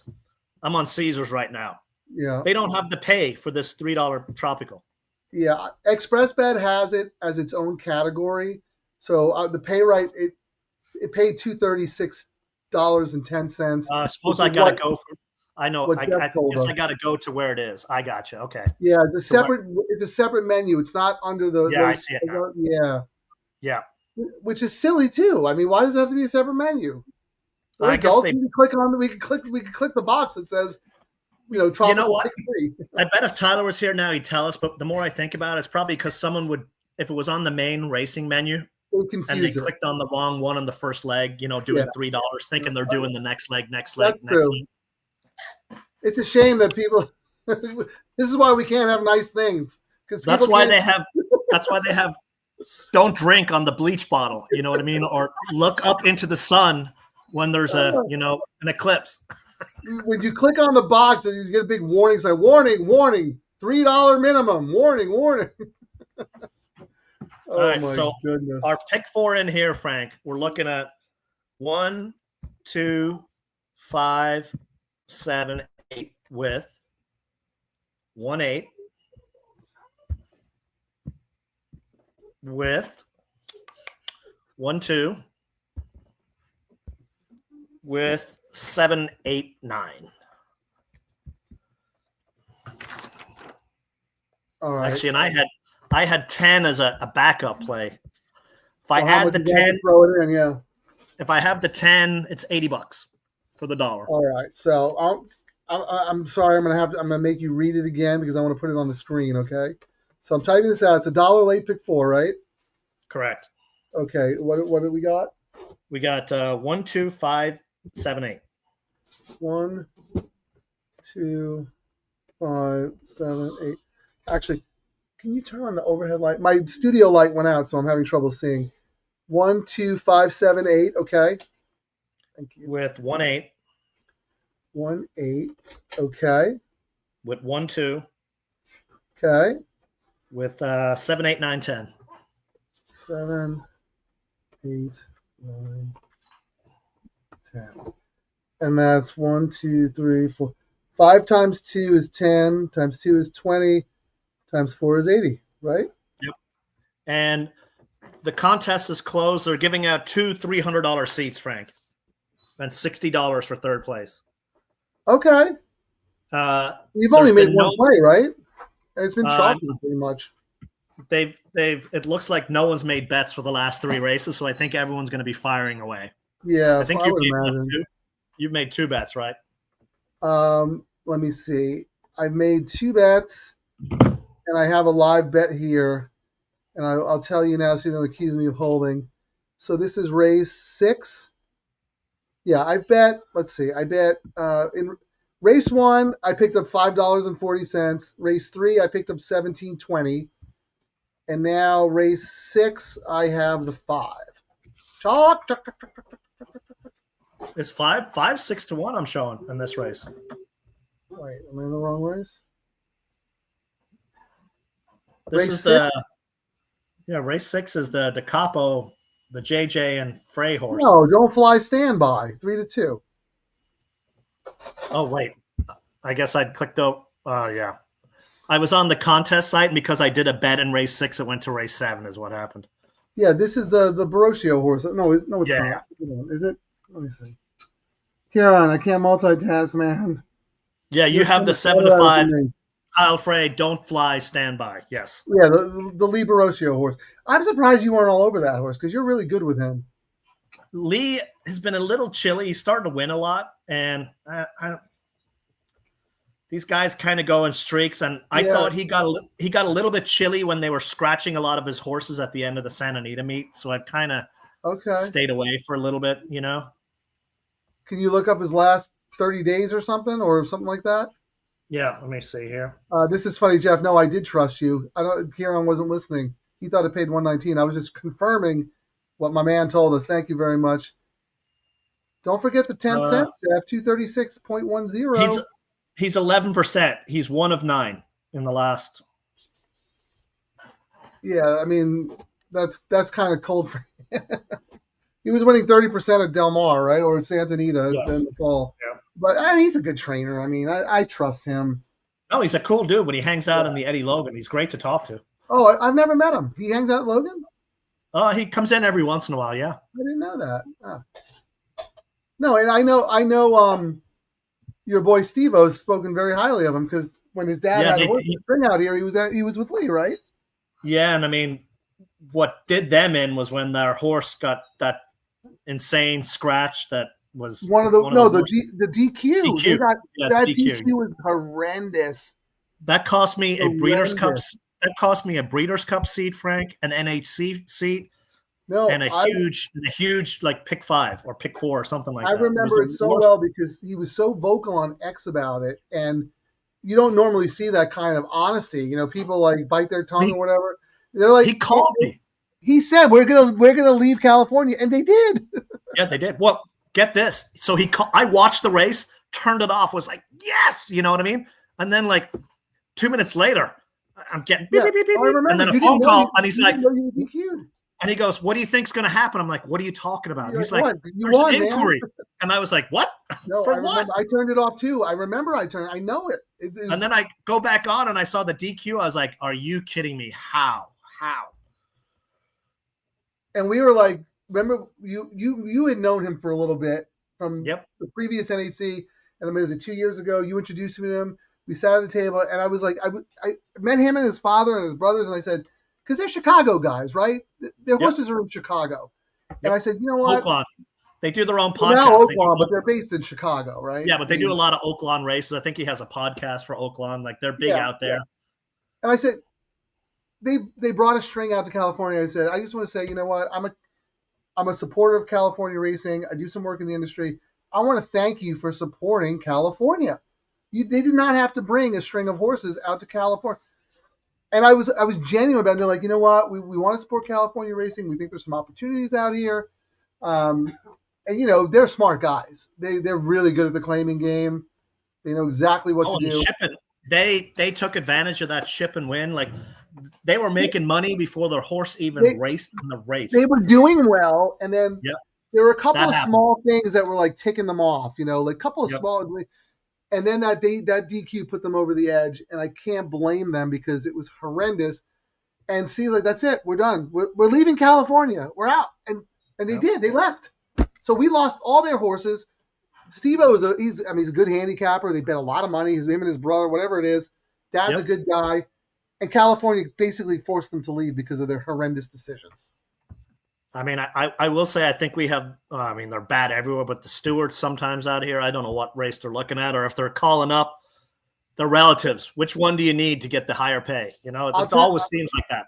I'll tell you what, they're not looking at any races because every time I go to get a cup of coffee in the commissary, one of the stewards is in there eating. No,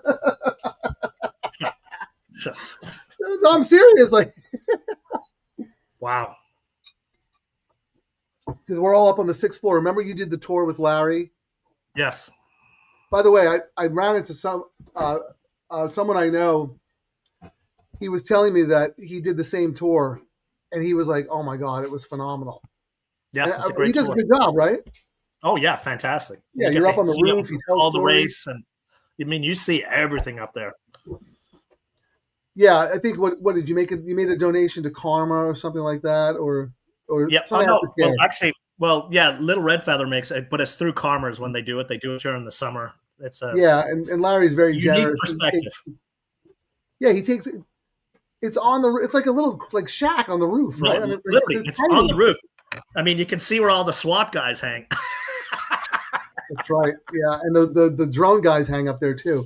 The drone is right. The drone is parked right next to where he calls places. But I don't think those guys have a place to stay inside, so they freeze their butts off in the fall. Oh yeah. But anyway, just All right, so how race we got 6, on that topic. you're Yeah, going chalk here, right, Frank? 5? yeah, I made my bet early, and I'm going to stick to it because, like I said, I think points matter. We have not had a price race. Race 6, I went 8-5 as my top choices, and then my two silly ones were the number 1 and the number 7. Yeah. I think the 5 crushes, but if he doesn't win, I think the 8's the most likely winner. Is the 8 any value? It could be a contest play for you. This is my race. I'm using the 7, Mischief, right? Oh yeah. Is the horse getting bad? I'm going to look right now. Yeah, let's look, man.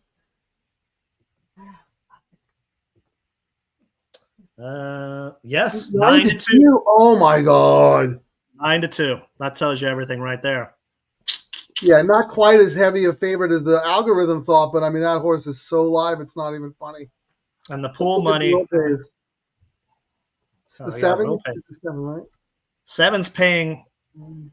Yeah, 7's not getting much action in the pick 3. It's paying.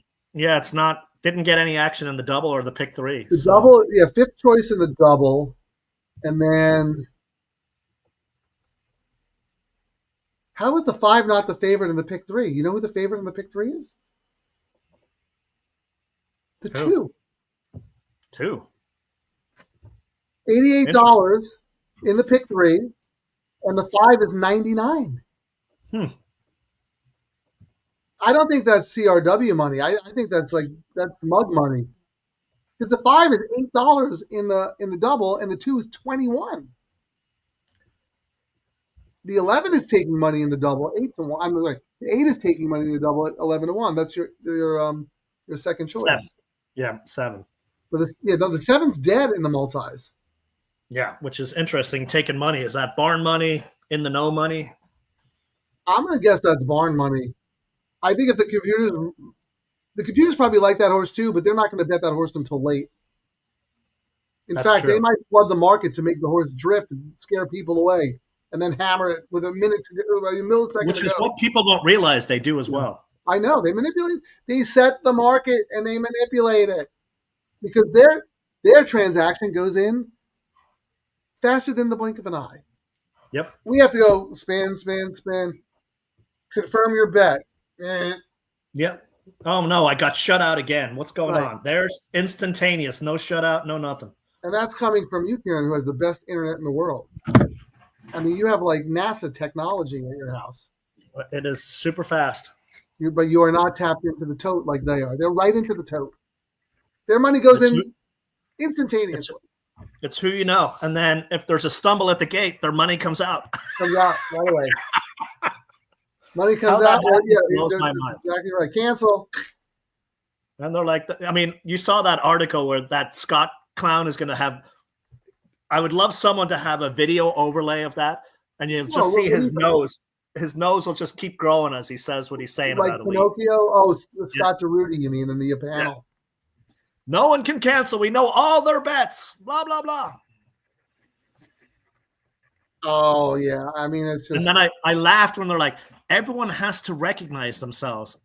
And then further down, if you read, they were like LLCs. And I'm like, oh yeah, they recognize themselves in an LLC. So it's all hidden money. You know? And they're overseas. They don't pay any taxes. No taxes at all. So no taxes. And they get favorable rebates. Incorporated in Gibraltar. Yep. That's the people are like, well, they're getting tax money. No, they ain't. Which is a wonder why the states aren't going after it. You know, why are we having these guys bet into the pool? We're not getting any action. Well, yeah, they're getting the tax from the racetrack, right? That's where their tax comes from, I would imagine. Well, I mean, all these guys gambling that much money and you know, winning and the rebates and all that nonsense. They don't have to claim anything. They don't have to claim anything. Now, yeah, I don't know what the international laws are, but you would think that over a certain amount, they would withhold 30%. I guess not for those guys. Yeah, they all have deals, man. And you know what? I don't care. I don't care about the pools. They have data that is not available to the public, and that is not right. That's the biggest problem that we talked about. even if I had access to the tote, I wouldn't want it. I'm not going to spend $1 million batch betting the 5th race at Los Al. I wouldn't want it. I mean, I think we could go head to head with them in any pool if we had the same data that they have. You saw the big article, and I think they actually might have done a show on it. The guy who killed Hong Kong race, and it goes around the internet, the biggest winner ever. Walters? Yeah, but he was the first one to do that robotic betting, and it's been around for forever. That's essentially what these guys do. They pool a big chunk of money and corner the market.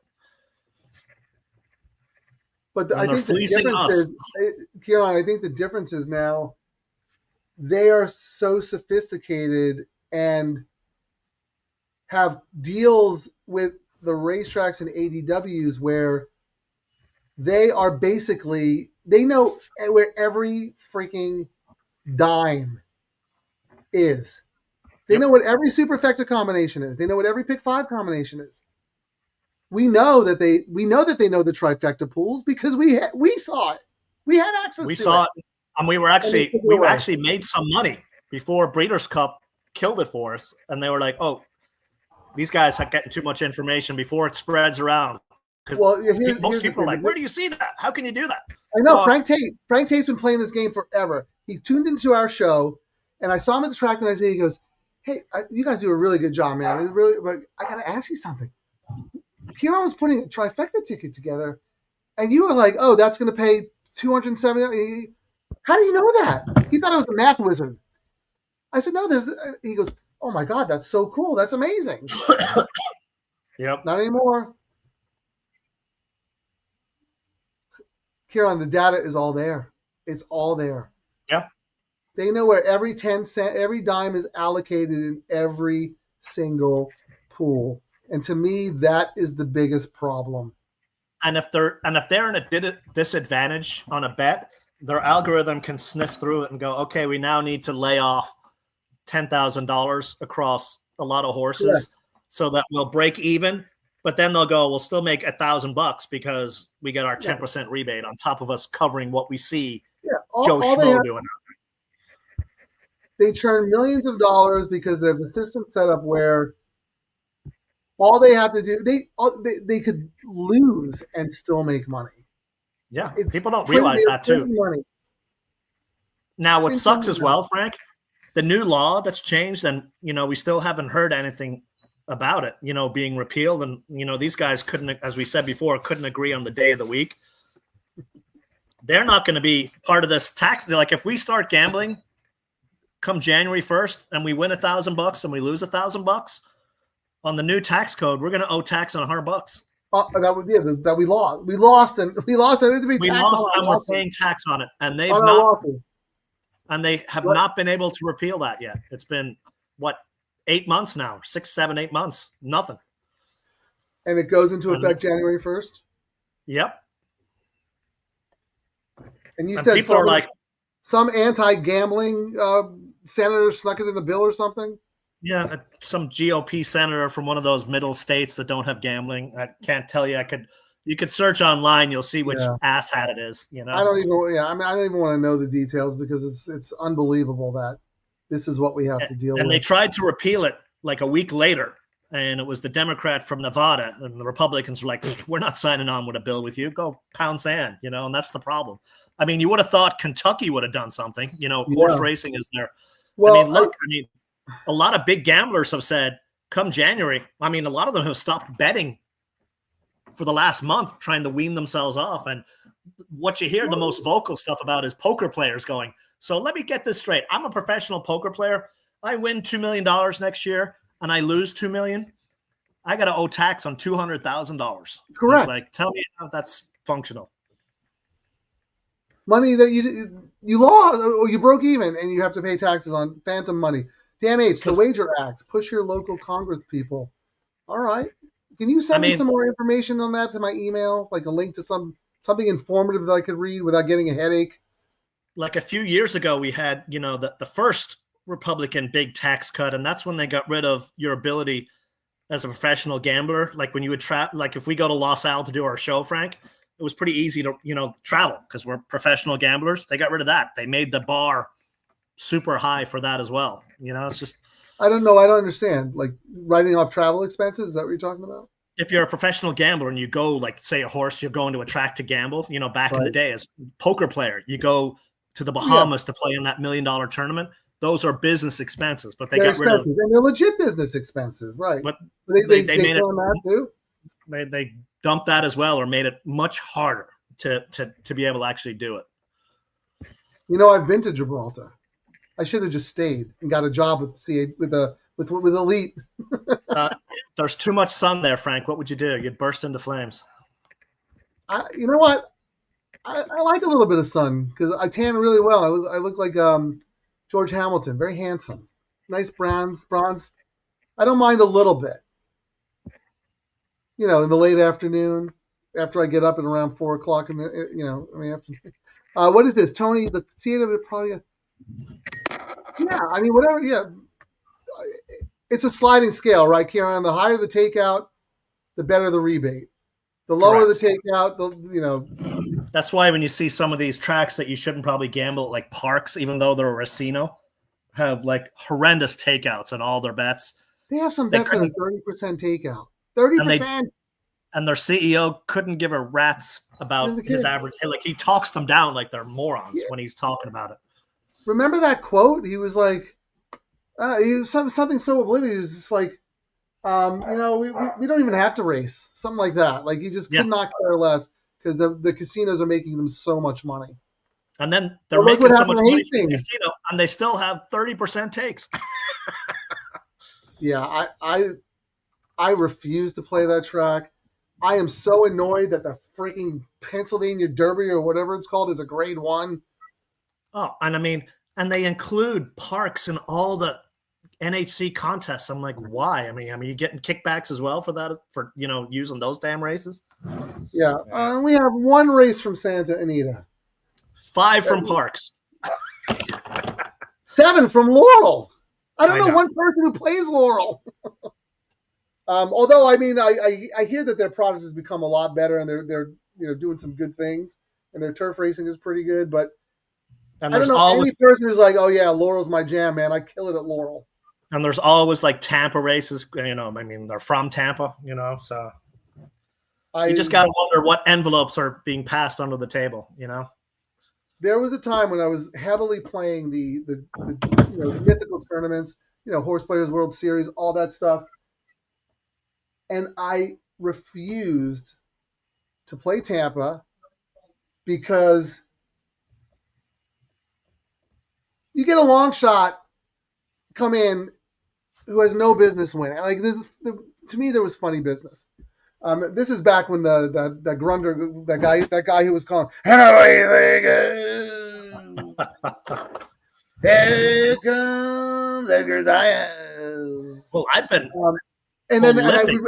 one more thing, and I wouldn't play any tournament that included Aqueduct when Randy Persaud had a horse, because every tournament I played, that guy would pop at 50-1, and I would never have him. And I said, "That's it. I'm just not going to do it anymore."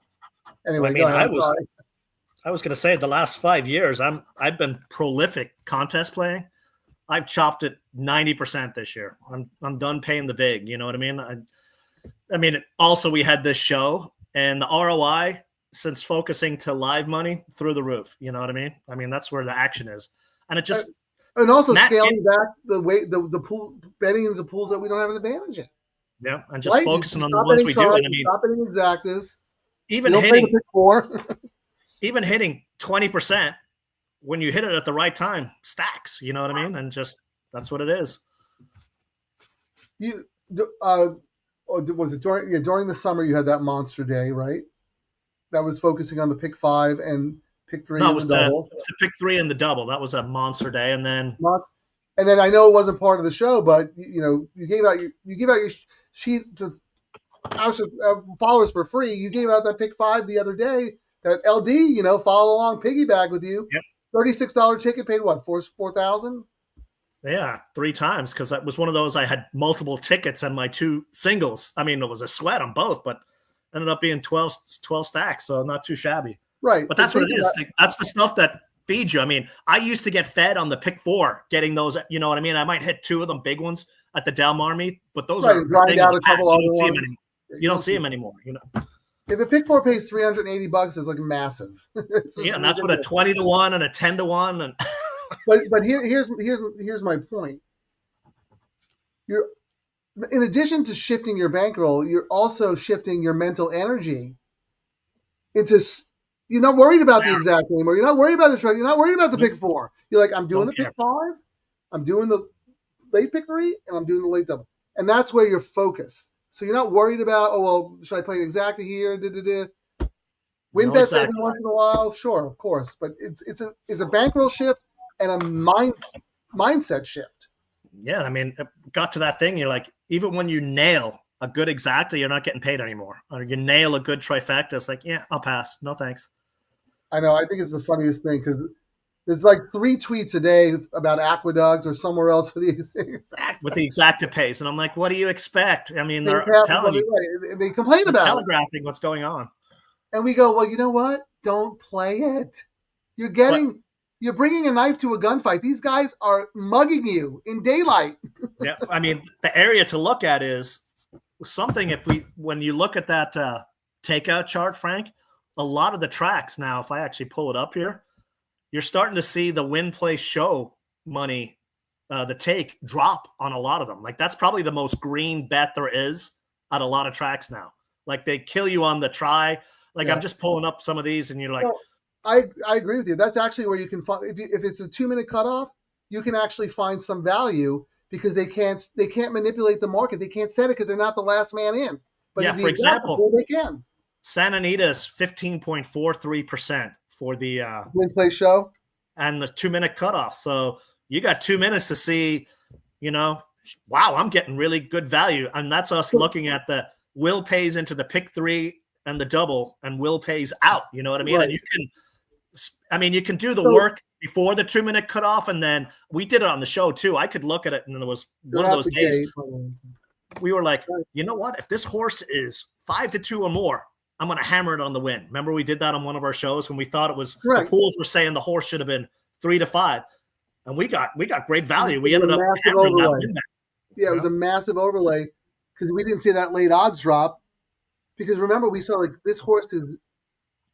There's so much money hidden and buried on this horse, but they couldn't hit it late because the 2-minute shut off. Anyway, I want to raise up I have a little theory or something to propose to you about that whole thing. But let's watch this race. Did you put the ticket in? I did. Okay, so hope you're playing along. 1, 2, 5, 7, 8. I have the 5 in the contest. I don't think the 5 can lose, but I mean I'm not proud of it. 8-5, but and I have the 7. I mean, he ended up going off at 6-1, which wasn't too shabby. Yeah, from the 15-1. That horse has a shot. I told you I like Angela Kino. She's really good. She's best off a claim or off a long layoff, but she knows what to do with a horse. All right, good luck, everybody.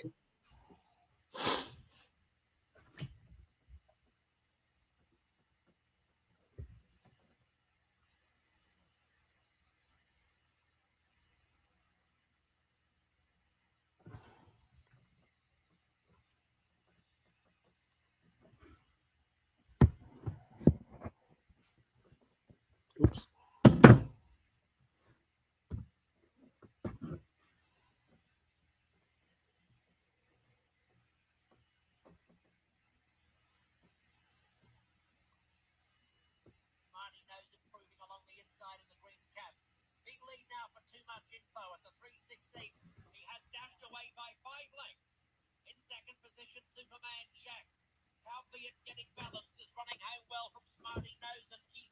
Wow. Too much info is long gone.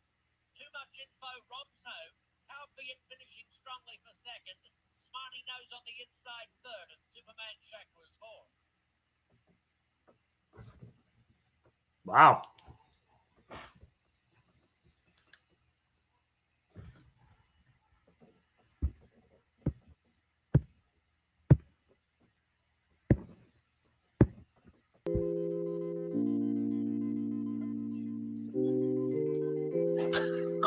You're muted, Frank. I'm on mute.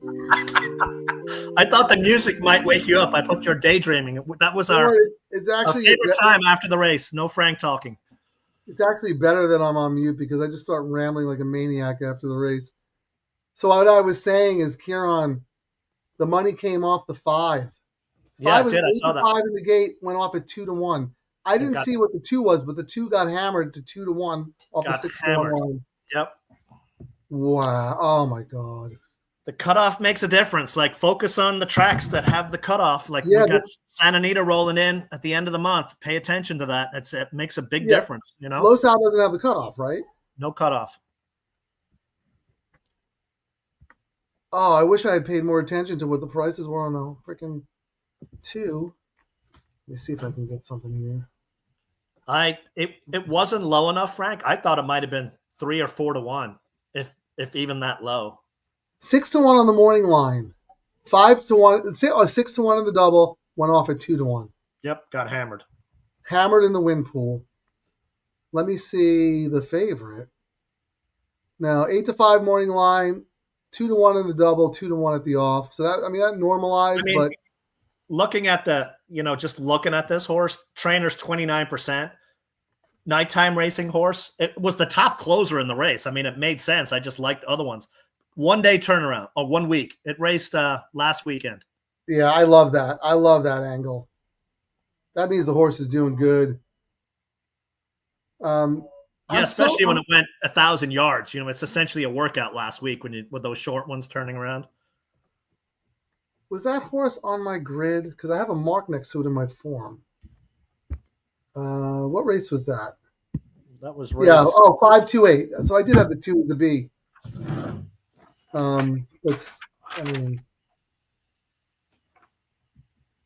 Sneaky. Well, good. You know what? I like when what sucks, Frank, is because this is the first leg of the pick 4, we're not going to get paid. That's what the sucky part too. Well, let's hope everybody put their bet in early when Don't Stand By was 3-2. Are you surprised the horse went off at 2-1? I am. I'm actually really surprised. Yes. I thought the 8 would take a lot more money. I thought the 5 would be freaking 6-5. Even money. I think the money came off the 8 and went off. Totally did. No, off the 5 and the 8, and it came in on the 2. And they ended up getting $73K in their pool, and yeah, I mean, it got a lot of $18K for the win, $5,600 for place. I mean, that was the number 1 place horse too, the number 2. Really? Yeah. And it was not like that earlier. At least I didn't notice it. That's something you usually look at. Yeah, I think Amwager, I wish we had Amwager. I think they have incremental, like, so at 10 minutes, suppose the horses were this price. At a minute, suppose, at 0 minutes, suppose they were this price. Then you could see all the flood of late money coming, because, I mean, I don't, anyone out there who was paying attention to the 2 horse, can you let us know if this horse was steadily bet or if that was late money that came in to make it 2-1? Let's see. Win place on 8 at Los Al race 6 also. Okay, well, that didn't work out. Same as us. Same as me anyway. I know, Paul. Sorry. I muted so you don't have to hear the race call, and then I come back and I just start rambling. Danny's didn't think it'd be that type of race. Winner going away. Good call. They knew. They did know. Dan, did you see the action on that horse? Did it come in late? Was it steady? I just missed it. The horse wasn't on my radar. It wasn't on our radar, so we didn't really see it. Yeah, exactly. So let me mute. Is that you or me? Let me mute this. So my question to you and everybody else out there is, everybody in New York complaining about the exacta pays, right? So yesterday there was an exacta that paid $160, let's say, and if you did the traditional math where you take the win payout, you times it by the place payout, and that's your exacta price, your $2 exacta. If you do the traditional math the way it always was, that should have paid double what it was. So let's say it was 100, it should have been 200 based on the win place payouts. Are you following me? Yeah, but sometimes it's also the money in the bucket as well. It's not like a straight. What do you mean money in the bucket? like the whole exacta bucket also determines, it's not just on the odds of the two horses. It's also on the money that's in that. Well, no, that's what I'm getting to. So hear me out. Everyone's bitching about how bad the exacta pays based on what the win and place prices are, right? Maybe the exacta pay is correct because they're the ones that are able to, COWs can set that market. After 2 minutes, they're shut out. So maybe the win and place market are incorrect. Maybe they're overlays. Maybe the exacta pays exactly what their model says it should pay. Yep. So I was having this conversation with a guy he's like, I picked that horse. And he said he used to play exactas all the time. Don't anymore. He scaled back his action, and all he does now is win place and occasionally win place show. And he's having the best year of his life. Yep. And we kind of talked about it. And if you look at that spreadsheet, the most player-friendly bet other than some of the doubles are the win-place shoes at some of the tracks. Like I said earlier, when Santa Anita rolls around later this month, it's fantastic. We're at 15.43 with a 2-minute cutoff. So the robots are going to ravage, the trifecta and exacta pool. Right. And we're going to be able to look at the will pays and, in and out of the race and go, wow, we're getting some good value here at 3-1. This should be a 4 to 5 horse. And then we can hammer, it's not going to change. All the multis, because we know that after 2 minutes, we're not going to see a massive odds drop. Yep.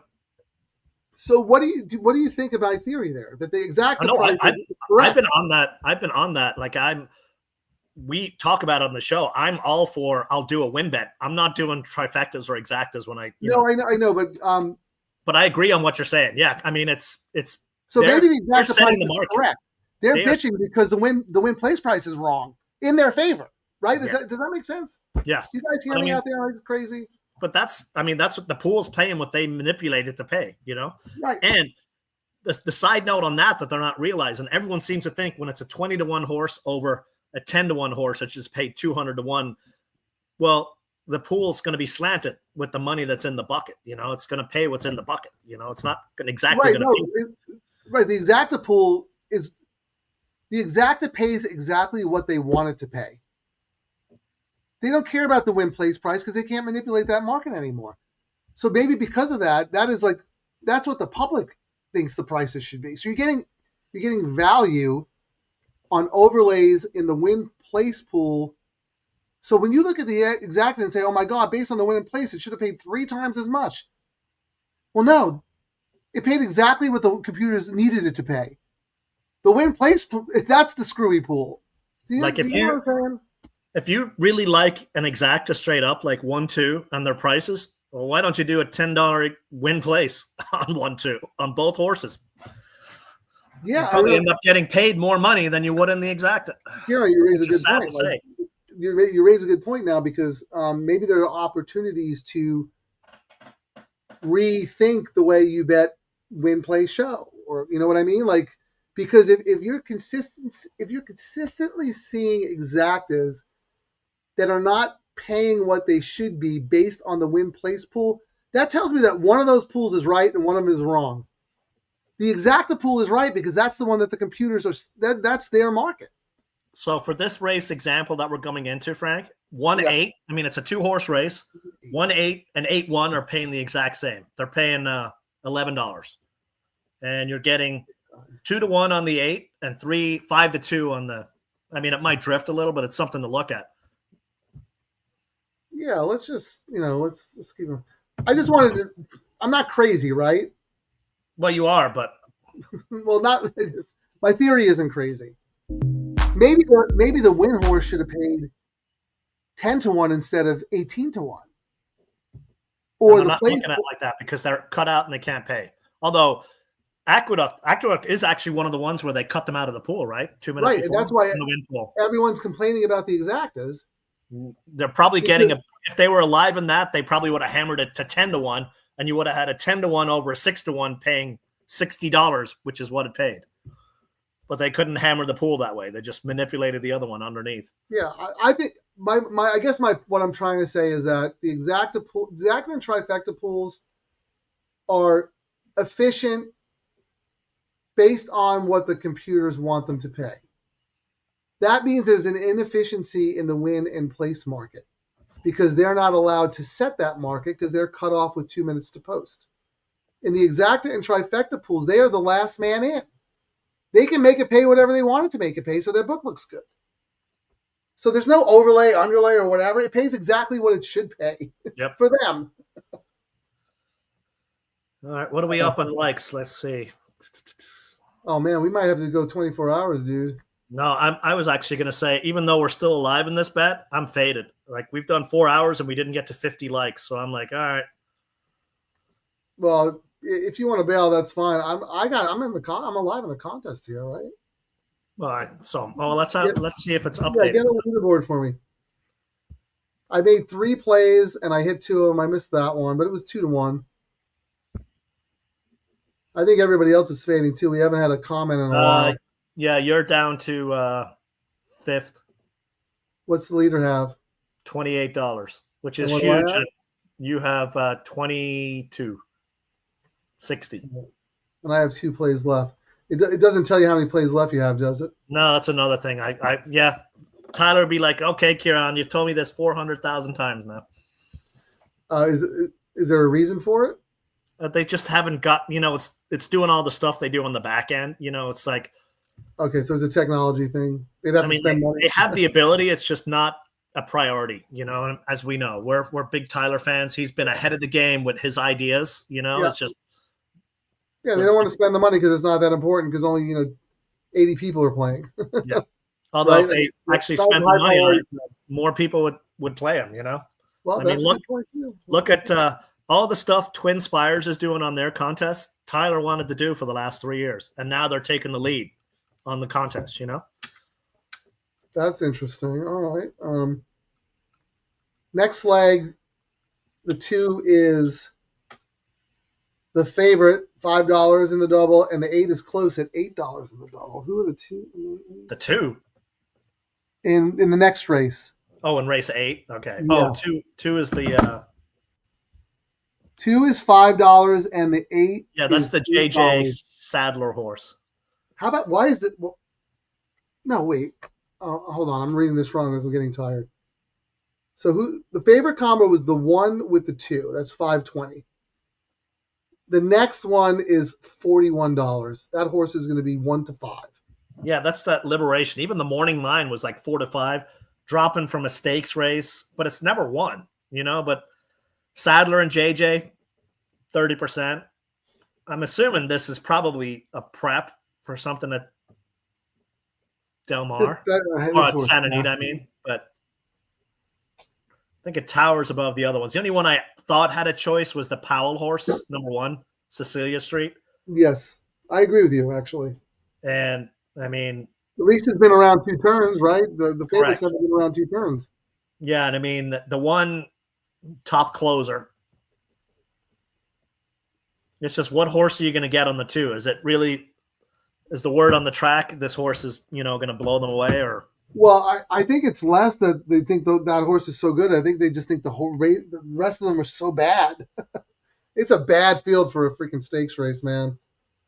But let's talk about this. Let's talk about this race. Are you surprised that the Baffert is 5-2, same as the morning line? Not really. I mean, actually, no. I had no interest in this horse. I mean, it's not a Baffert. It's a. Oh, which one's the Baffert?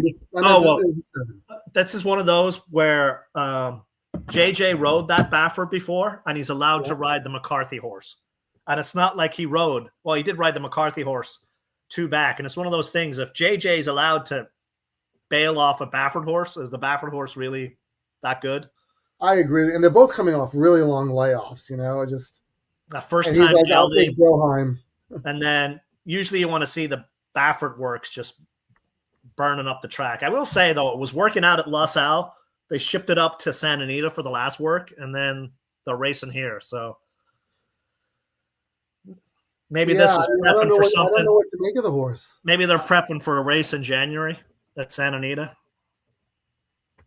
Hey, look, Ocho's still with us. You've come this far, Kieran. No. You want to go get a coffee, take a 5-minute break? No, that's been, 4 hours now? 4.5 hours. Yikes. You going to pack it in? I am pretty soon, yes. Yeah, this is the guy who was like, yeah, we'll just do it, we'll drink, and we'll have fun. It's total degen mode. All right. Hey, just before you decide to go, make sure you put your LaSalle plays in so we can kind of follow along. Oh, I already tossed them out there. Let me see. What did I do? All your contest picks are in? Yep. How many people did they get? Do you know? Does it say? Horrible. They only got 33 people. Wow. Yeah. That's because I just don't think a lot of, probably 10 people are from us talking about it. Well, that's what I was going to say. I wonder if any of our crew signed up for it, or at least, well, now it's on everybody's radar who listens to the show. They can look into it. How many plays have you made so far? Yeah, let me look at that. Oh, Boxing Day? You're going to be at Santa? Okay. Ocho. Oh, do you have all the hookups? I'm sure you do. You know a lot of people, but if you need anything, please let us know. I mean, I booked my room to go up there, Frank. I was actually looking forward to staying at the new Hilton that's across the street with the. Is that open? Yeah, they're taking reservations. Oh, wow. However, and I couldn't wait for the competition because, Le Meridian's been it, and their prices have been going up, up, up. And I was like, all right, Hilton's going to come in. And no, I looked at the rooms. I was like, yeah, I'm not spending $500 a night. No, thank you. That's at the Hilton? Yeah. I was like, I'll stay across the street at Le Meridian. Thank you very much. Oh, my. They're going to learn real fast that that's not going to fly. Except on like big weekends or something. Yeah, but what sucks is if they do 500, you know what Le Meridian's going to do? They're going to go, oh, okay, well, we can go up to 300. Yeah, 400. Right. So now they can manipulate the market. They're like the CAWs, man.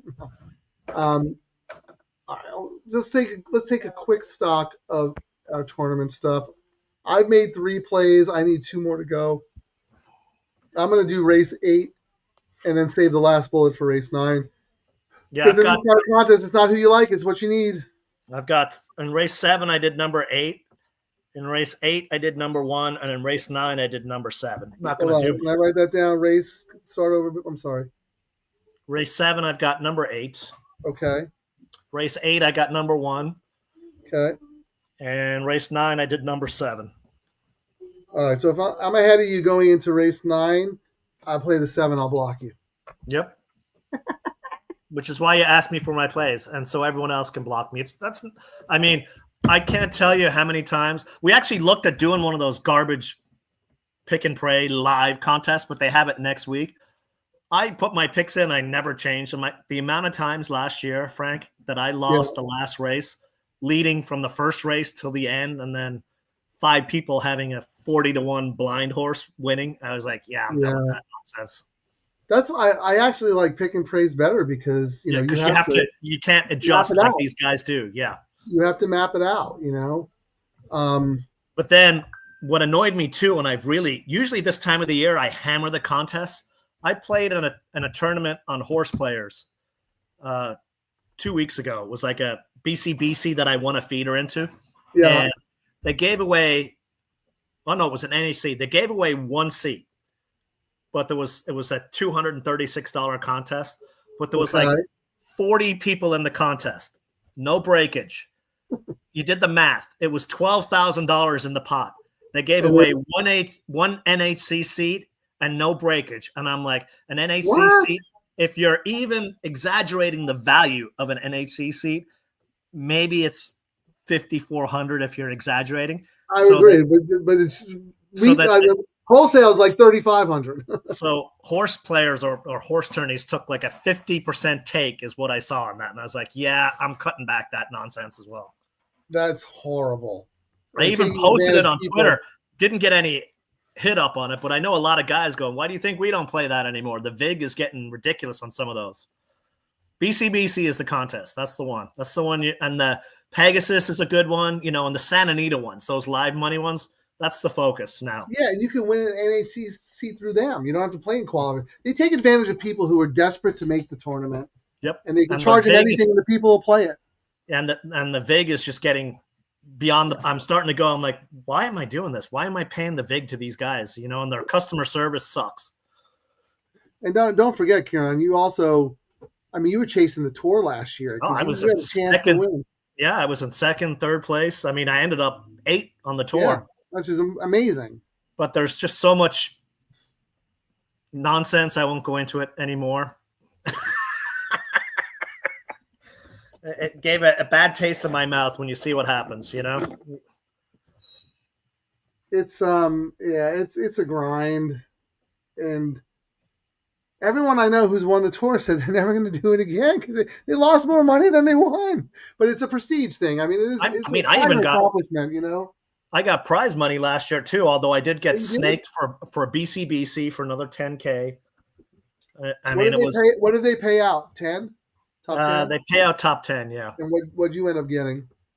15. Oh, that's pretty good. Yeah, but it's the first 3. The winner gets like 75, then it drops to like 30, and then it's like 15 all the way down, something like that. That's pretty good, though. Yeah, but it costs you like $80,000 to get it. Exactly. Yes, correct. Yes. Versus me spending $15,000 doing the doubles, even hitting like 20%. That $15,000 is $100K. You know what I mean? Much better position. You take that money, you wager it, and then you could buy an entry to the BCBC if you don't qualify. People don't realize it takes a lot of work to do these shows. We're putting ourselves out there. We're opening ourselves up for getting ridiculed. You think Frank gives me crap? You should see the hate mail we get. Your picks suck. And then when you win, you were just lucky. Kieran was so gung ho, because he hit the pick 5. He's excited. He's like, I'm gonna go put out pick 5 places, and out in the first leg, and everyone's on his case, blah blah blah. And I'm going, dude, that's a losing game putting out public pick 5 things because you're gonna lose 80 before you hit one monster one. Only people takes are just one. Gonna blast you. You try to do a nice thing. So you missed the first leg and then you hit the next 4. Yeah, right? Next 4. Yeah. Yep. Yeah. And I would have had that. It was one of those I had to tighten the ticket. You know what I mean? And I would have had that winner. He was like, if I was grading like you were, it was like a B/C for me. But I was like, that ticket's going to cost too much. No, that's the one I. No, I really think I think the best idea is if you're looking at a sequence and you like it and you're going to play it. If you have a single, you do a video about the single, or if you have a couple of long shots. Hey, you know what? In leg 2, you might want to consider the 8, and here's why. It's 15-1, blah, blah, blah. And in the last leg, if you want to spread, throw in this horse, da-da-da. And then that's it. You can't give out the whole sequence. It just sets you up for failure because it's impossible. It's a hard bet to hit. So this Tony's thing, last year I think there was 600 plus in the tournament. Like, if you don't qualify, they have a thing called the last chance, first chance. That was what I used. You talk about this. I'll be right back. That's what I used my AI in last year. It's like a $500 tournament. It's the Thursday before the tournament starts, and you get to win. It's usually like the top 30 win an actual seat into it, but they do prize money and whatnot. It's actually, even if you just want to go, you get to hang around with all the horse players in Vegas. It's a cool event. You're paying a lot of money. Like, the amount of money that gets put in that bucket, and you still got to buy your drinks at the N8. The bar's not really a hosted bar. You actually got to make a bet. But some of us last year figured the secret, you had to do a bet. They didn't say what the bet was. So some of us were going up and doing a 10-cent superfecta, 1, 2, 3, 4, 10 cents, so we could get the drink ticket. So that was that was the secret around their nonsense last year at the Horseshoe for us. All right, how many minutes do we have here? We are 4 minutes away. I'm going to look at the pool money here. Still only 30K in it. 1-8 is pretty much it. Let's see. We got any more comments here? No hate mail. Well, there's always hate mail. That's how it is.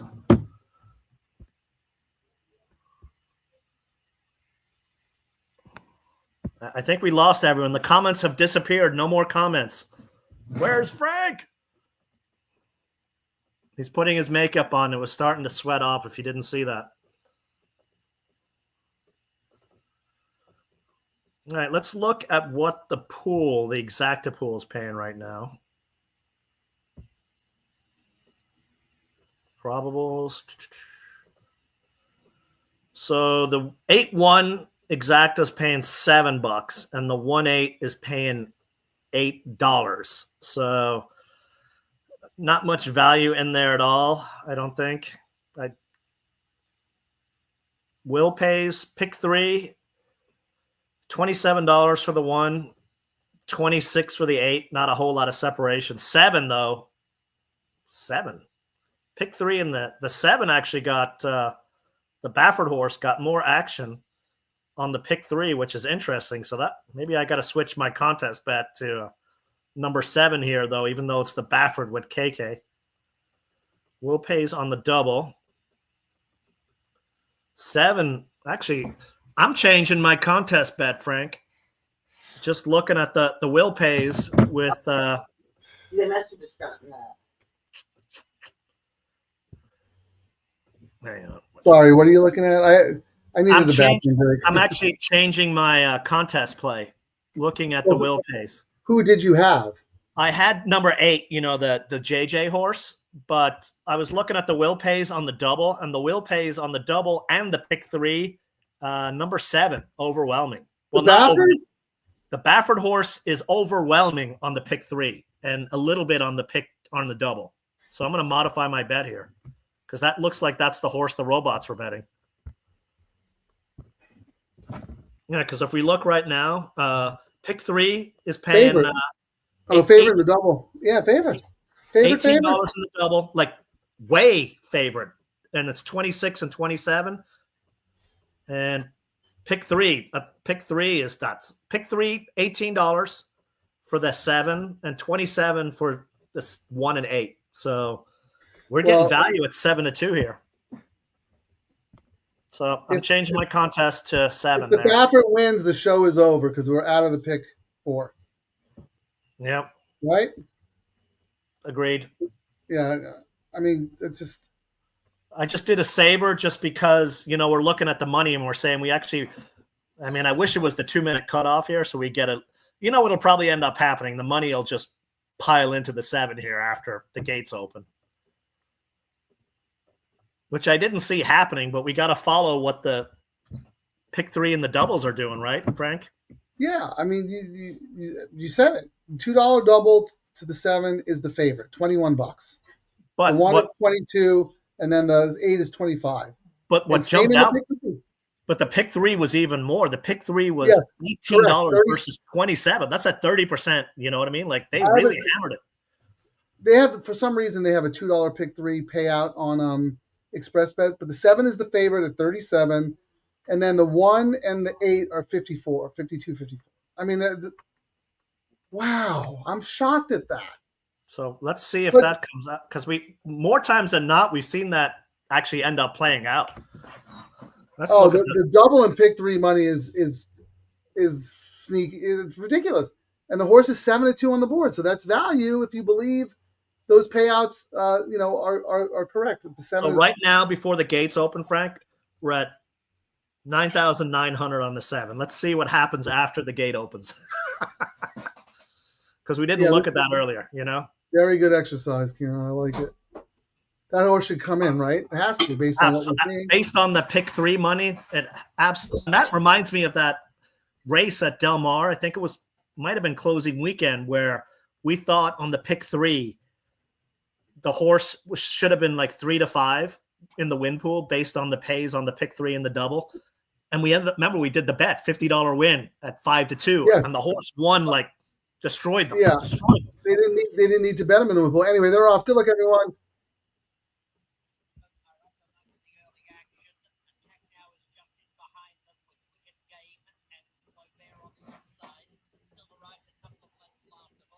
Seven dropped to 2-1, Frank. Oh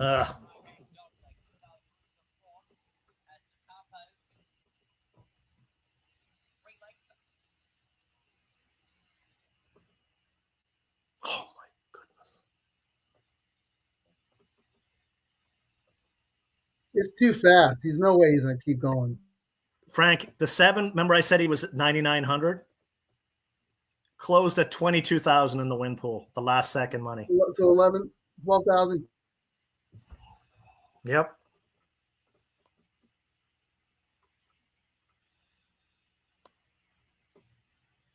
But they're not catching this horse.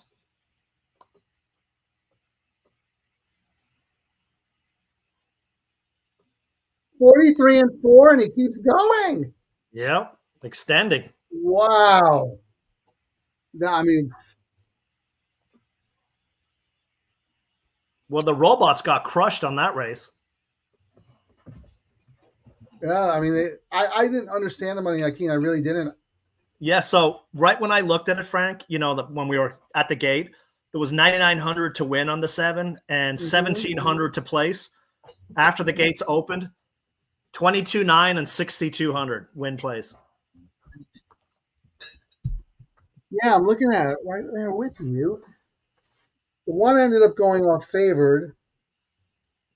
But all the late money got hammered on the 7. Yeah, that's yeah. Yeah, it went from 7-2 to 2-1. Right, going in the gate, the horse was 7-2.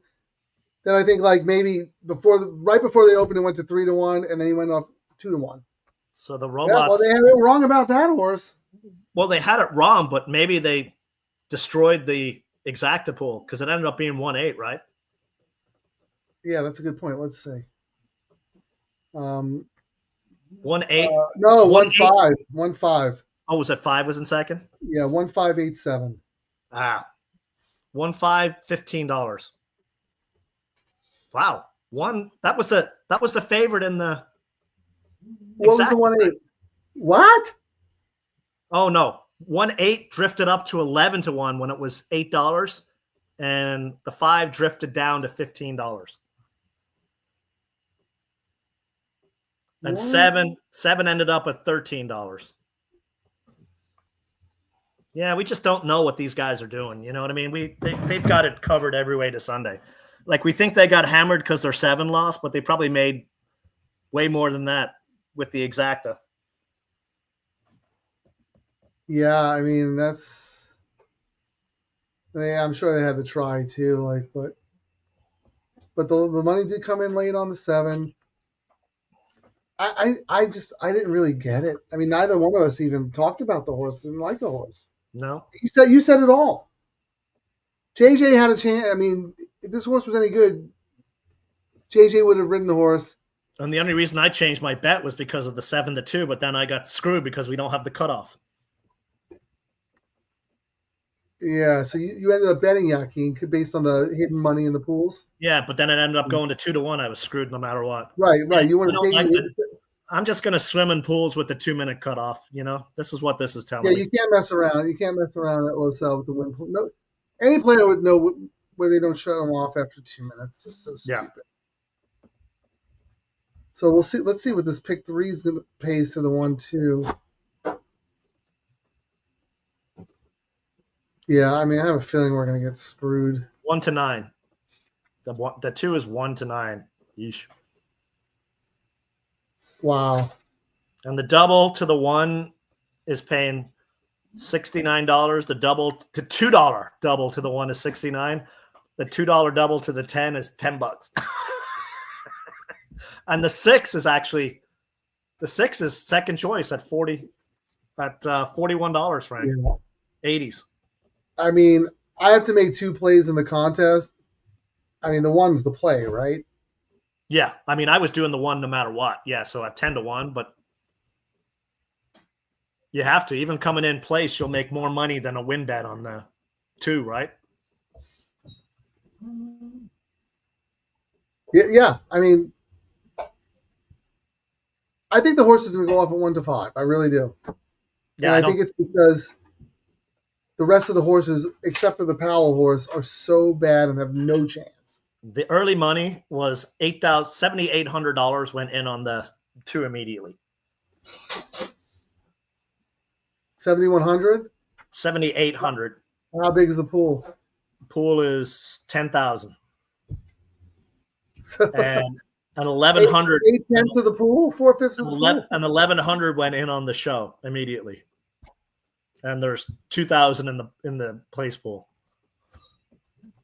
All right. Well, I just bet the 1 in the contest, and then I'll see what I need in the last race. I had originally bet the 2 earlier in the day, but then if I lose by 30 cents, I don't care. I refuse to bet a horse who's 1 to 9. Now let's look at the tournament right now. Yeah, can you take a look? Where is Frank? Frank is in 4th place at $22, and the guy in 1st place had the chalk in the last race. Okay, so what is he at? Like 30 something? $28.40, followed by $28.20, followed by $26.40, followed by $23, followed by $22. Okay, well, I'm going to put all of our knowledge to action here, and a lot of my play, the play in my last race, obviously, is going to be determined on where I am on the leaderboard. But I'm going to look for clues in the double probables going forward. But I'm going to wait a little bit because there's only $8,000 in the pool. Who did you like in the last race?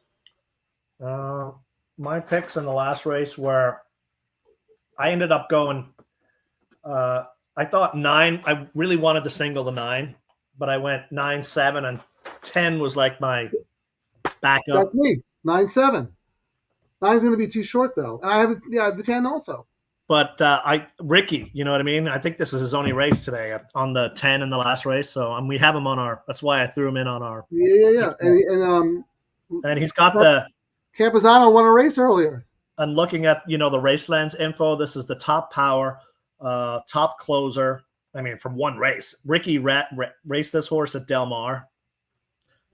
And riding him back, and they've been working the horse out at Santa Anita. I mean, it's in for $20K. The first race was at $60, so they're like, yeah, whatever, we'll make money. Now, how much is this? This race is for it's $20K claimant.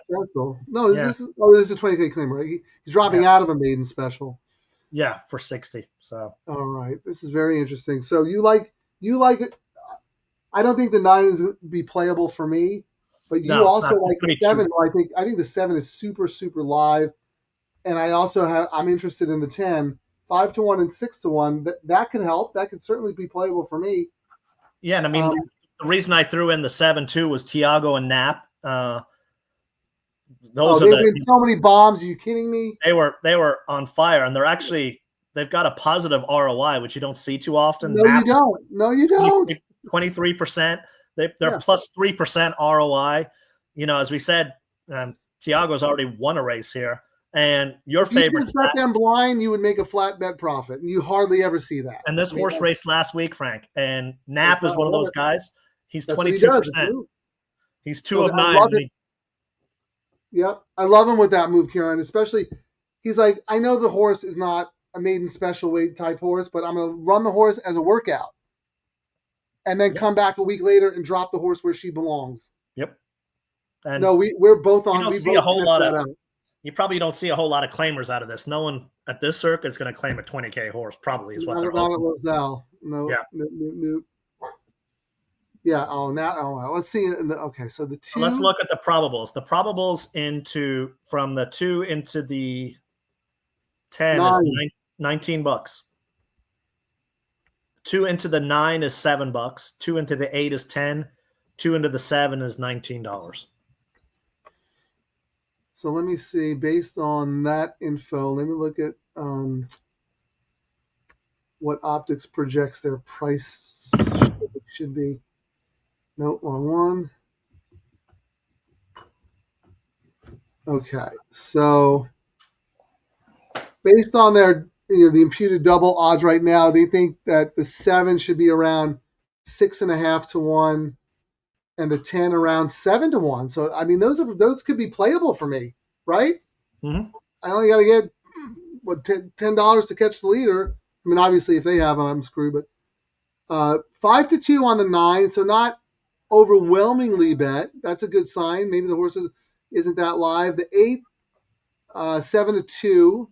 So, Frank, in the last race, race lens, Yeah. had number 10 has the favorite. It said number 10 should go off as 7-2 favorite with a 22% chance of winning. Second was the 9 at 18, followed by the 8 at 17. And their notes were run style for the 10, speed and pace, which is what we thought, which probably will play very well on this runway track, you know?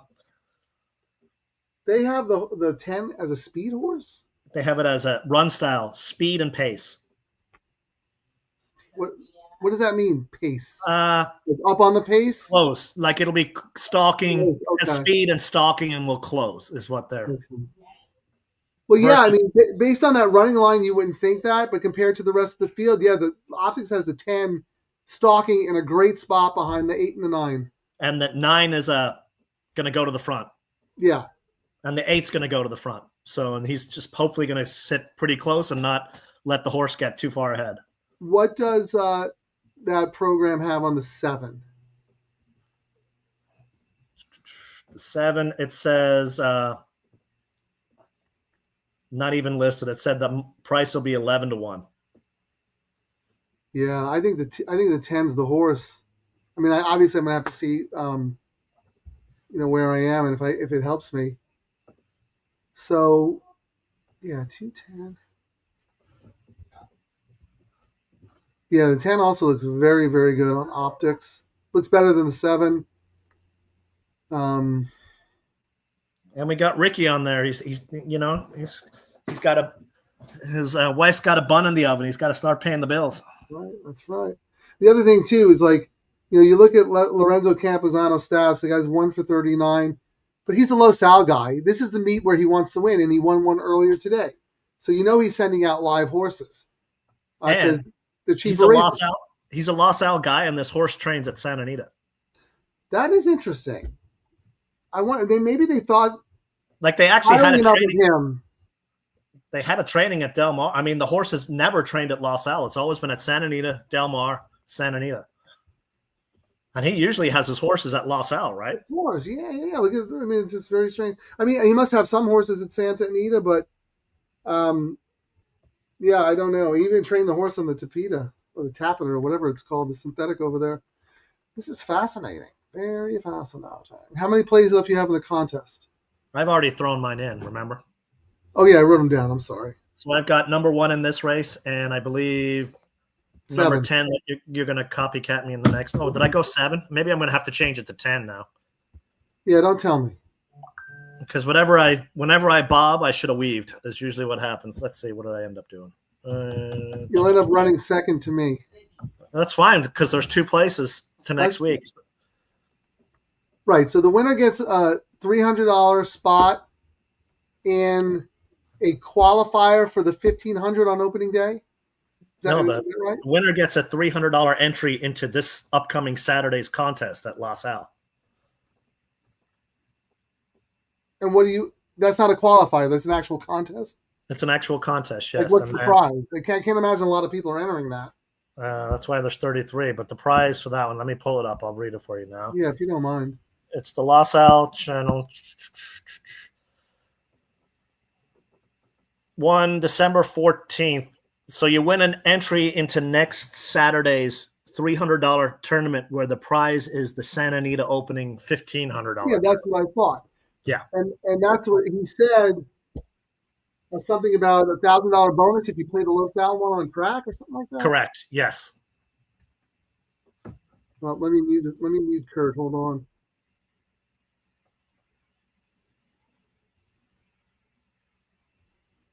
Guinness Book of World Records for horse racing live stream.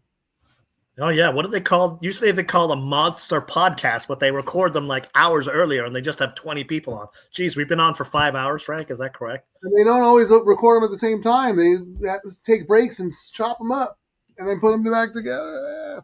Although, we're going to eat through. How is this video going to show on YouTube at 5 hours? I have no idea. No idea. Hopefully we have 200 likes. Otherwise, I'm on vacation till opening day. I'm going to have to buy more hours for our StreamYard. No, we can absolutely. The ones I've test deleted still show up over here, so we're good. How much do you love Ocho? She's with us to the bitter end. Everybody else, I think, packed it in, although we still have a lot of viewers, believe it or not. Well, I just looked now. We've got it makes me want to actually go lie down now. How many likes? I can't see the likes, but live right now we got 13 people watching. Not on StreamYard, 164. Nope. That's a blank. Oh, you know what? Oh, I didn't know this. If you hover over that, it shows you where the views are. I have 150 people watching on my Twitter feed. And then we have 14 on YouTube and 1 on the DTL Crew on Twitch. So that's where they're watching on X. Oh, okay. Wow. Can you see that? Are you in it as administrator? You see when that you go eyeball with the viewers? Yeah. Hover over that. Yeah, I did. Yes, you can see it there. Okay. I never knew that, actually. Me neither. That's really good info. You see where your viewers are from. Anyway, let's talk turkey here. Ocho wants to know if anyone has a chance against this too. We have the one, right? The one. Number 1. The 2's never been 2 turns, and that's always a concern. And the 2 has always been bet off the board and has flopped a few times as the odds-on favorite. I mean, the 2 is the most likely winner, but at least the 1 has been around 2 turns, and that last race on the turf, not bad. But then you look 2 back and you go 80s beat the horse, and you're like, oh boy, maybe not. But even for place, what would you get for 11-1? You'd get like what, $5 for place? Wow, with a 1-9 shot. Oh, I could look up the place probables. They have that here. Win, place, show probables. Because the 1 would pay 25 to win and 380 to place based on the current pools. The 2 would pay 220 to win, 210 to place. You know who's second choice in the place pool? The 6. Yeah, I saw that. You give that horse any chance? Just wired and beat our horse on the turf, but I mean, I don't think you're going to wire this field, not with Liberation in it. I mean, Rispoli won on the horse at Santa Anita. Yeah, is he in Hong Kong right now? Is he doing that jockey challenge? Yeah, he's over there. You know? Huh? Do you know when that is? Yeah, it was going to be today. This is when our race was going to be. If they'd actually done it, I would have been doing this show live from Hong Kong. Okay, yeah, I think Andrew's probably out there. I know Alex is out there. The vase is today or tonight. I don't know. Are we ahead or behind? But Sunday was the vase, so today is the big race. It was Sunday in Hong Kong, so it was last night? Yeah. Did I miss it? I guess, yeah. I must have missed it. I mean, I watched some of it. I just wasn't paying attention because I was Shatin races. Let's see. Oh, no, wait. It's next week. Next week. Okay. That's right. It's always been this week, but the reason we were actually thinking about going is they pushed it a week this year. So he's probably already headed out there. Yeah, I remember. Yeah, that makes sense because one of the guys I follow on X, he does Hong Kong, so I look at his pics every once in a while, and he made some joke about how one time he made fun of how bad the card was, for Hong Kong standards, and the race caller X back at him like kind of punking him a little bit. So he said, the last time I made fun of the card, the race caller got off my back. He said, but I got to say it. It's a bad card today. So they probably have, like they do in the States, weak card before the big weekend. All right, let's talk about her double. Attempted to play a double with that 1 at 9-1. Yeah, I mean, we were also talking. We don't know who you like in the next leg, but the sneaky horse is the 10, right? Mia Forza. We looked up all the Yeah. And the other horse I thought had a shot, and so did Kieran, but not as much as the 10 was the 7. And then the obvious ones are the 8 and the 9, the droppers. Who did you like in that race, and who would you use? And let's see what it will pay in the double. Double probables. I mean, the take on the double here, I believe, is 20%. Is that right? Yes, I know from looking at the, when I was looking at the take. I know you gotta memorize. It's pretty. Well, you remember the ones that are decent, and that was because we debated doing the late double today versus a 12-hour stream. I think I think 20 is kind of standard for the double. Some places obviously have 15. Like, even though Keelan got a lot of flack for how they handled the CAW situation, they basically let them run wild like it was the Wild West. But their takeout on the double, every double was 15%. We were doing the 15% low takeout, $5 late double for Santa Anita. So we considered doing it, right, Kieran? Because it's 15%. Yeah. But then we're like, no, the CAW is going to destroy us. Now, what was interesting, which one was the worst one? I'm looking at the spreadsheet, and he said this. He's like, boycott Kentucky Downs. They increased their takes across the board. Like, yeesh. I mean, they were okay, but they increased everything. Kentucky Downs used to be so amazing, and then they sold the racetrack, and they obviously hired people who just, everybody wants to make money. I get it. But they just came in and they made changes that were so ridiculously unplayer friendly. Raised the takeout across the board, right? 1% extra? Yep. Across the board, 1%. Yep. I was actually looking through here. Horseshoe, Indiana, turf pick 3. $1 minimum, 15% takeout. What? How did we miss that? Yeah, when do they race? Like I like Ariana Indiana Grande. So or whatever it's called these days, Mochaccino, Indiana Mochaccino. I'm not sure if they're even racing right now, but they've got a 15%, $1 pick 3, all turf pick 3. That's another. At least maybe they'll have it closer together than what we saw at Gulfstream. Oh, it's an all turf one. Yeah, it just says Horseshoe Indy turf pick 3. Well, actually, the regular one it's probably a 50 cents though. Is 15%. But get this, Frank, it looks like they've got a 11.99% pick 5. Wow, 11.99? Yep. We might have to look at Horseshoe. I'm on their website right now. I'm clicking on racing. Live thoroughbred and quarter horse racing. Oh, I don't think they start until the spring. April through November. Quarter horse racing, summer. Holiday racing, Independence Day. Racing season dates 2026 coming soon. So they probably don't even have their dates set.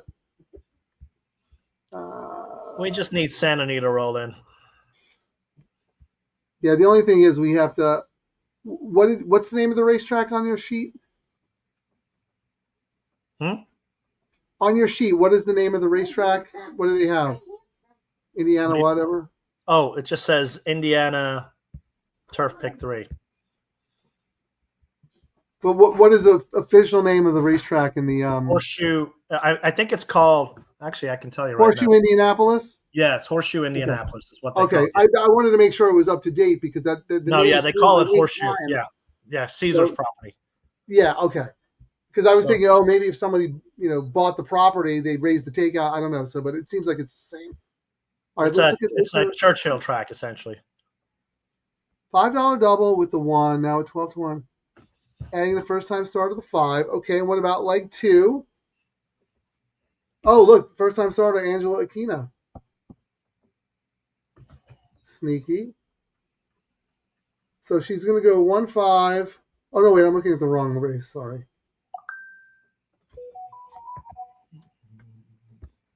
With the 1, now 12-1. I'm a little confused. Are you playing the 1 in this leg and who in the second leg, the 5? Or you're adding the 5 in this leg? I'm sorry, we're both a little tired. We're loopy. I did a double. I just did a $10 double. 1 with 7 and 10 in the next race. For $2, it's paying 75 and 78. So twice. Just because if we want to make any money on our pick 4, we need a price on that last leg and this leg. We're going to actually track money if we hit this. It'll pay like $4, Frank, the pick 4 for $1. I know. We're going to have to get our gambling license back. Okay, right there. The 5 in the next race, but who you're using the 1 here to the 5 or anybody else? Because he says you're adding the first time starter in your previous post. So maybe I missed something that you had. Anyway. Or, yeah, one. Okay, hold on. So you said 2 to the 10, Kieran? In the double? One to the 7 and 1 to the 10 for $10. Well, how about this? I mean, the 2 to the 10 is $20. Oh, It's really? 10 to 1. That's pretty good, don't you think? That's actually, yeah. I mean, it might get crushed late, but I mean, if that holds, I think that's a great price Yeah. based on your, that computer program's win probability of that horse. And 2 to the 7 is 17. I mean, I gotta pick one to go with. I guess I'll go with Ricky. Yeah, it looks like the 7 is taking a little more money in the double now, but not unexpected because it was a little bit shorter morning line. I'm just gonna do a straight up $20 double, 2 with 10. Pays $200. All right. Oh, okay. I see. 1 to the ones we talked about in the first time. Sorry. Got it. Yeah, they're all going to pay good because all the money is on the favorite in here. All right. $20. I'm going to put it up, Kieran. Make it official. $20 double. 2, 10. Yep. And what was your previous one? 1? 1 with 7, 10? Yes. For how much? Let's see what I did. I think I did $10. Yep. So I spent $40 here, looking for 150 to 200, and just have a betting interest as well. Oh yeah, because that double will probably pay more than the pick 4. We need to get an adrenaline rush when 1 comes winning this race. Just make sure I put that on the screen right. I could be back.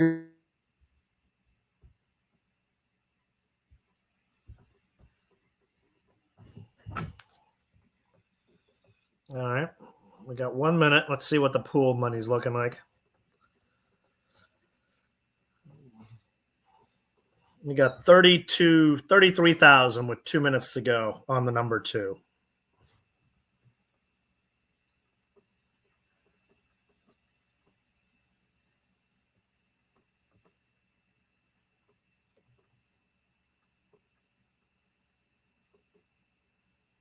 That's in the win pool. What's that ratio? Yeah. This would be a good example of the ratio, right? He's got 22,000 of that, but yeah, I mean the ratio's shot here. It's 23,000 to win, 5,600 to place, but there's no show money in this pool.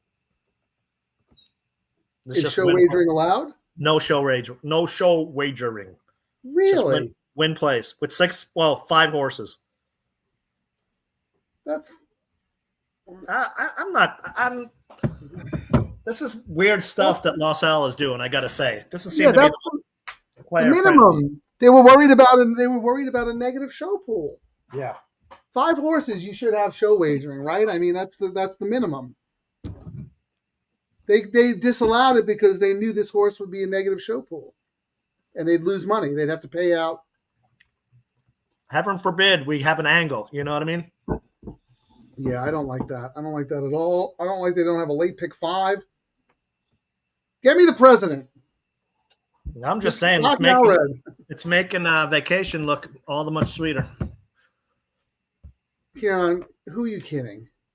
You can't keep yourself away that long. No, I absolutely can. I mean, we gained 1 subscriber today. We're up to 400 after streaming for 4+ hours. And let's see how many likes we got on the video. We're up to 160 on X. Well, we lost 2 on YouTube.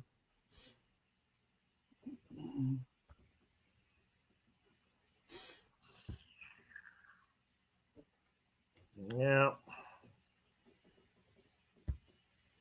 Oh my God, I just looked at the live thing on X.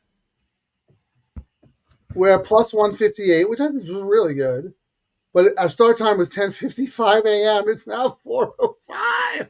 Yeah.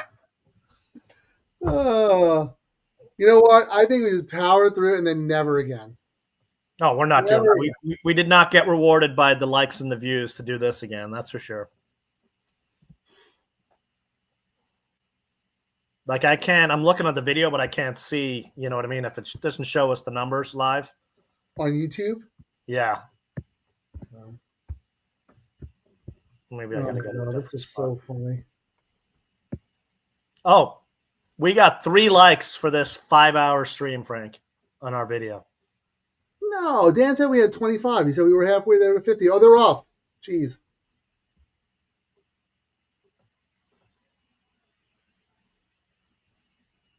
Come on. Ah! Oh, the one run is so good. Out the wire, huh?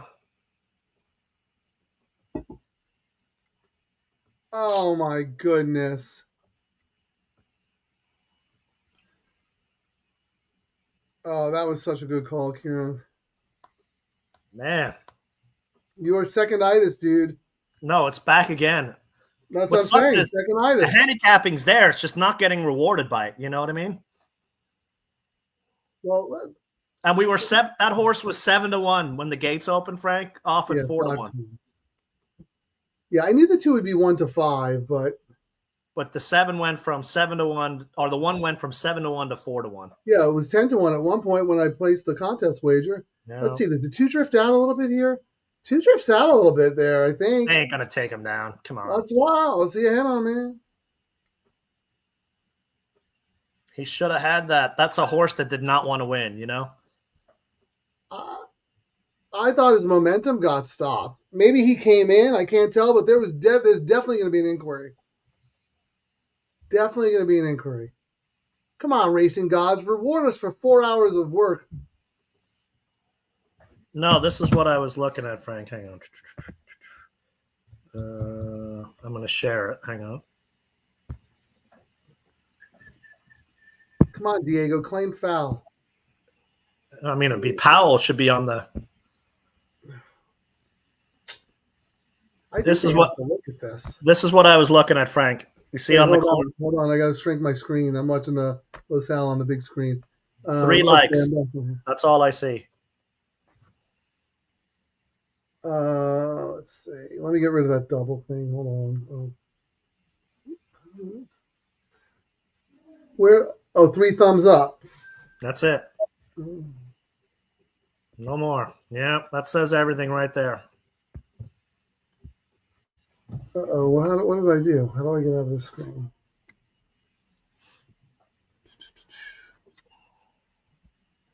Well, I mean, I guess they just want. Oh, I mean, I know, but yeah. That's disheartening, is all I got to say, Frank. Is there something specific you'd like to discuss or Yeah. ask? Yes, people liking our videos.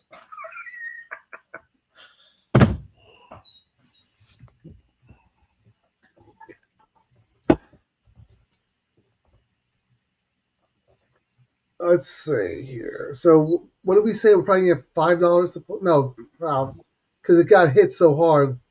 Let me see what the win. Man, they put that up quick. They were like, "Don't let them object or anything." They didn't do an inquiry there. I am shocked. Nothing. Will pays. This is not making me like LaSalle any more. No, I'm totally off this track, Frank. No, thank you. Vacation time. I might do a Turfway, pick 5 and throw the stuff out there, but Will pays. First Right. flag. The 10 is the favorite. Actually, Frank, the pick 4 is not paying horrendous. The pick Okay, 4, talk to me. 7's paying $188.80. 8 is paying $106. Wow. Oh wait. 9 is paying 46, so that 9's probably going to win. Every time we do a pick 4 together, we get Anita one. We spent like $9,000 on it. We got $12.50. Dude, if that one had, if the one had won, because everybody singled the liberation. If the one had won, these would be massive. You know, if my dad was listening to this right now, you know, when you just said he'd go, and if your aunt had balls, she'd be your uncle. That's true. That's true. Your dad is a very wise man. And the 10 is paying $248. So we really want 7-10 in this leg, Frank. Can you do me a favor? Can you look at the leaderboard? Because I got place money there, right? I don't know how much it paid, but let's see. Let's see. No, if I had bet Liberation to win, I would have gotten 260 and 210, so that's 460, and the place price on the one was $3. You're at 25.60. First place is at 29.40. So he did the win. He's just the chalk player, the guy in first, Nicholas Favalosier. I don't know him. What place is he in? He's in first place with 29.40. Then there's 28.40, 28.20. Those two guys have done nothing since, although that guy in first place has multiple tickets. Okay. He did 2 entries. I guess we should have done 2 entries, but it wasn't worth it. Although I will say I cracked the leaderboard. I got $3. I'm on the leaderboard. I'm coming for you. I didn't get small victories, man. Small victories. Not get skunked. I'm on the leaderboard. Well, look at this. 34 likes, Tony V. Yeah, Dan H said we had 25. Okay. Well, I don't know. Well, I showed you what I was looking at, so maybe we just can't see it because we're logged in. Dan, can you set up 16 burner accounts and just please like it 16 more times? So Kieran puts a smile on his face and isn't so grumpy and angry. Thanks for doing the show, guys. Always, thank you, Cat Mondo. Really appreciate you sticking with us. We didn't plan on doing this, but I'm having so much fun hanging out with Kieran. We gotta make him happy. He's being a grumpy old man. I will say I'm still gonna fire away at and do a pick 5 at Turfway, Frank. Yeah, I'm just not gonna do a show, but I'll throw the picks out on our Twitter account or on. That's what I'm saying. I'll do a short video just because I think we need the videos, but I'll do what I did without the voices just so you can click on it. And I think there's some utility in that. I don't think it makes sense to go over and give out the whole sequence.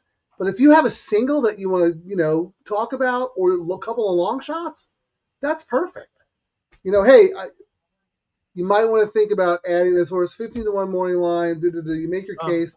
1 single, 1 long shot. Go from there. There you go. Or maybe you have 2 singles. Whatever the sequence gives you, you could talk about it.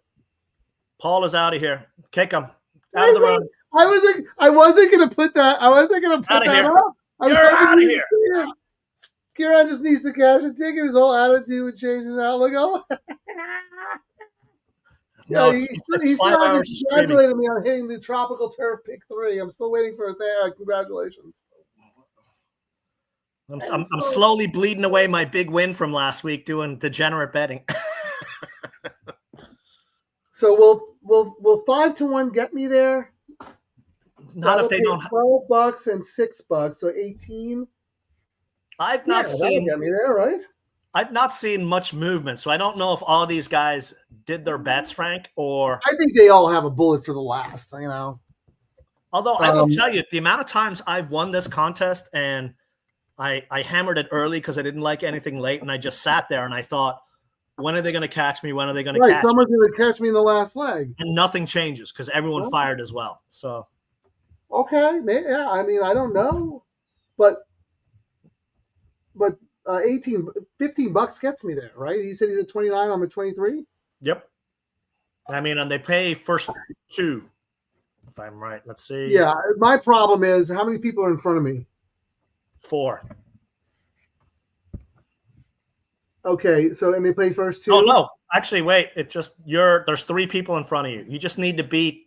You're in 4th place. 4th, okay.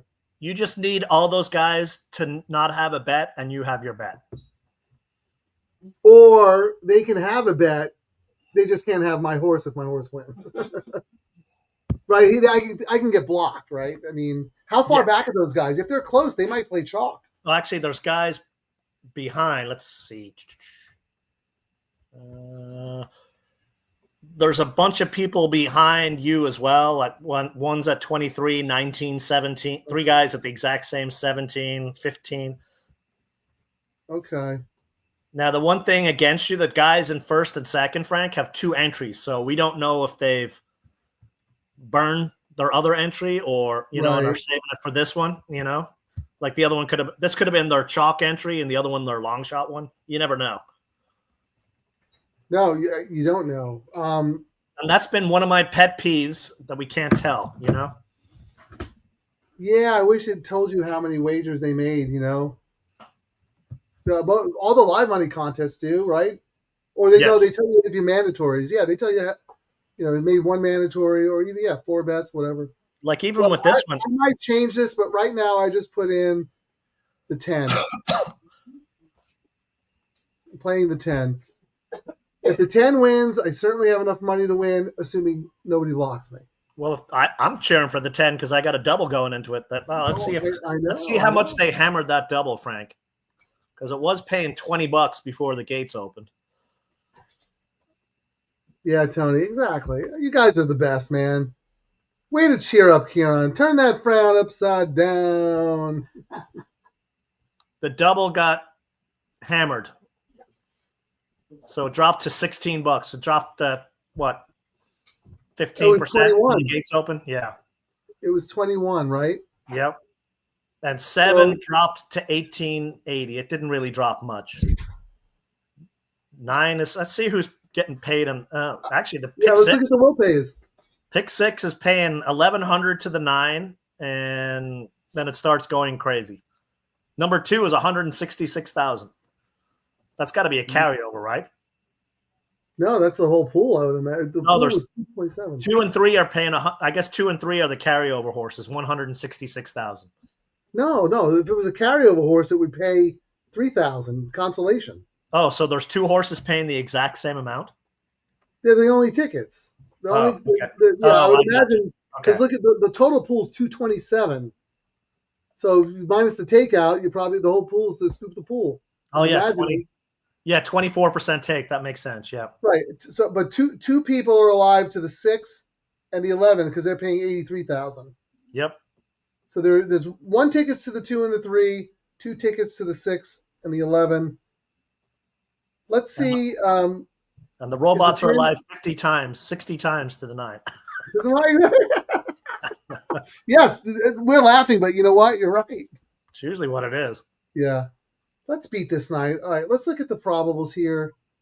The 10 is 1, 2, third choice. That's good. In the double. The 10 won't be enough to get me into the contest, but it will be for you. No, you're going to have to play a bomberoo. One of the, you know what? If I were you, I'd play one of the single ticket ones because that means the computer guys are alive. Yep, 2 or 3. Yep. Right? Oh yeah. This is a pool scooper, CAW pool scooper. Yeah, the 2 here. So easy reward. Oh, that's a great name. 5.5. Yeah, I mean. Oh, you know, the 3 has that jockey who won on that long shot I did on TVG. No, Ricardo Jaime was your jockey. Oh, I thought it was Bautista for some reason. No, because he's a bug boy. No, it was Ricardo Jaime. Bautista would have made a lot more sense. Yeah. Ricardo Jaime never freaking rides at Del Mar. That's what it was, yeah. That's why it was so crazy, man. It was a trainer we never heard of. The form was horrendous. Yeah, but it was Ricardo Jaime came from Los Al. But it was the workouts and what they did. 1 race at Del Mar. No, I know. Worked out at Los Al and then worked out at Del Mar. And it's like, ooh, they must really like their horse if they stayed down here. You totally sniffed that out. That was a master class. I mean, Schrupp was kind of like making fun of you. He's like, really? That's your pick? Really? Yeah, and then they were cheering down the stretch. Like, oh, get this horse home. Hold on. And I mean, they were all running in quicksand. They were all bad horses. That was a horrendous race, but your horse was the best. And you broke the record for longest guest on TVG. Oh my! What? I mean, they were even joking because I joked earlier about we were joking about. Well, you hear "Luck of the Irish," you never hear "Good Luck of the Irish," and then they were joking. They're like, "Oh my God!" So you get to go on the show. A tractor somehow runs into the railing and delays it for like 20 minutes, and then what was it? Like a shoe repair or something? And there was a scratch at the gate, which added another like 5 minutes or something like that. Yeah, and the horse like ran off, so they had to wait to catch the horse. Everybody, it was like the racing guys were saying, Kieran is going to get as much screen time as we will allow. because he deserves it. You did a great job, man. That was amazing. I turned to Terry. I was like, "That's his horse." I said, "Oh my God, no shot." Shrep basically said the same thing. No shot. Oh no, they were laughing. They're like, they wouldn't even let me really say the reason I was picking that horse. They're like, you're crazy, because they were originally going to have me on doing the Baffert race, which was an odds-on horse or something. A couple of races later. The long shot I'd picked beat that Baffert later too, so I had it on both. You had them both. Wow, that might have been even more impressive to get out because it's not easy to beat Baffert. Dan H is back. Woo! Pretty chalky. What is the get out play? Well, we are alive in a pick 4. I don't remember who we have. Let's see. We've got 7, 8, 9, 10. 7, 8, 9, 10. We essentially need 7, 9, 10. Oh no, 7, 8, 10, or we owe the track money.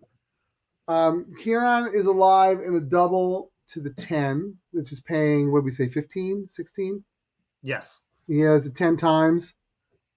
I am in the hunt in the contest. I'm currently sitting in 3rd or 4th place. I forget.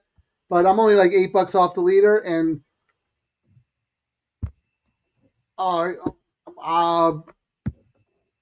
the horses we sniffed out were the 7 and the 10.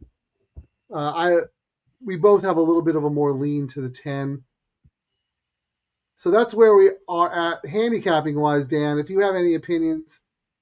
Well, I canceled my bet on the 7 with this not gonna. What? No, you didn't play the 2 to the 7 because you were like, I can only pick one. Yeah. Remember, you don't want to bet. You don't want to really bet against yourself that much. I did. Let me look here. No, I just did. I had the 1 to the 7, 10 because it was paying. Correct. Yeah. Oh my God, that would have made the day. The pick 4s would have been like. At least no, we would actually, if they're paying this, we would have been looking at some big stacks on that pick 4, to be honest. I know, at least 5 times as much. Maybe more. The horse was 1 to 5. Oh, that's frustrating. That's very frustrating. Anything on a 4. So you're gonna play the 3 in the contest? That's who I would pick. Well, I'm going between the 3 and the 2. I'm just debating. Yeah, I mean, just based on, class. At least the 3's dropping. It was against much tougher horses at Del Mar. Adding the blinkers. Yeah. 3 wide into the stretch, empty. The 7 a bit slow, save ground. Second out. God, the trainer numbers are brutal. This jockey won a race already. Actually, let me go look at my other. Yeah, you're getting a 5-pound weight break. To me, it's the 3 for sure over the 2. Dan, let us know what's going on, man. Thanks for coming back. What do you got here? 7, 8 were my preferences here. Okay. Yeah. I like the 7 too. 7 or 10 for me. I know we said we're not going to bet exactas, but if you want us to look at the probables,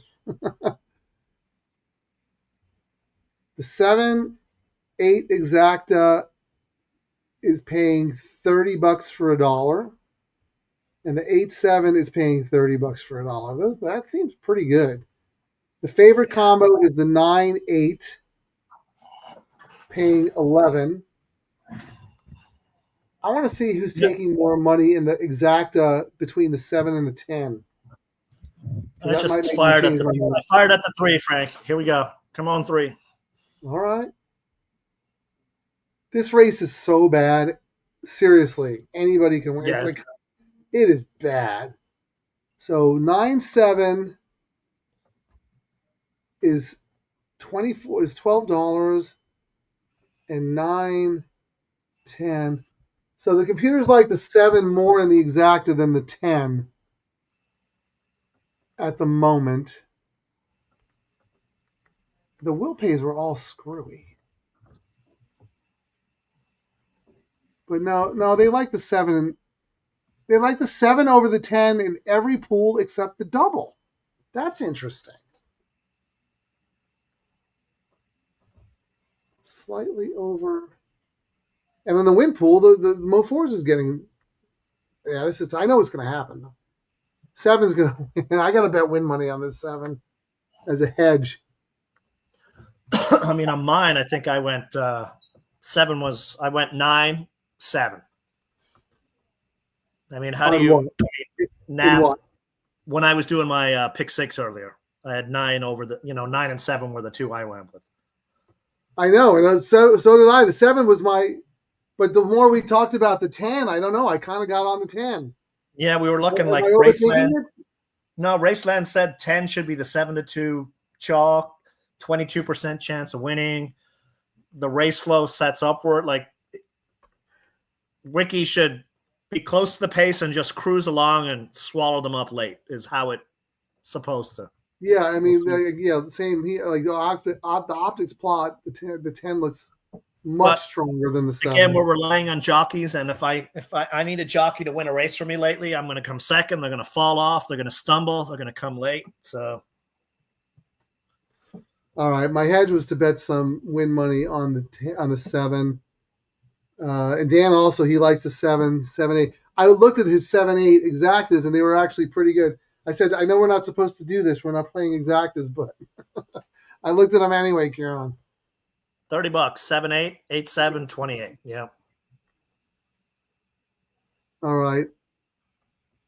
But are we actually going to get that? Because look at the wild fluctuations we've seen on the pools here at Los Al from the robots. Without the 2-minute cutoff, we're really blind on these underneath bets. Like, at least at Santa Anita, when they hammer it, they're just hammering underneath. We get it. We know what we're getting on the win price. Yeah. I mean, this is a pretty strong favorite in this race. The computers are pretty heavy on the 9, 6-5. But before this race starts, I have to excuse myself for a second as the Rockstar Caffeine. Oh, actually, I'm going to do the same. Let me put up the minions again. Should I? No. Well, do you want to go to the bathroom first? I just got to pee. I'll pee and come right back. I just got to pee. Do you want to go first? You can go. I just need to stand and stretch, so I'll be. Right. You can go too. We're not going to say much anyway. All right, here. Yeah, this would be pretty funny. All right, here we go. Thank you, Osha. I didn't want people to come in and be like, "Where's everybody?" She said we can go at the same time. All right, we're going to go at the same time. There's not much else we can say about the pools.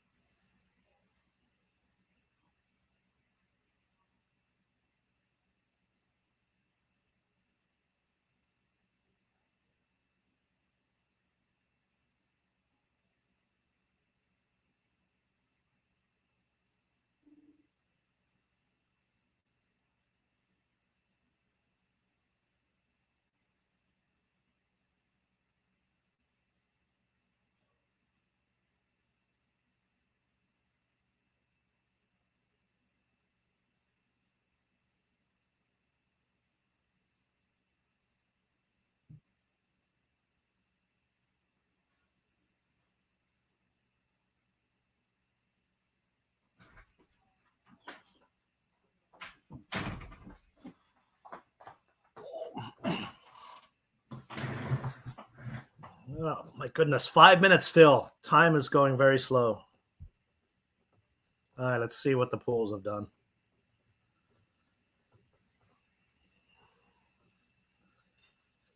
So, interesting. 9 is a super chalk in here. 9 is my ratio. It's over 8 times the place money, which is interesting. That's the first time we've seen that in a while, which means we're only going to win $46.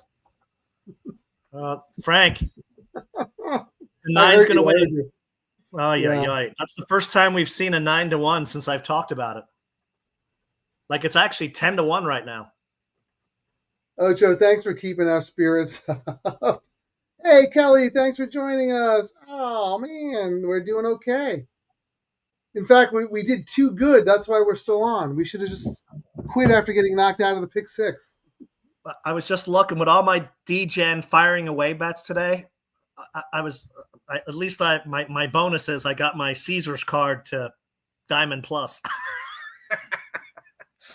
We did do a lot of firing away. Oh, look at this. Tyler's joining us. I know, I'm in fourth place, man. We just strategized. We just did a whole strategy session, looking at the probables, figuring out what price this horse is going to be. Can you tell us if they've got any bullets left? Because we can't tell by the website. No, I don't want to know. I want to win fair and square. Good sportsmanship. Yeah, it would have been really nice if that one at Cecilia Street had beaten Liberation, but that's how it goes. We're also alive in the pick 4. We're also alive in alive. the double. Right? Yep. I mean, this is a dominant favorite. 10 times the place money, Frank. Number 9. Yeah, I heard you saying that. That's getting more. It's getting stronger, is what I'm saying. Like stronger. No, I know. They can't lose. Well, is there any way we can make money off that horse? Hey, Tyler, quick question for you. Why is there no late pick 5 at LaSalle? We got knocked out of the pick 6. We wanted to come back firing away in the pick 5. And we're like, where is it? I had no idea they didn't carry a late pick 5. Crazy. I guess their argument probably is because they got the $1 pick 4, maybe. I don't know. Oh, they don't want to cannibalize the pick 4 pool? Maybe. There's got to be some explanation because it's such a popular bet. Anyway, all right, Karen, can we make money with this 9? I don't know, and then we're just going to break our rules. The only way would be to, I mean, based on this, let's see. He's 6-5, but if LaSalle has the trifecta probable tool. If we were at Santa Anita, we would know we are getting 6-5 now, but for all we know, this is going to be a 3-5 horse when the gates open. Otherwise, maybe a win bet might be the way, but Kieran, I don't know. What? Guess LaSalle has the trifecta probable tool. Where? Are you on Xpressbet? Oh, yeah. Hang on. So they have it and Del Mar took away. All right. So where do you scroll? Oh, down to the probables, right? Yep. See it? Trifecta. Okay. Where? I see odds, probables, pools, will pays. Hover over probables. Go to trifecta. Oh, there we go. Okay. This is what we were using at Del Mar. And they took it away from us. Is Santa Anita going to have this then? Is my question.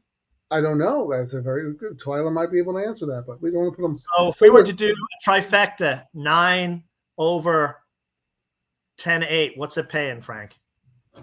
9. Okay, I got the 9 with the 10 in second. Yeah. And the 8 in third. 75. That's $2 probable. So half of 75. $37. Not bad. What a horse that we think is a dominant favorite, huh? Well, yeah, but we also like the 7 as well, right? Yes. And what's the 9 with the 7 with the 10? 9 with 7 with 10 is 167.80 half. So $80. That's actually not bad. I'm just gonna, and that's for $1, right, or for 2? It's 167 for 2. All right, I'm gonna do a trifecta. I know I don't, but just because we have the tool, I'm gonna do 9 over 710. Over the 9 over 710 over 710. Yeah. I think you should. Should I throw the 8 in third place? Well, let's. I was gonna say if you do it in third, but let me just check real quick. So 9 with 7 with 8 is $50 for $1. 27. Good. I'll do 9 over 7, 10, and then 8 in third place. How's that? Yeah, I would do 9 over 710 over 710 8. Yeah. All right. 7 8 10. I mean, right? Yep. All right. I mean, the only reason I'm doing that, and after us saying we're never doing trifectas, is because we could actually look at that tool. Well, we have the data. Exactly. We have the data. So how did you do that, Frank? So if I'm on there now and I see runner to finish in first. Oh, I scroll down and I pick the runner I want to go. Yes. So scroll down and put 9. Okay. So and then second, and then I scroll over.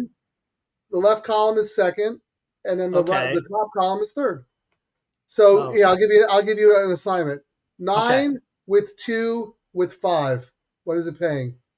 9 with 2. 9 with 2.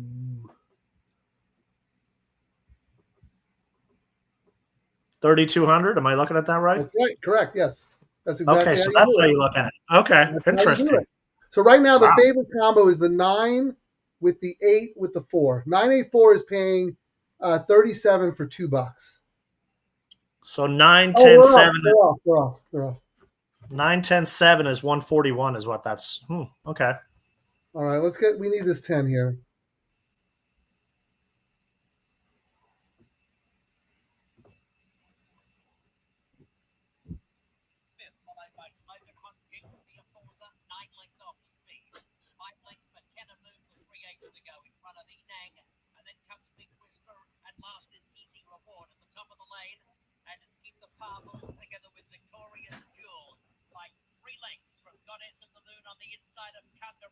Oh my God, who's this horse going 8 wide? Knocking everyone out of the way.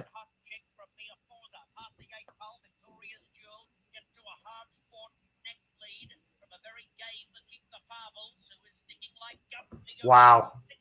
Ha!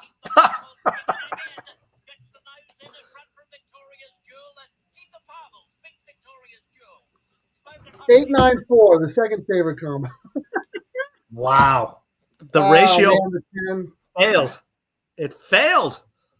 We actually have the double. We have the pick 4, right, Frank? We must. Yeah. Yeah, we did 7, 8, 9. Let's see what that was paying. That actually might be a better.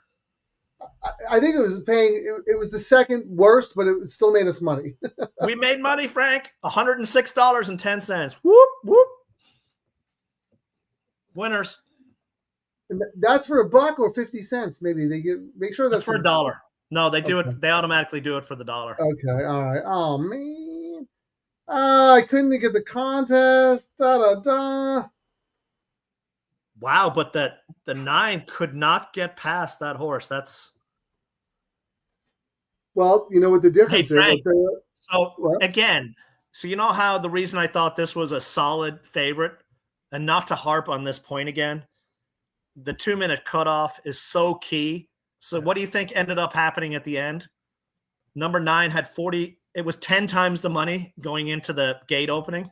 We ended up with 44,000 to win on the 9. Wow. 11,008 for place. So it dropped to 4-1, and the horse flopped. They sent this horse 4 to 5 on the. Here's the difference. This horse had already been running in maiden claimers. The other horse was a dropper, just a classier horse. But get this, Frank. 4 to 5 on that horse. $10,000 came in late to place on the 9.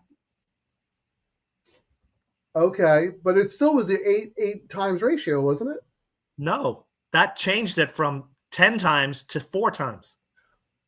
Oh, we were at like 20,000 with 2,000 or 1,700 in the place pool. When the gates finally opened, it increased to 11,000, and they bet this horse to place. Yeah, they weren't so confident, but they still, still hammered the horse 4 to 1. But okay, so what did it come? 8, 9. I think it came 8, 9, 4. So 8, 9, 4 should be. What is it? 50 cents. So do the math, Karen. According to the probable tool, the 894 combo was paying $73 for 2. Okay. So half that. 36, 50-ish. Yeah. And then half that again if they show the 50 cent. I don't know what they're going to show, but. No, yeah, that's right. 18, whatever. $18. All right. Let's see. 73 for 2. I'm pretty sure the 4 got second, right? Third.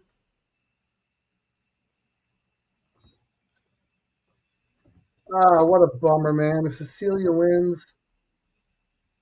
Oh, that would have we would have made some good money on it. But at least we made money versus owing the track money with the 9. No, that's true. And it was a good exercise because it was a typical day of racing. Like, okay, missed this one. Now what can we do? Yep. And we even looked at the trifecta. Well, how do we make money on a 4 to 5 shot? Now, if Tyler's still on, I wonder if we're going to have that tool for you had that tool for Santa Anita, correct, Frank? We had it forever until Breeders' Cup.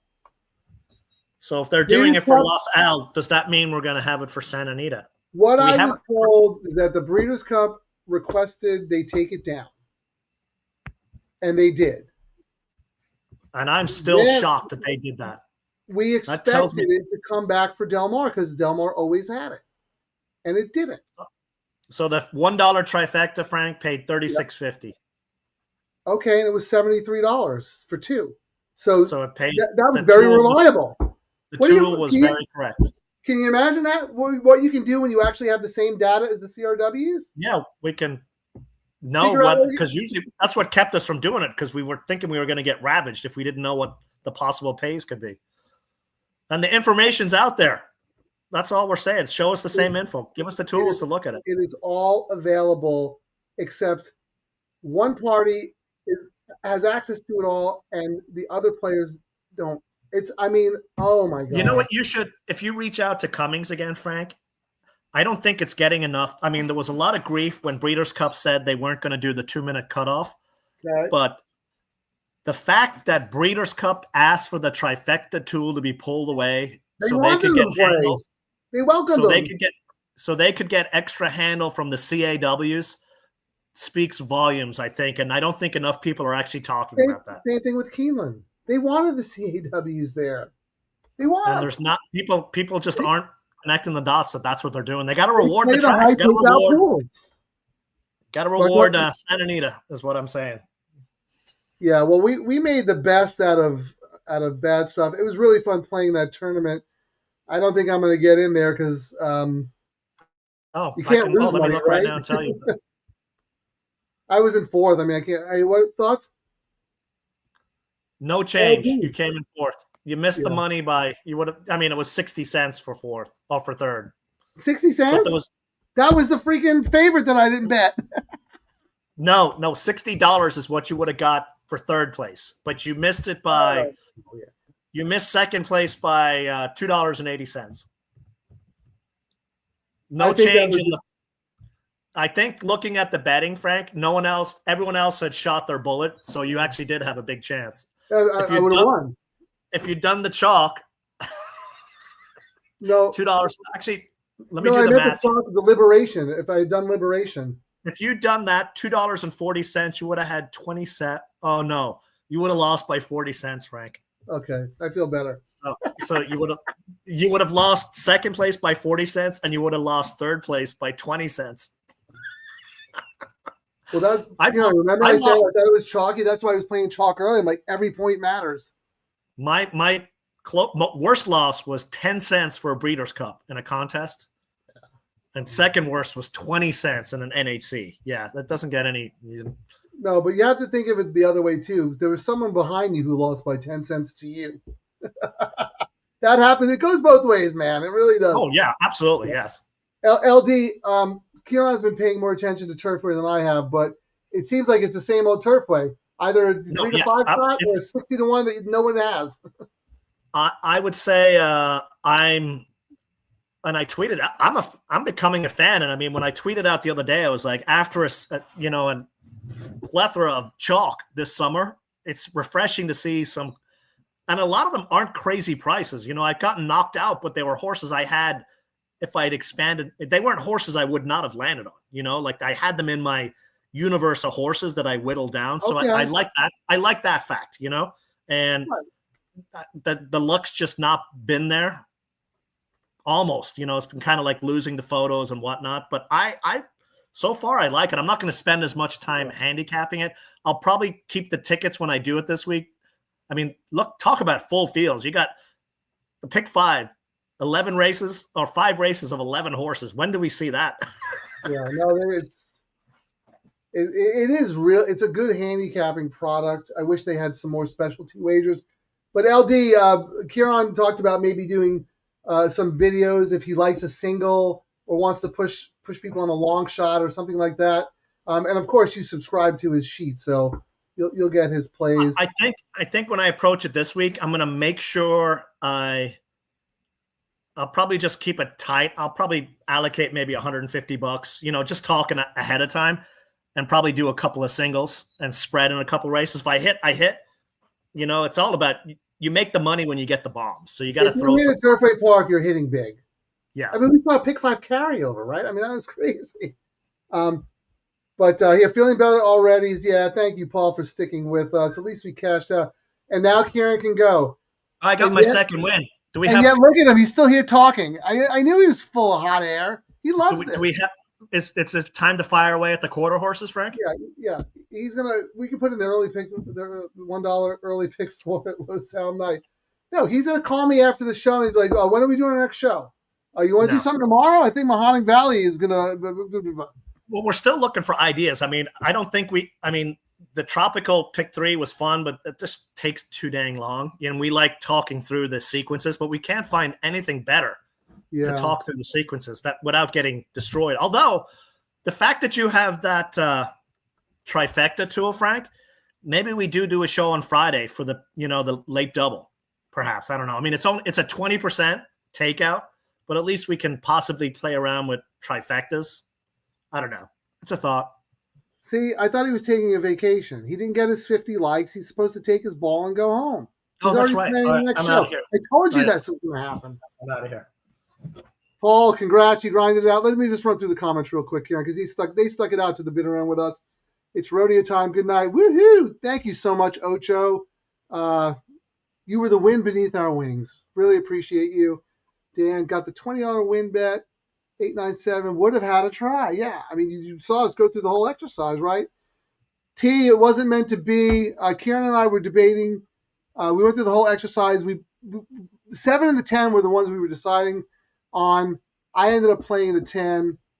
7 ran better than 10, but didn't hit the money anyway, so it was all for naught. But we'll do it again.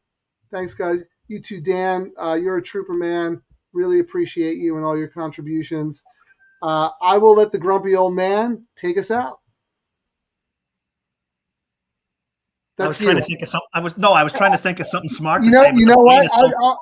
I'll give you a script. Frank, good job today. Good job hitting the pick 3, Frank. You were the only one who hit it. Okay, thank you. All right, whatever you say, Frank. Whatever he said. Yes, let's not forget, I did give out and hit the tropical turf pick 3 that paid $236. That was yesterday, Frank. It feels like yesterday. Exactly. All right, we're going to wrap up a 5 hour and 52 minute show. Wow. This will never happen again, but thank you for sticking with us. One off. Thanks for watching, guys.